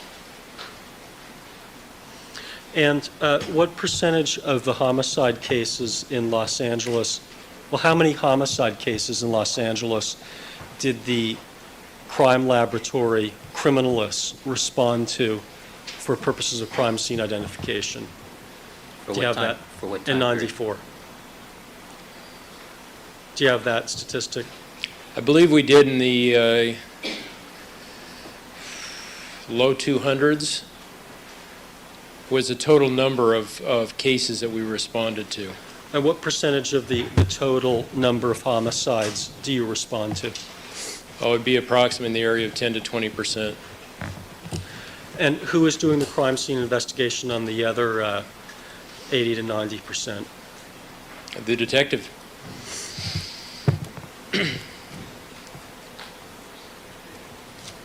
Now,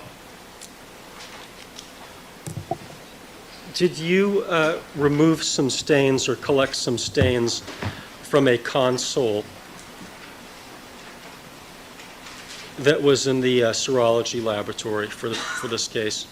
Yes, I did. And perhaps we could see Peoples 172 for identification.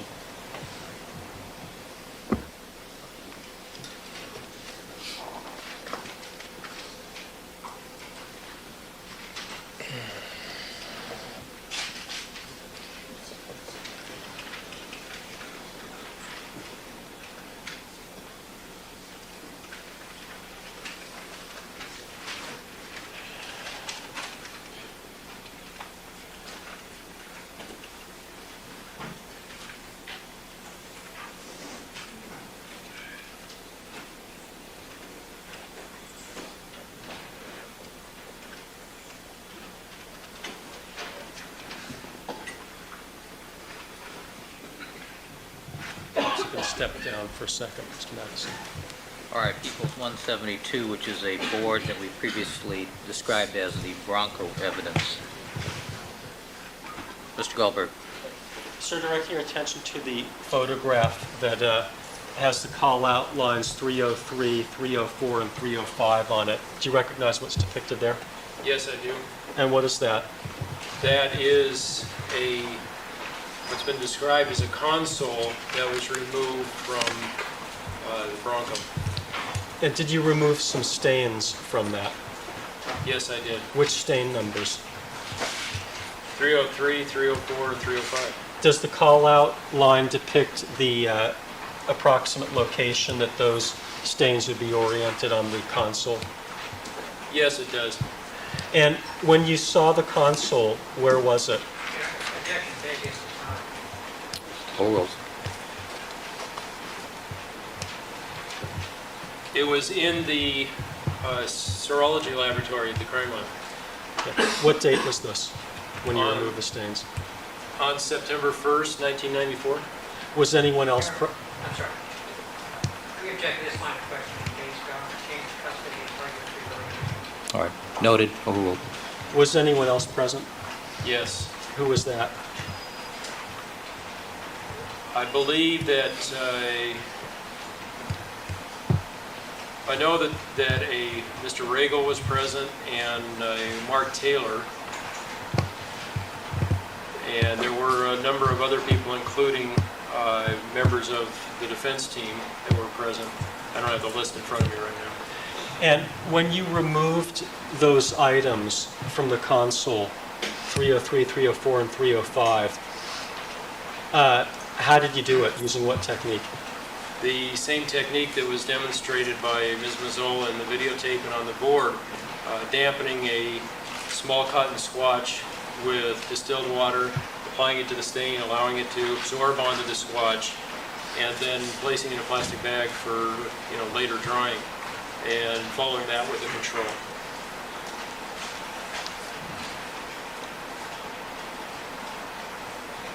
Now, on this particular item, the console, did you see anything, any marks or indication that it had been swatched previously?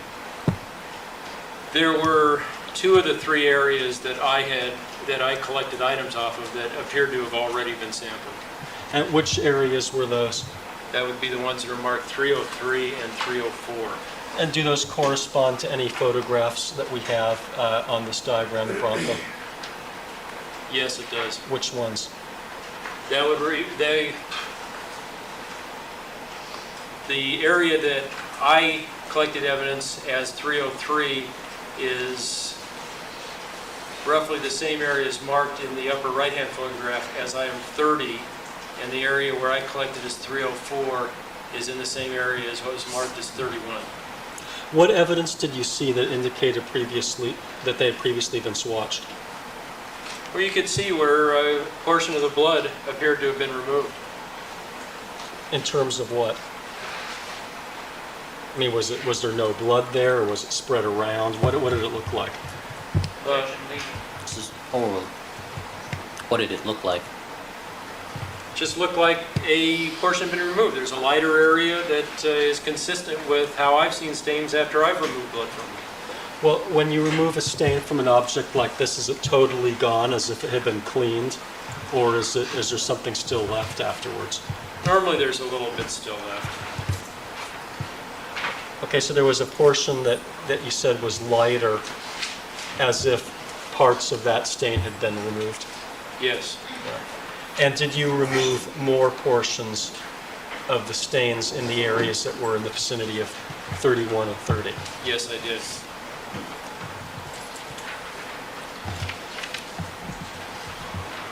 What did you do with those items after you removed them?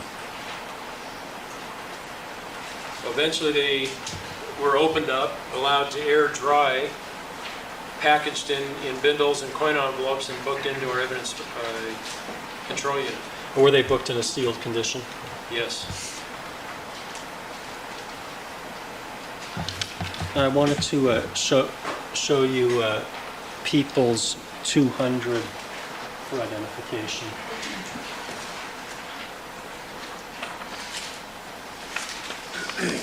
Sir, when criminalists go out to a crime scene, you said that they make a vehicle search, a crime scene identification checklist. That's correct. And when they go out to a vehicle search, is there a form that's used for that? Yes.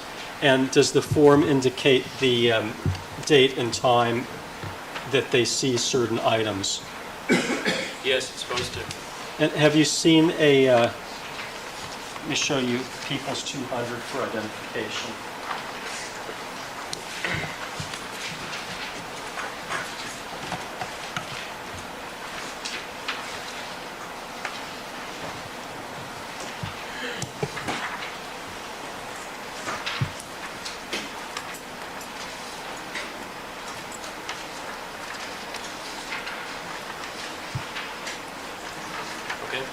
Is that a vehicle identification search pertaining to the Bronco?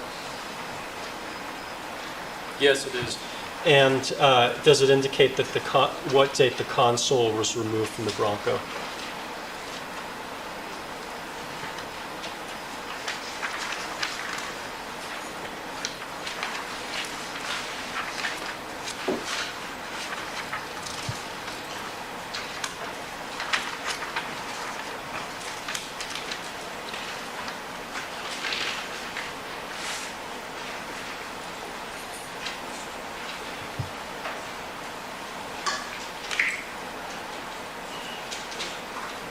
Yes, it does. What was that?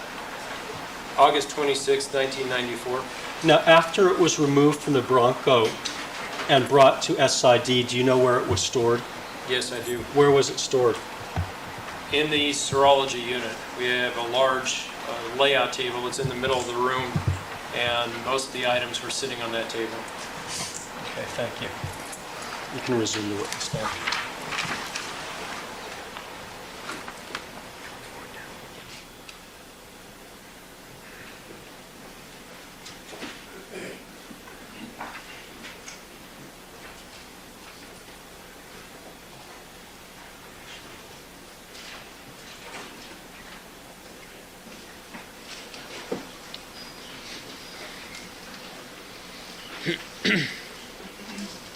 Actually, you don't have to move. Well, we'll probably be using that again in about 5 minutes.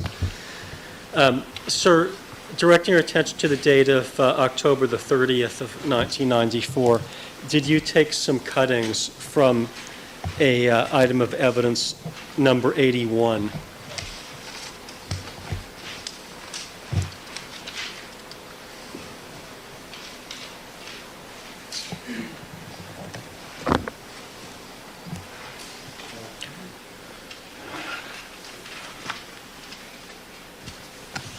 Okay, I'm referring to a serology case summary sheet blood analysis that indicates that, yes, on October 30th, 94, I did remove some cuttings.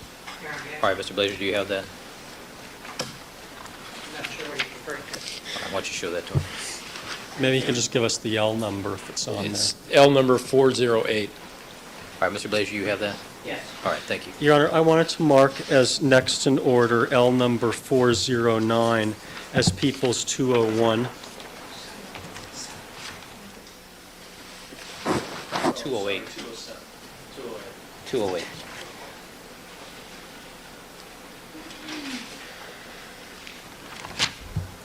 Is this a single page, Mr. Goldberg? Yes, it is, Your Honor.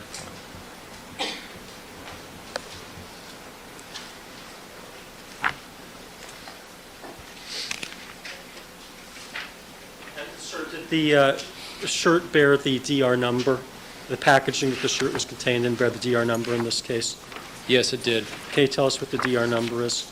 9408-17431.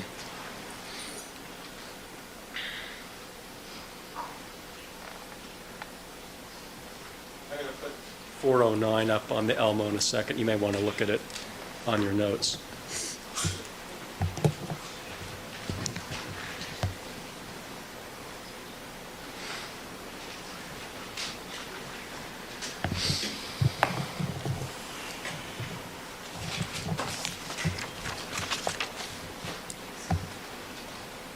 So showing you the page that's entitled Serology Item Description Notes, People's 408, 208 in this case. Do you recognize that? Yes, I do. What is it? It's a page that's called Serology Item Description Notes. It is where I made notes in a sketch indicating the areas where I sampled item number 81, a shirt. And on these, how are these serology item description notes used in the ordinary course of the crime lab's business? Normally, they're used in conjunction with what's called a summary sheet. The summary sheet does that. It just summarizes the information that's found for a particular item. Attached to that would be a serology item description notes, which allows a more complete description of the item that you're working with. And in this particular case, what does your sketch indicate? Well, it shows a very rough rendition of a shirt with the letterings A through H, indicating areas where I made small cuttings of sample removal, and a circled area marked control where I removed a control sample. And after you removed those items, cut those items, what did you do with them? I placed them into individual bindles and then into a small manila coin envelope, placing them in the serology freezer. Okay. Now, were those sealed? No, I don't believe so. Now, did you also review the documents in this case, including the serology item description notes, to determine when various items were mailed out and transmitted to outside laboratories? Yes, I have. All right.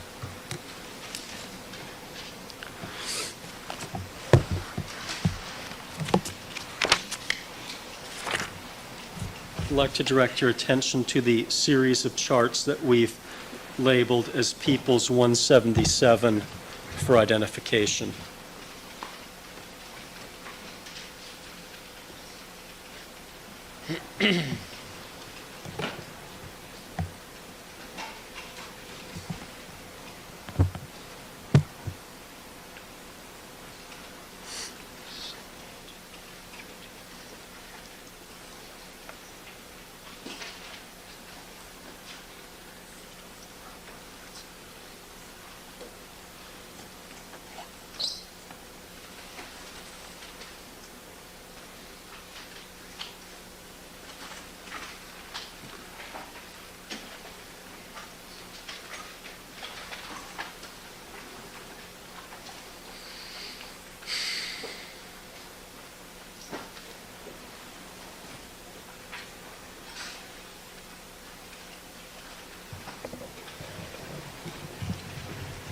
Mr. Matheson, showing you People's 177, the board that contains items 6 through 24. Do you recognize that? Yes, I do. And did you have the opportunity to review this exhibit prior to your testimony today? Yes. Did you have the opportunity to check it against various items of various reports that are maintained in the ordinary course of the crime lab's business? Yes, I did. Now, you already mentioned the serology item description notes. Did you review serology item description notes in conjunction? Well, let me ask you this. What documents did you look at specifically in checking these boards? I looked at a large quantity of documents, both what we described as serology item description notes, also some cover letters, transmittal letters, and analyzed evidence reports indicating where things had gone and when. Documents of that type that are all prepared during the course of these samples being prepared and submitted to outside agencies. Well, generally speaking, when you're going to send a sample to an outside agency, can you describe what kind of documentation you go through in doing that? But when we need to send a evidence item out to another agency or a company to do work that we don't do ourselves, what is first done is a request to evaluate. We do it in the area of DNA analysis. A request to evaluate, DNA evaluation on that item. And that is a form in and of itself. It gives the item numbers, describes the condition of the item, whether or not the person that's doing the evaluation thinks that there's sufficient evidence to send out or not.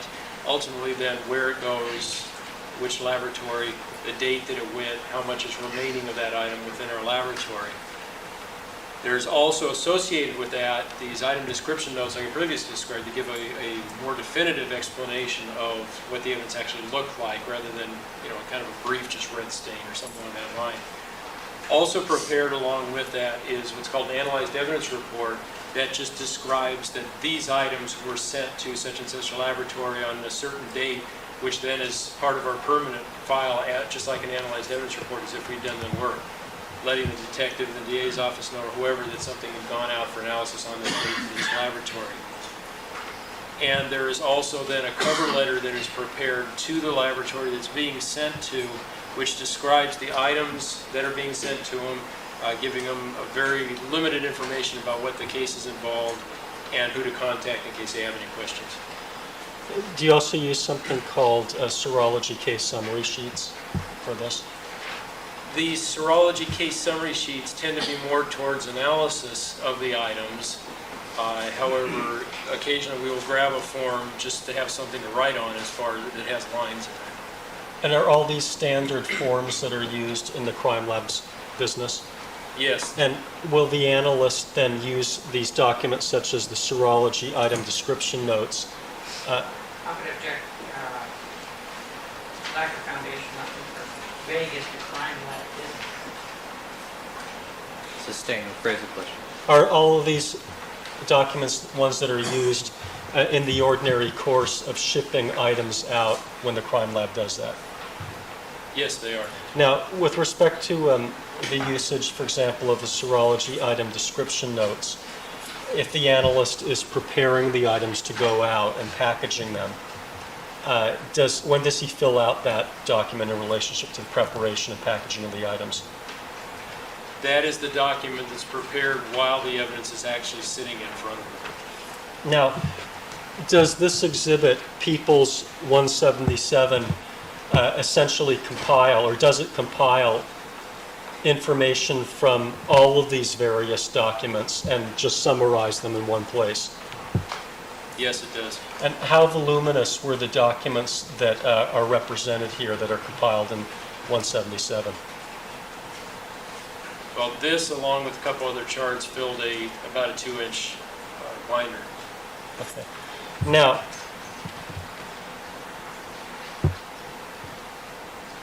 directing your attention to item number 6, just to start with an example, we don't have to go through each and every one of these. When you were verifying the information in item number 6, what did you look at?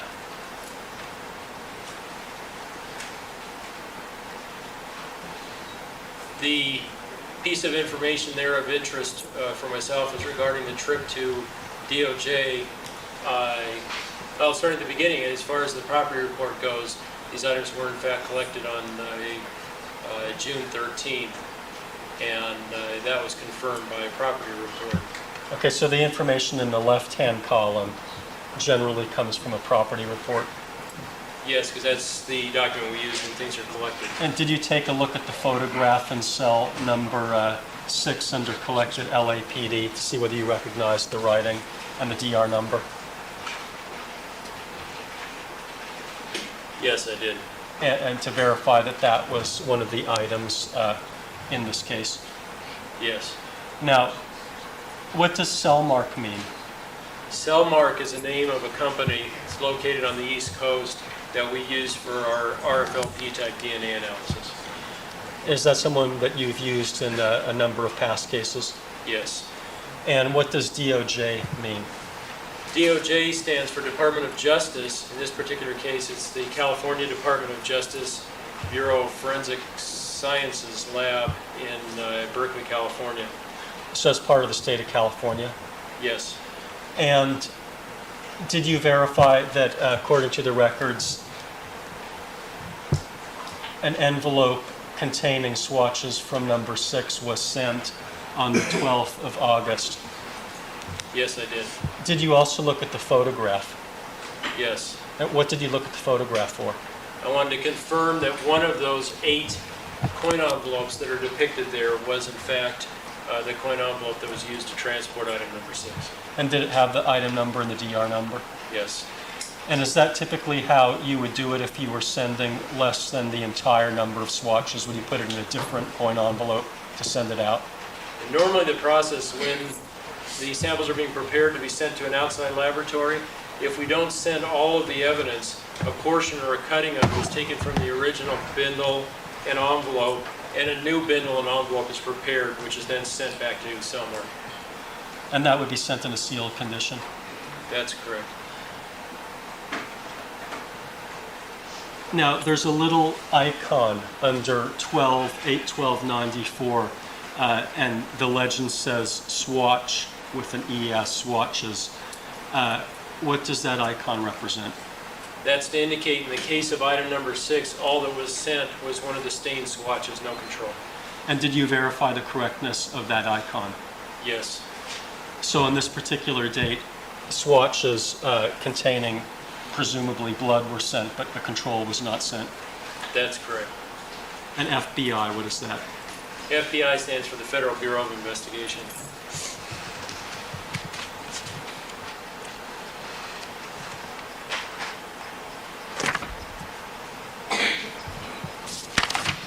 Now, in terms of this verification procedure that you testified to,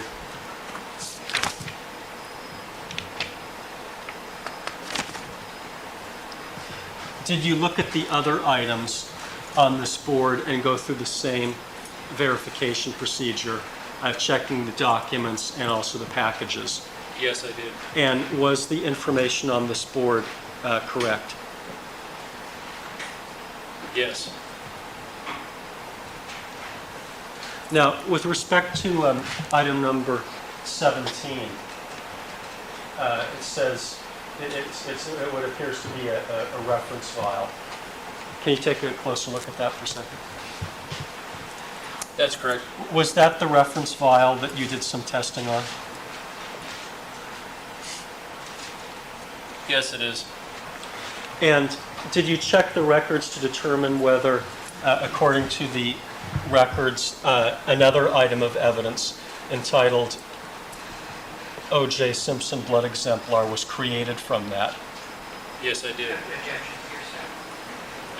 Sustained.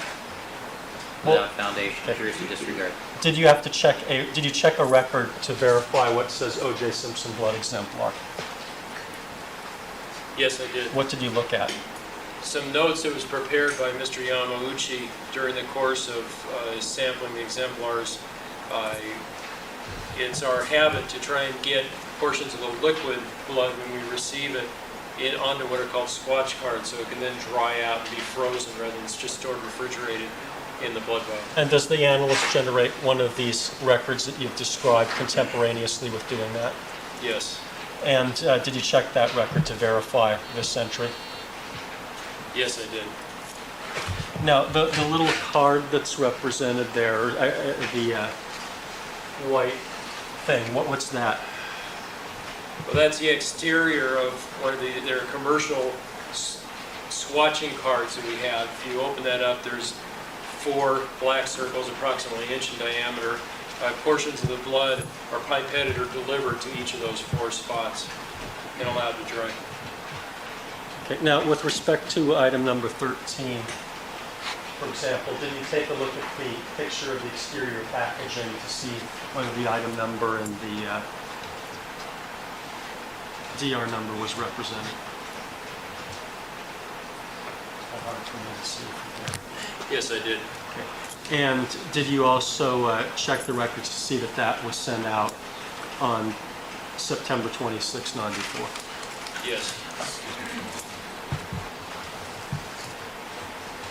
So with respect to item 23, for example, that would have been sent out on September the 14th of 94?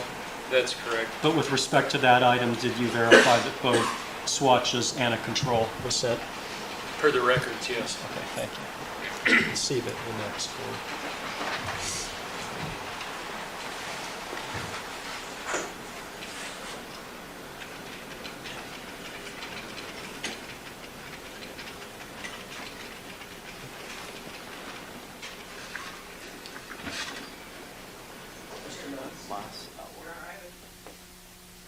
I have an objection to another board. Could we briefly approach while they're finding it?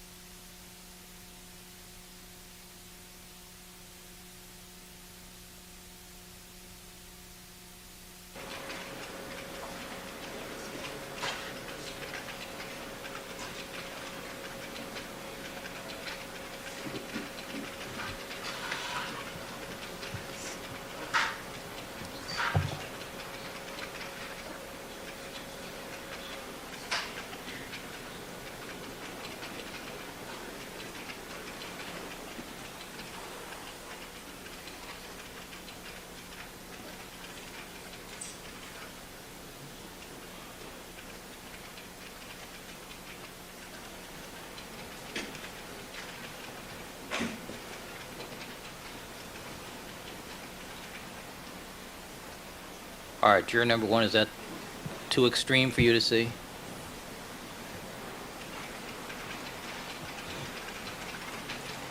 Well, we're sort of defeating our purpose here. Let's put it back at a straight 90 degree, and we'll proceed at that point.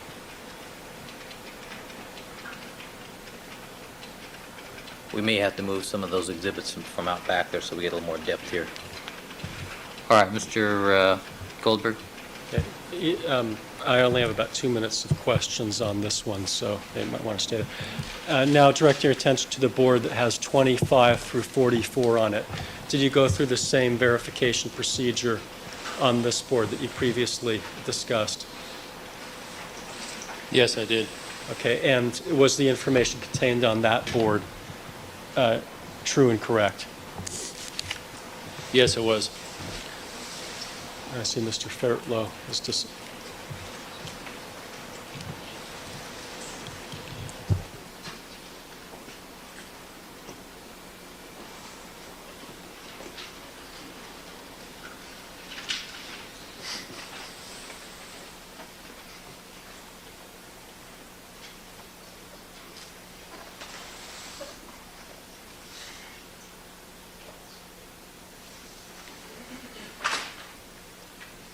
All right, Mr. Goldberg, are you ready to proceed to the next chart? Yes. All right.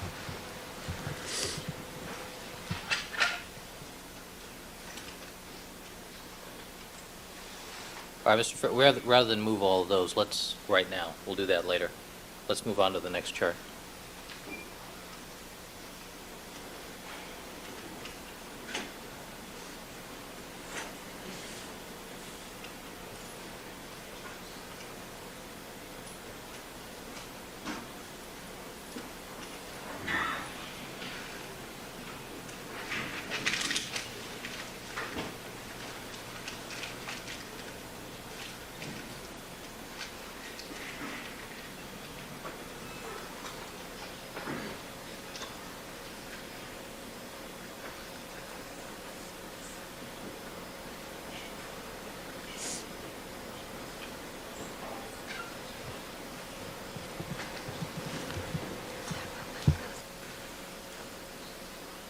This is the one that has items 45 through 57. Mr. Matheson, on this particular chart, did you notice something in reviewing it that you wanted changed? Yes, Could we have the exhibit number? Well, these are all 177. 177, this is items, we have it marked by items, item numbers. This may be, we may have put a letter, it may be C, All right, but it has 45 through 57. noted, thank you. Proceed. Thank you. yes, I did. And which was that? And that was in the case of item number 51, under 2 DOJ 92694, the icons for swatch and control had been omitted. We have some icons here, maybe with the court's permission, we could just put them on. That's the 92694. That's correct. And which item was this? Item number 51. 51, all right. So sustain and control icon. That's correct.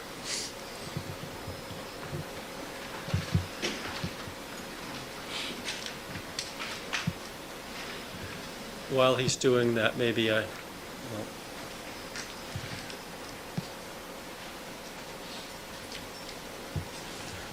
just wait.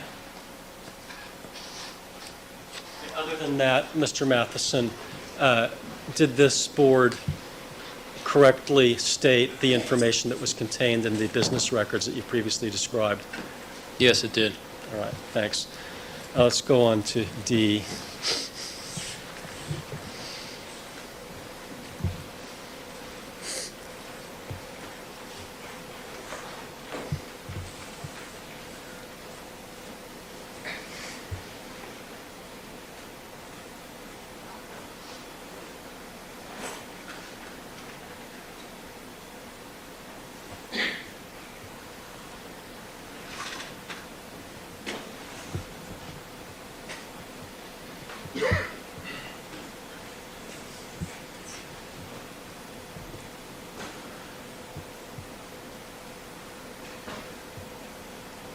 And Mr. Goldberg, these are which items? 177, I believe this should be D. And this is item 59 through 82. Now, with respect to item number 59, Mr. Matheson, did you also take a look at some documents, as you previously testified when we were asking you about item 17, in order to verify the creation of the Fitzco card under Nicole Simpson blood exemplar? If you understood that question. Yes, I did. All right. Did you do that? Yes. And when did it indicate that the swatches were made from item number 59? On June 5th. Objection, no foundation. Sustained. What documents did you look at? It was the same document mentioned before, prepared by Mr. Yamauchi, describing the swatching of the items. And that's prepared in the same way that you previously testified when I was asking you about 17? That's correct. And when did that document indicate that the swatches were prepared from 59? Objection, improper foundation. Sustained. Well, is this done in the ordinary course of business? Yes. And is the document that you looked at prepared contemporaneously with the swatching? Yes. Okay. Is this a standard form that's used in the lab? We don't have a standard form to just to describe the production of these swatches. He used one of the ones I mentioned earlier as a note page. Okay, but are those items that you use, that analysts use to describe what they're doing and when they're creating a particular piece of evidence? Yes. And when did that indicate that the Nicole Simpson blood exemplar was created? Objection, foundation. Sustain. May we approach? No, proceed.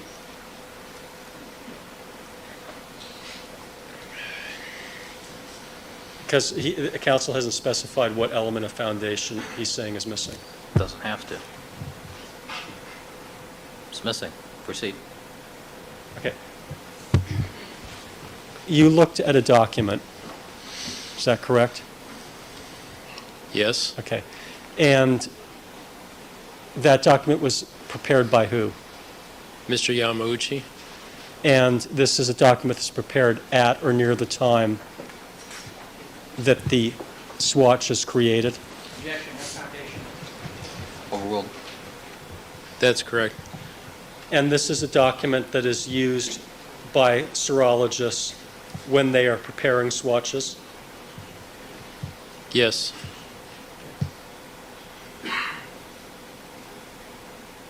And did you check that document against the item that's referenced as the Nicole Simpson blood exemplar?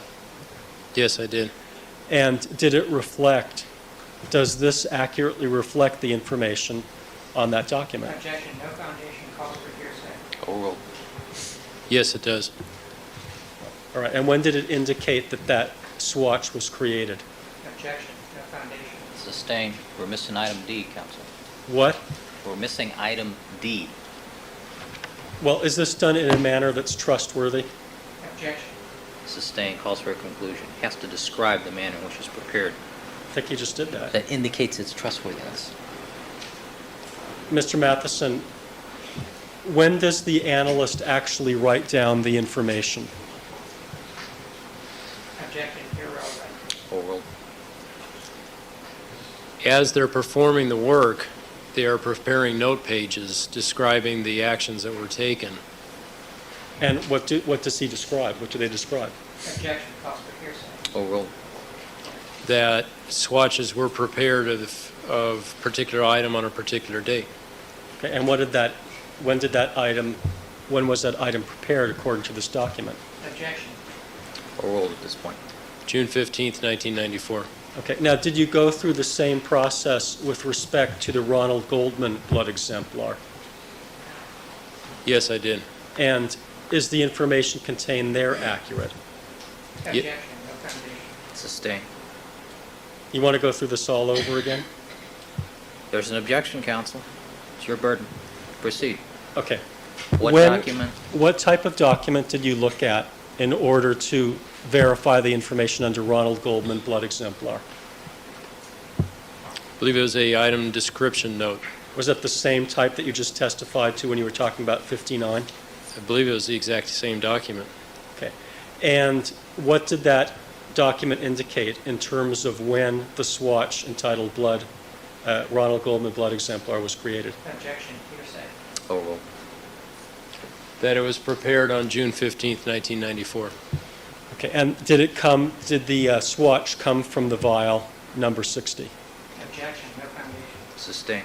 according to the document? Objection, based on hearsay. Overruled. Overruled. According to the document, the swatch was made from the whole blood vial. And is that the same answer that you give with respect to the Nicole Simpson blood exemplar? Yes. Does this board accurately indicate when items from the swatches were mailed out and to whom? Yes, it does.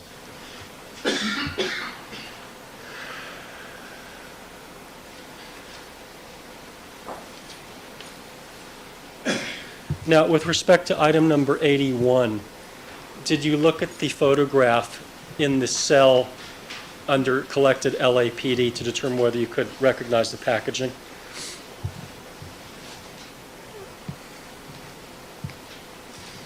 Yes, I did. And is that the shirt from which you took certain cuttings that you testified to earlier this afternoon? Yes, that's correct. Where are those indicated on this board? The cuttings that I made are indicated in the next cell down opposite 81A through H cuttings. And where it says October 30th, 94, Greg Matheson. That's correct. So that's when you took cuttings from item 81. Yes.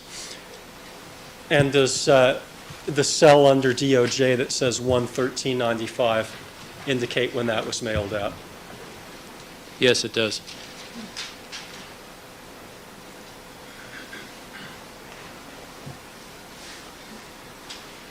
Now, with respect to item number 82, what is that?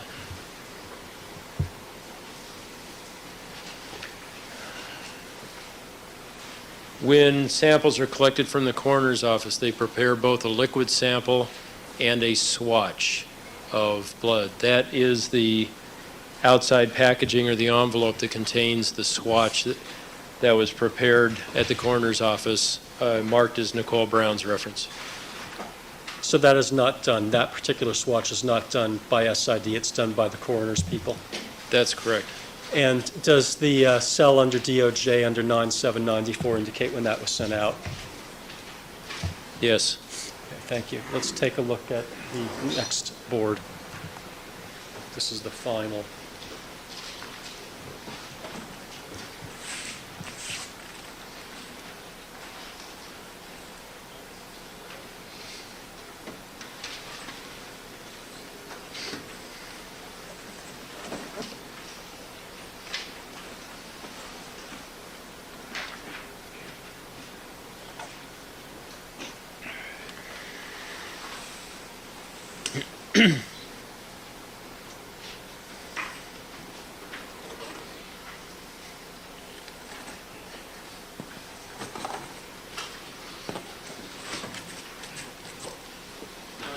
On this board, did you also find something that you wanted to change? Yes, I did. What was that? That in this cell next to where it says 293 fibers in control, it has a date of 8/26/94, and then Matheson as to when that was collected. The actual date on that was 9/1/94. And was this an item that also came from some object in the Bronco? That was collected from the Bronco, that's correct. The item was not in the Bronco when I did my collection. What was it that you took it from? I believe that was from a section of the floorboard or floor carpeting. Okay. That had been collected by someone else?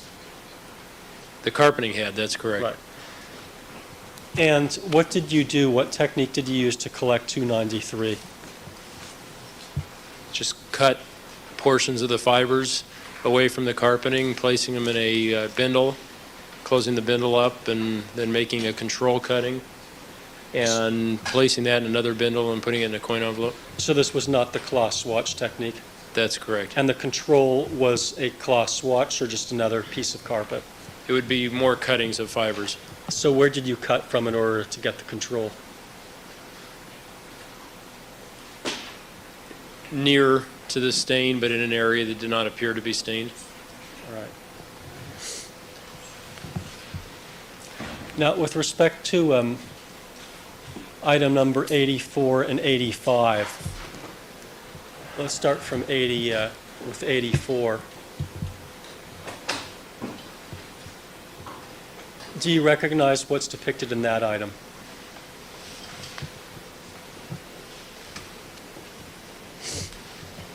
Yes, I do. And what is that? Item number 84 is a LA County Coroner's envelope used to store collected fingernail scrapings or fingernail clippings and or scrapings. Did you do some testing on 84? Yes, I did. So this was something that was not collected by SID people? That's correct. And with respect to the other items on this chart, and this chart it contains 84 through 305 for the record, did you verify the correctness of the information contained on this chart? Yes, I did. And perhaps with the court's permission later on, we could change the 8/26 date to 9/1. Yes.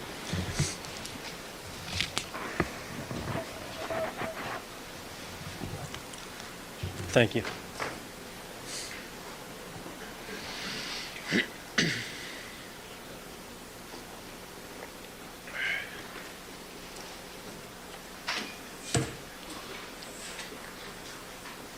Next, I'd like to mark another exhibit that's entitled Additional LAPD Disposition, Evidence Disposition Board as 209.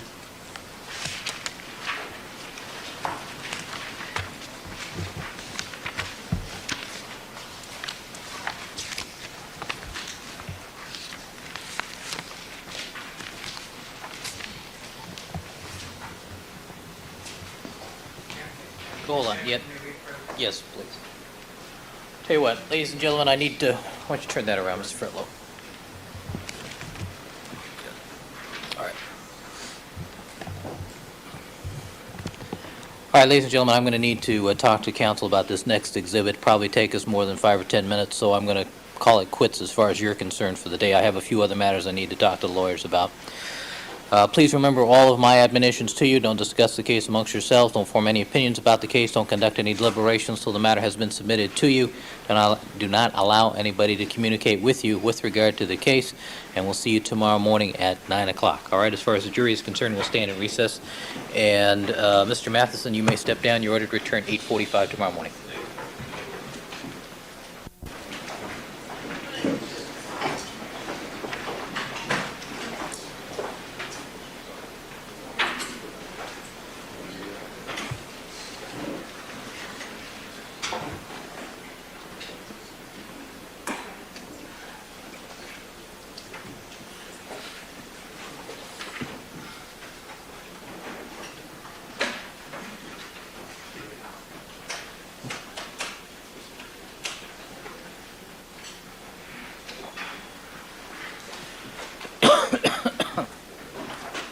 And Mr. Goldberg, how many of these do we have?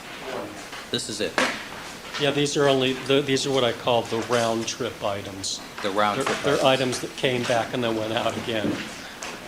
So they had to be put on a separate board. All right, are there any other items similar to this that we need to talk about? You mean boards? No.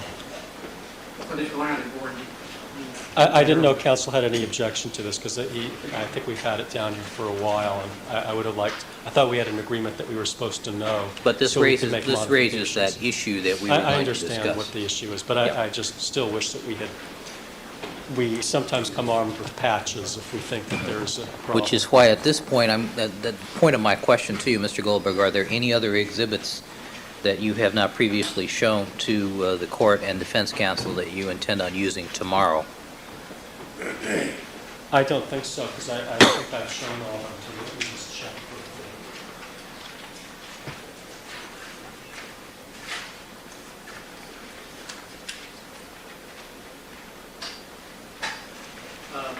They have everything. I'm going to also use the analyzed evidence report that's L371 that was used in Mr. Cochran's statement that's on laser and has certain pullouts on it. It's very similar to what he used in his opening statement. And All right, Mr. Blazier, you're familiar with that document? I don't know that I've seen that. Has it been used before? No, except in the opening statement. I would just like a chance to look at that tomorrow. And then I also have, Well, Mr. Fairlow, do you have the ability to pull that up right now? Yes, Your Honor. and then I also have an electrophysis worksheet that they have, except it's also on laser and it has a pullout on it. All right, let's see them both. Just have to switch desks. If you recall from my revised council conduct order, this is what we're going to do every day at 4:30, look at new exhibits for the next day. Your Honor, it's my understanding that that order doesn't apply to impeachment materials. That's correct. Okay. Any affirmative stuff that you intend on presenting, I want to see it at 4:30 the day before, so we don't have to stop and start. affirmative evidence as opposed to impeachment evidence? Well, This is the I need to clarify that in a minute. Well, let's start with what the prosecution has. No, there are 3 sections to it. This is section A. All right, This is section B. all right. This is section C.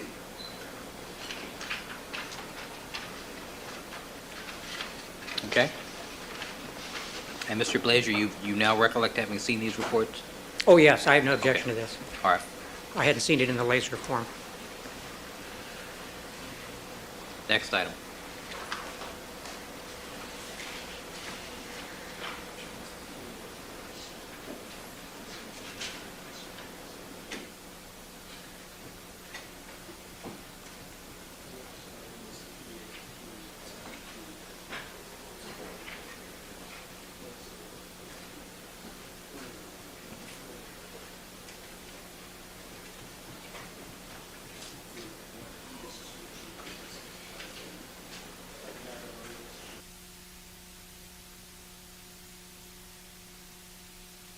It's not on laser.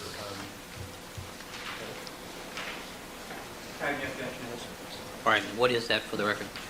That's electrophoresis worksheet, and it has a B and a question mark under item 84A and 84B. All right, is there an L number on that? It's L388. Then I have L383. I've shown all of these exhibits this morning, so All there right, is nothing new. And Mr. Blazer, are there no objections to those other items? No. All right. All right, let's talk about evidence, additional LAPD evidence disposition summary chart equals 209. I take it, Mr. Blazer, your objection is to column 2? Correct. What case law are you aware of that precludes the prosecution from, in their presentation regarding the integrity of the evidence, to not put this on? What precludes them from doing that? Well, I think we briefed this before in the motion on the stipulation. I don't have that at hand, but presumably the... I'm just asking, do you have any other additional? Nothing additional, no. All right. I'm assuming that what it's being offered for is to just establish where the items were during a certain period of time.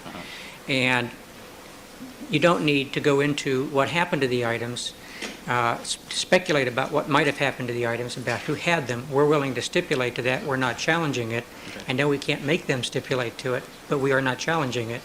And it seems inappropriate that they should be able to go far beyond what limited probative value this information has.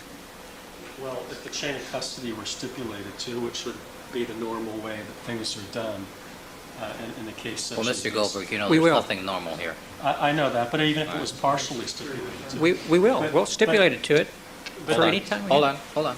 Well, if they're going to stipulate that there's, that the only portion of the chain of custody that they're contesting is between the scene and the evidence processing room, which they've already contested through Mr. Fung, and then that's it, then a lot of this becomes irrelevant. But that's apparently not what they're doing. They're I think, contesting almost every portion of the scene, even after the things were in the laboratory, between the time the things were at the laboratory and mailed out. Mm-hmm. They wouldn't even stipulate to laying the foundation on these boards. All right. My inclination, though, is to say that the prosecution is entitled to show that for a period of time, these items, as designated here, were in the possession of representatives of the defense, and that's the end of it. That's all. And We're then not gonna some of say it, that- and I don't recollect particularly how much was used of any particular swatch. Well, the problem with that is that opens the whole area up as to what we did with them, and we'll have to go into the fact that we weren't allowed to do anything to them, that we weren't allowed to perform any testing, that it was just an examination. And it seems to me that we're going to get off on a real long trail here that has very little impact on what limited probative value this information has when we're not contesting it. So how do you propose to do this?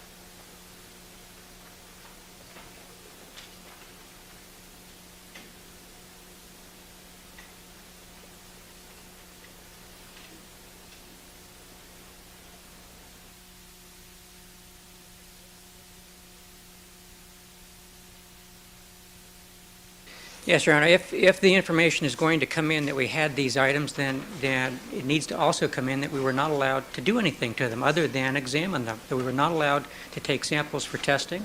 We were not permitted to do anything other than physically look at them.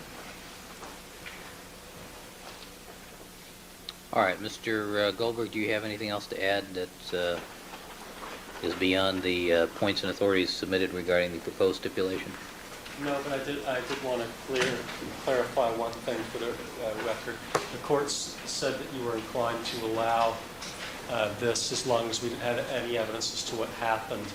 And generally speaking, I think that that's exactly what I intended to do with every single item, with the possible exception of item number 6, because item number 6, when it went out to Albany, did not have any hair in the bindle. But when it came back, it was photographed, and it does. So however it happened and whoever was responsible, that bindle became accidentally contaminated, which is kind of interesting because it was still tested and I believe still came out as clean. It doesn't have any biological evidence on it. Obviously, no one would intentionally contaminate a piece of evidence, but it is sort of interesting, and it would probably be very interesting to these jurors that it did become contaminated, as the defense has used that word, and still there was absolutely no impact on the evidence that was tested. So I think that it is relevant to bring that out. Actually, I'm sorry. That's not accurate. That hair was there when we got it, and we have fully documented that. All right, well, we'll see. I'm sure it'll come out in front of the jury in some form. All right, I want counsel here, Mr. Goldberg, Mr. Blazier. I want you gentlemen here at 8:30, and we'll continue the discussion. As I mentioned to you, I'm not comfortable with the state of my research on this particular issue, so I want to have a little more time to look into this. Can I just point out one other thing? I think we're done with the argument at this point. I just wanted to point something else out about the chart, but it's not a further argument. But I just did want to point out that in all these items, the only reason why we're putting these items that went to the defense, even though there were many more, is because they went to the defense between the time that we received them back and the time that we mailed them out again. I also wanted, for the record, to say that we would like to use some photographs of the socks, which have not been previously marked, but which counsel has. And I am going to use this EAP phenotype block diagram, which they've seen probably about a month ago now, but they may have forgotten that they saw it, so I wanted to put that on the record. All right. I don't have any problem with it. All right, counsel, what we're going to do is find some other way to store all of these because we need a little more working room there. Also, counsel have been inviting their witnesses to take the witness stand prior to the court coming out. It's for the court to invite witnesses to take the witness stand. All right? Sorry, Your Honor. Oh, Different just- courts have different practices. Yeah. Yeah. Your Honor, anything more than that? Just because time out. That's why we're here at 4:30. Right. There is, just, at this point in time, we still have not had any introduction of the actual results of the either conventional serological or DNA tests. I suppose that's tomorrow. I know that, so what I just wanted to bring to the court's attention right now to consider is, as an additional ground for, at this point, precluding that kind of testimony tomorrow morning from Mr. Matheson, is that it's not just simply a question of foundation testimony from the nurse. The blood itself hasn't been introduced into evidence. And frankly, I've looked at the California law, and I don't know of any cases, for instance, which say that it's okay to have a laboratory technician testify that a certain substance contained cocaine or heroin without first introducing the drugs that have been seized. And I have no case law in California that sustains the introduction of test results without the blood coming into evidence. And we would oppose, on an additional ground, the introduction of any results until the blood itself is introduced. All right, noted. Thank you. All right, see you gentlemen tomorrow morning. Mr. Blazier, one more thing? One more thing, yes. I Well, don't you want to... yielded the floor to Mr. Neufeld, so Well- I assumed that you were done for the day. No, I don't want to run afoul of the court's order. I have some slides that I prepared to illustrate points I intend to make with Mr. Matheson on cross-examination. That was my understanding, because that was impeachment material, that I don't need to provide that to them now, but I want to make sure that I'm clear on that. Yeah, now. They have a very Okay. loose definition of impeachment material, and I know we've gone over this over and over again. It's not any new original evidence or anything like that. They're just... No, what I will require you to do, however, prior to the session that you're going to use it, advise the court and counsel that you've got it, just in case there are any objections to it, without discussing it with the witness that's involved. That's fine, I'll do it after he's done with his direct. All right. Also, on many of these items, as the court knows, we have very voluminous photographs and so on. I don't bring everything, but I bring this cart down every day. That's Yeah. only a very small fraction of everything. Also, you're going to have the notebooks piled up there on the second tier below, because sometimes it obscures views and things of people, so Okay. keep it below, I've tried to do that. keep it below the level of the rail. I may have put that notebook there just a few months ago, I'm not sure. Okay. But I'm sure some of your minions upstairs, if they hear that we're using those other photos, will rush them down here. Yeah, but it's just that it would be some delay of 10, 15 minutes or whatever, depending on how crowded the elevators were at that time. Well, be prepared. All right, anything else? All right, we'll stand in recess 8:30 tomorrow morning, council. Thank you.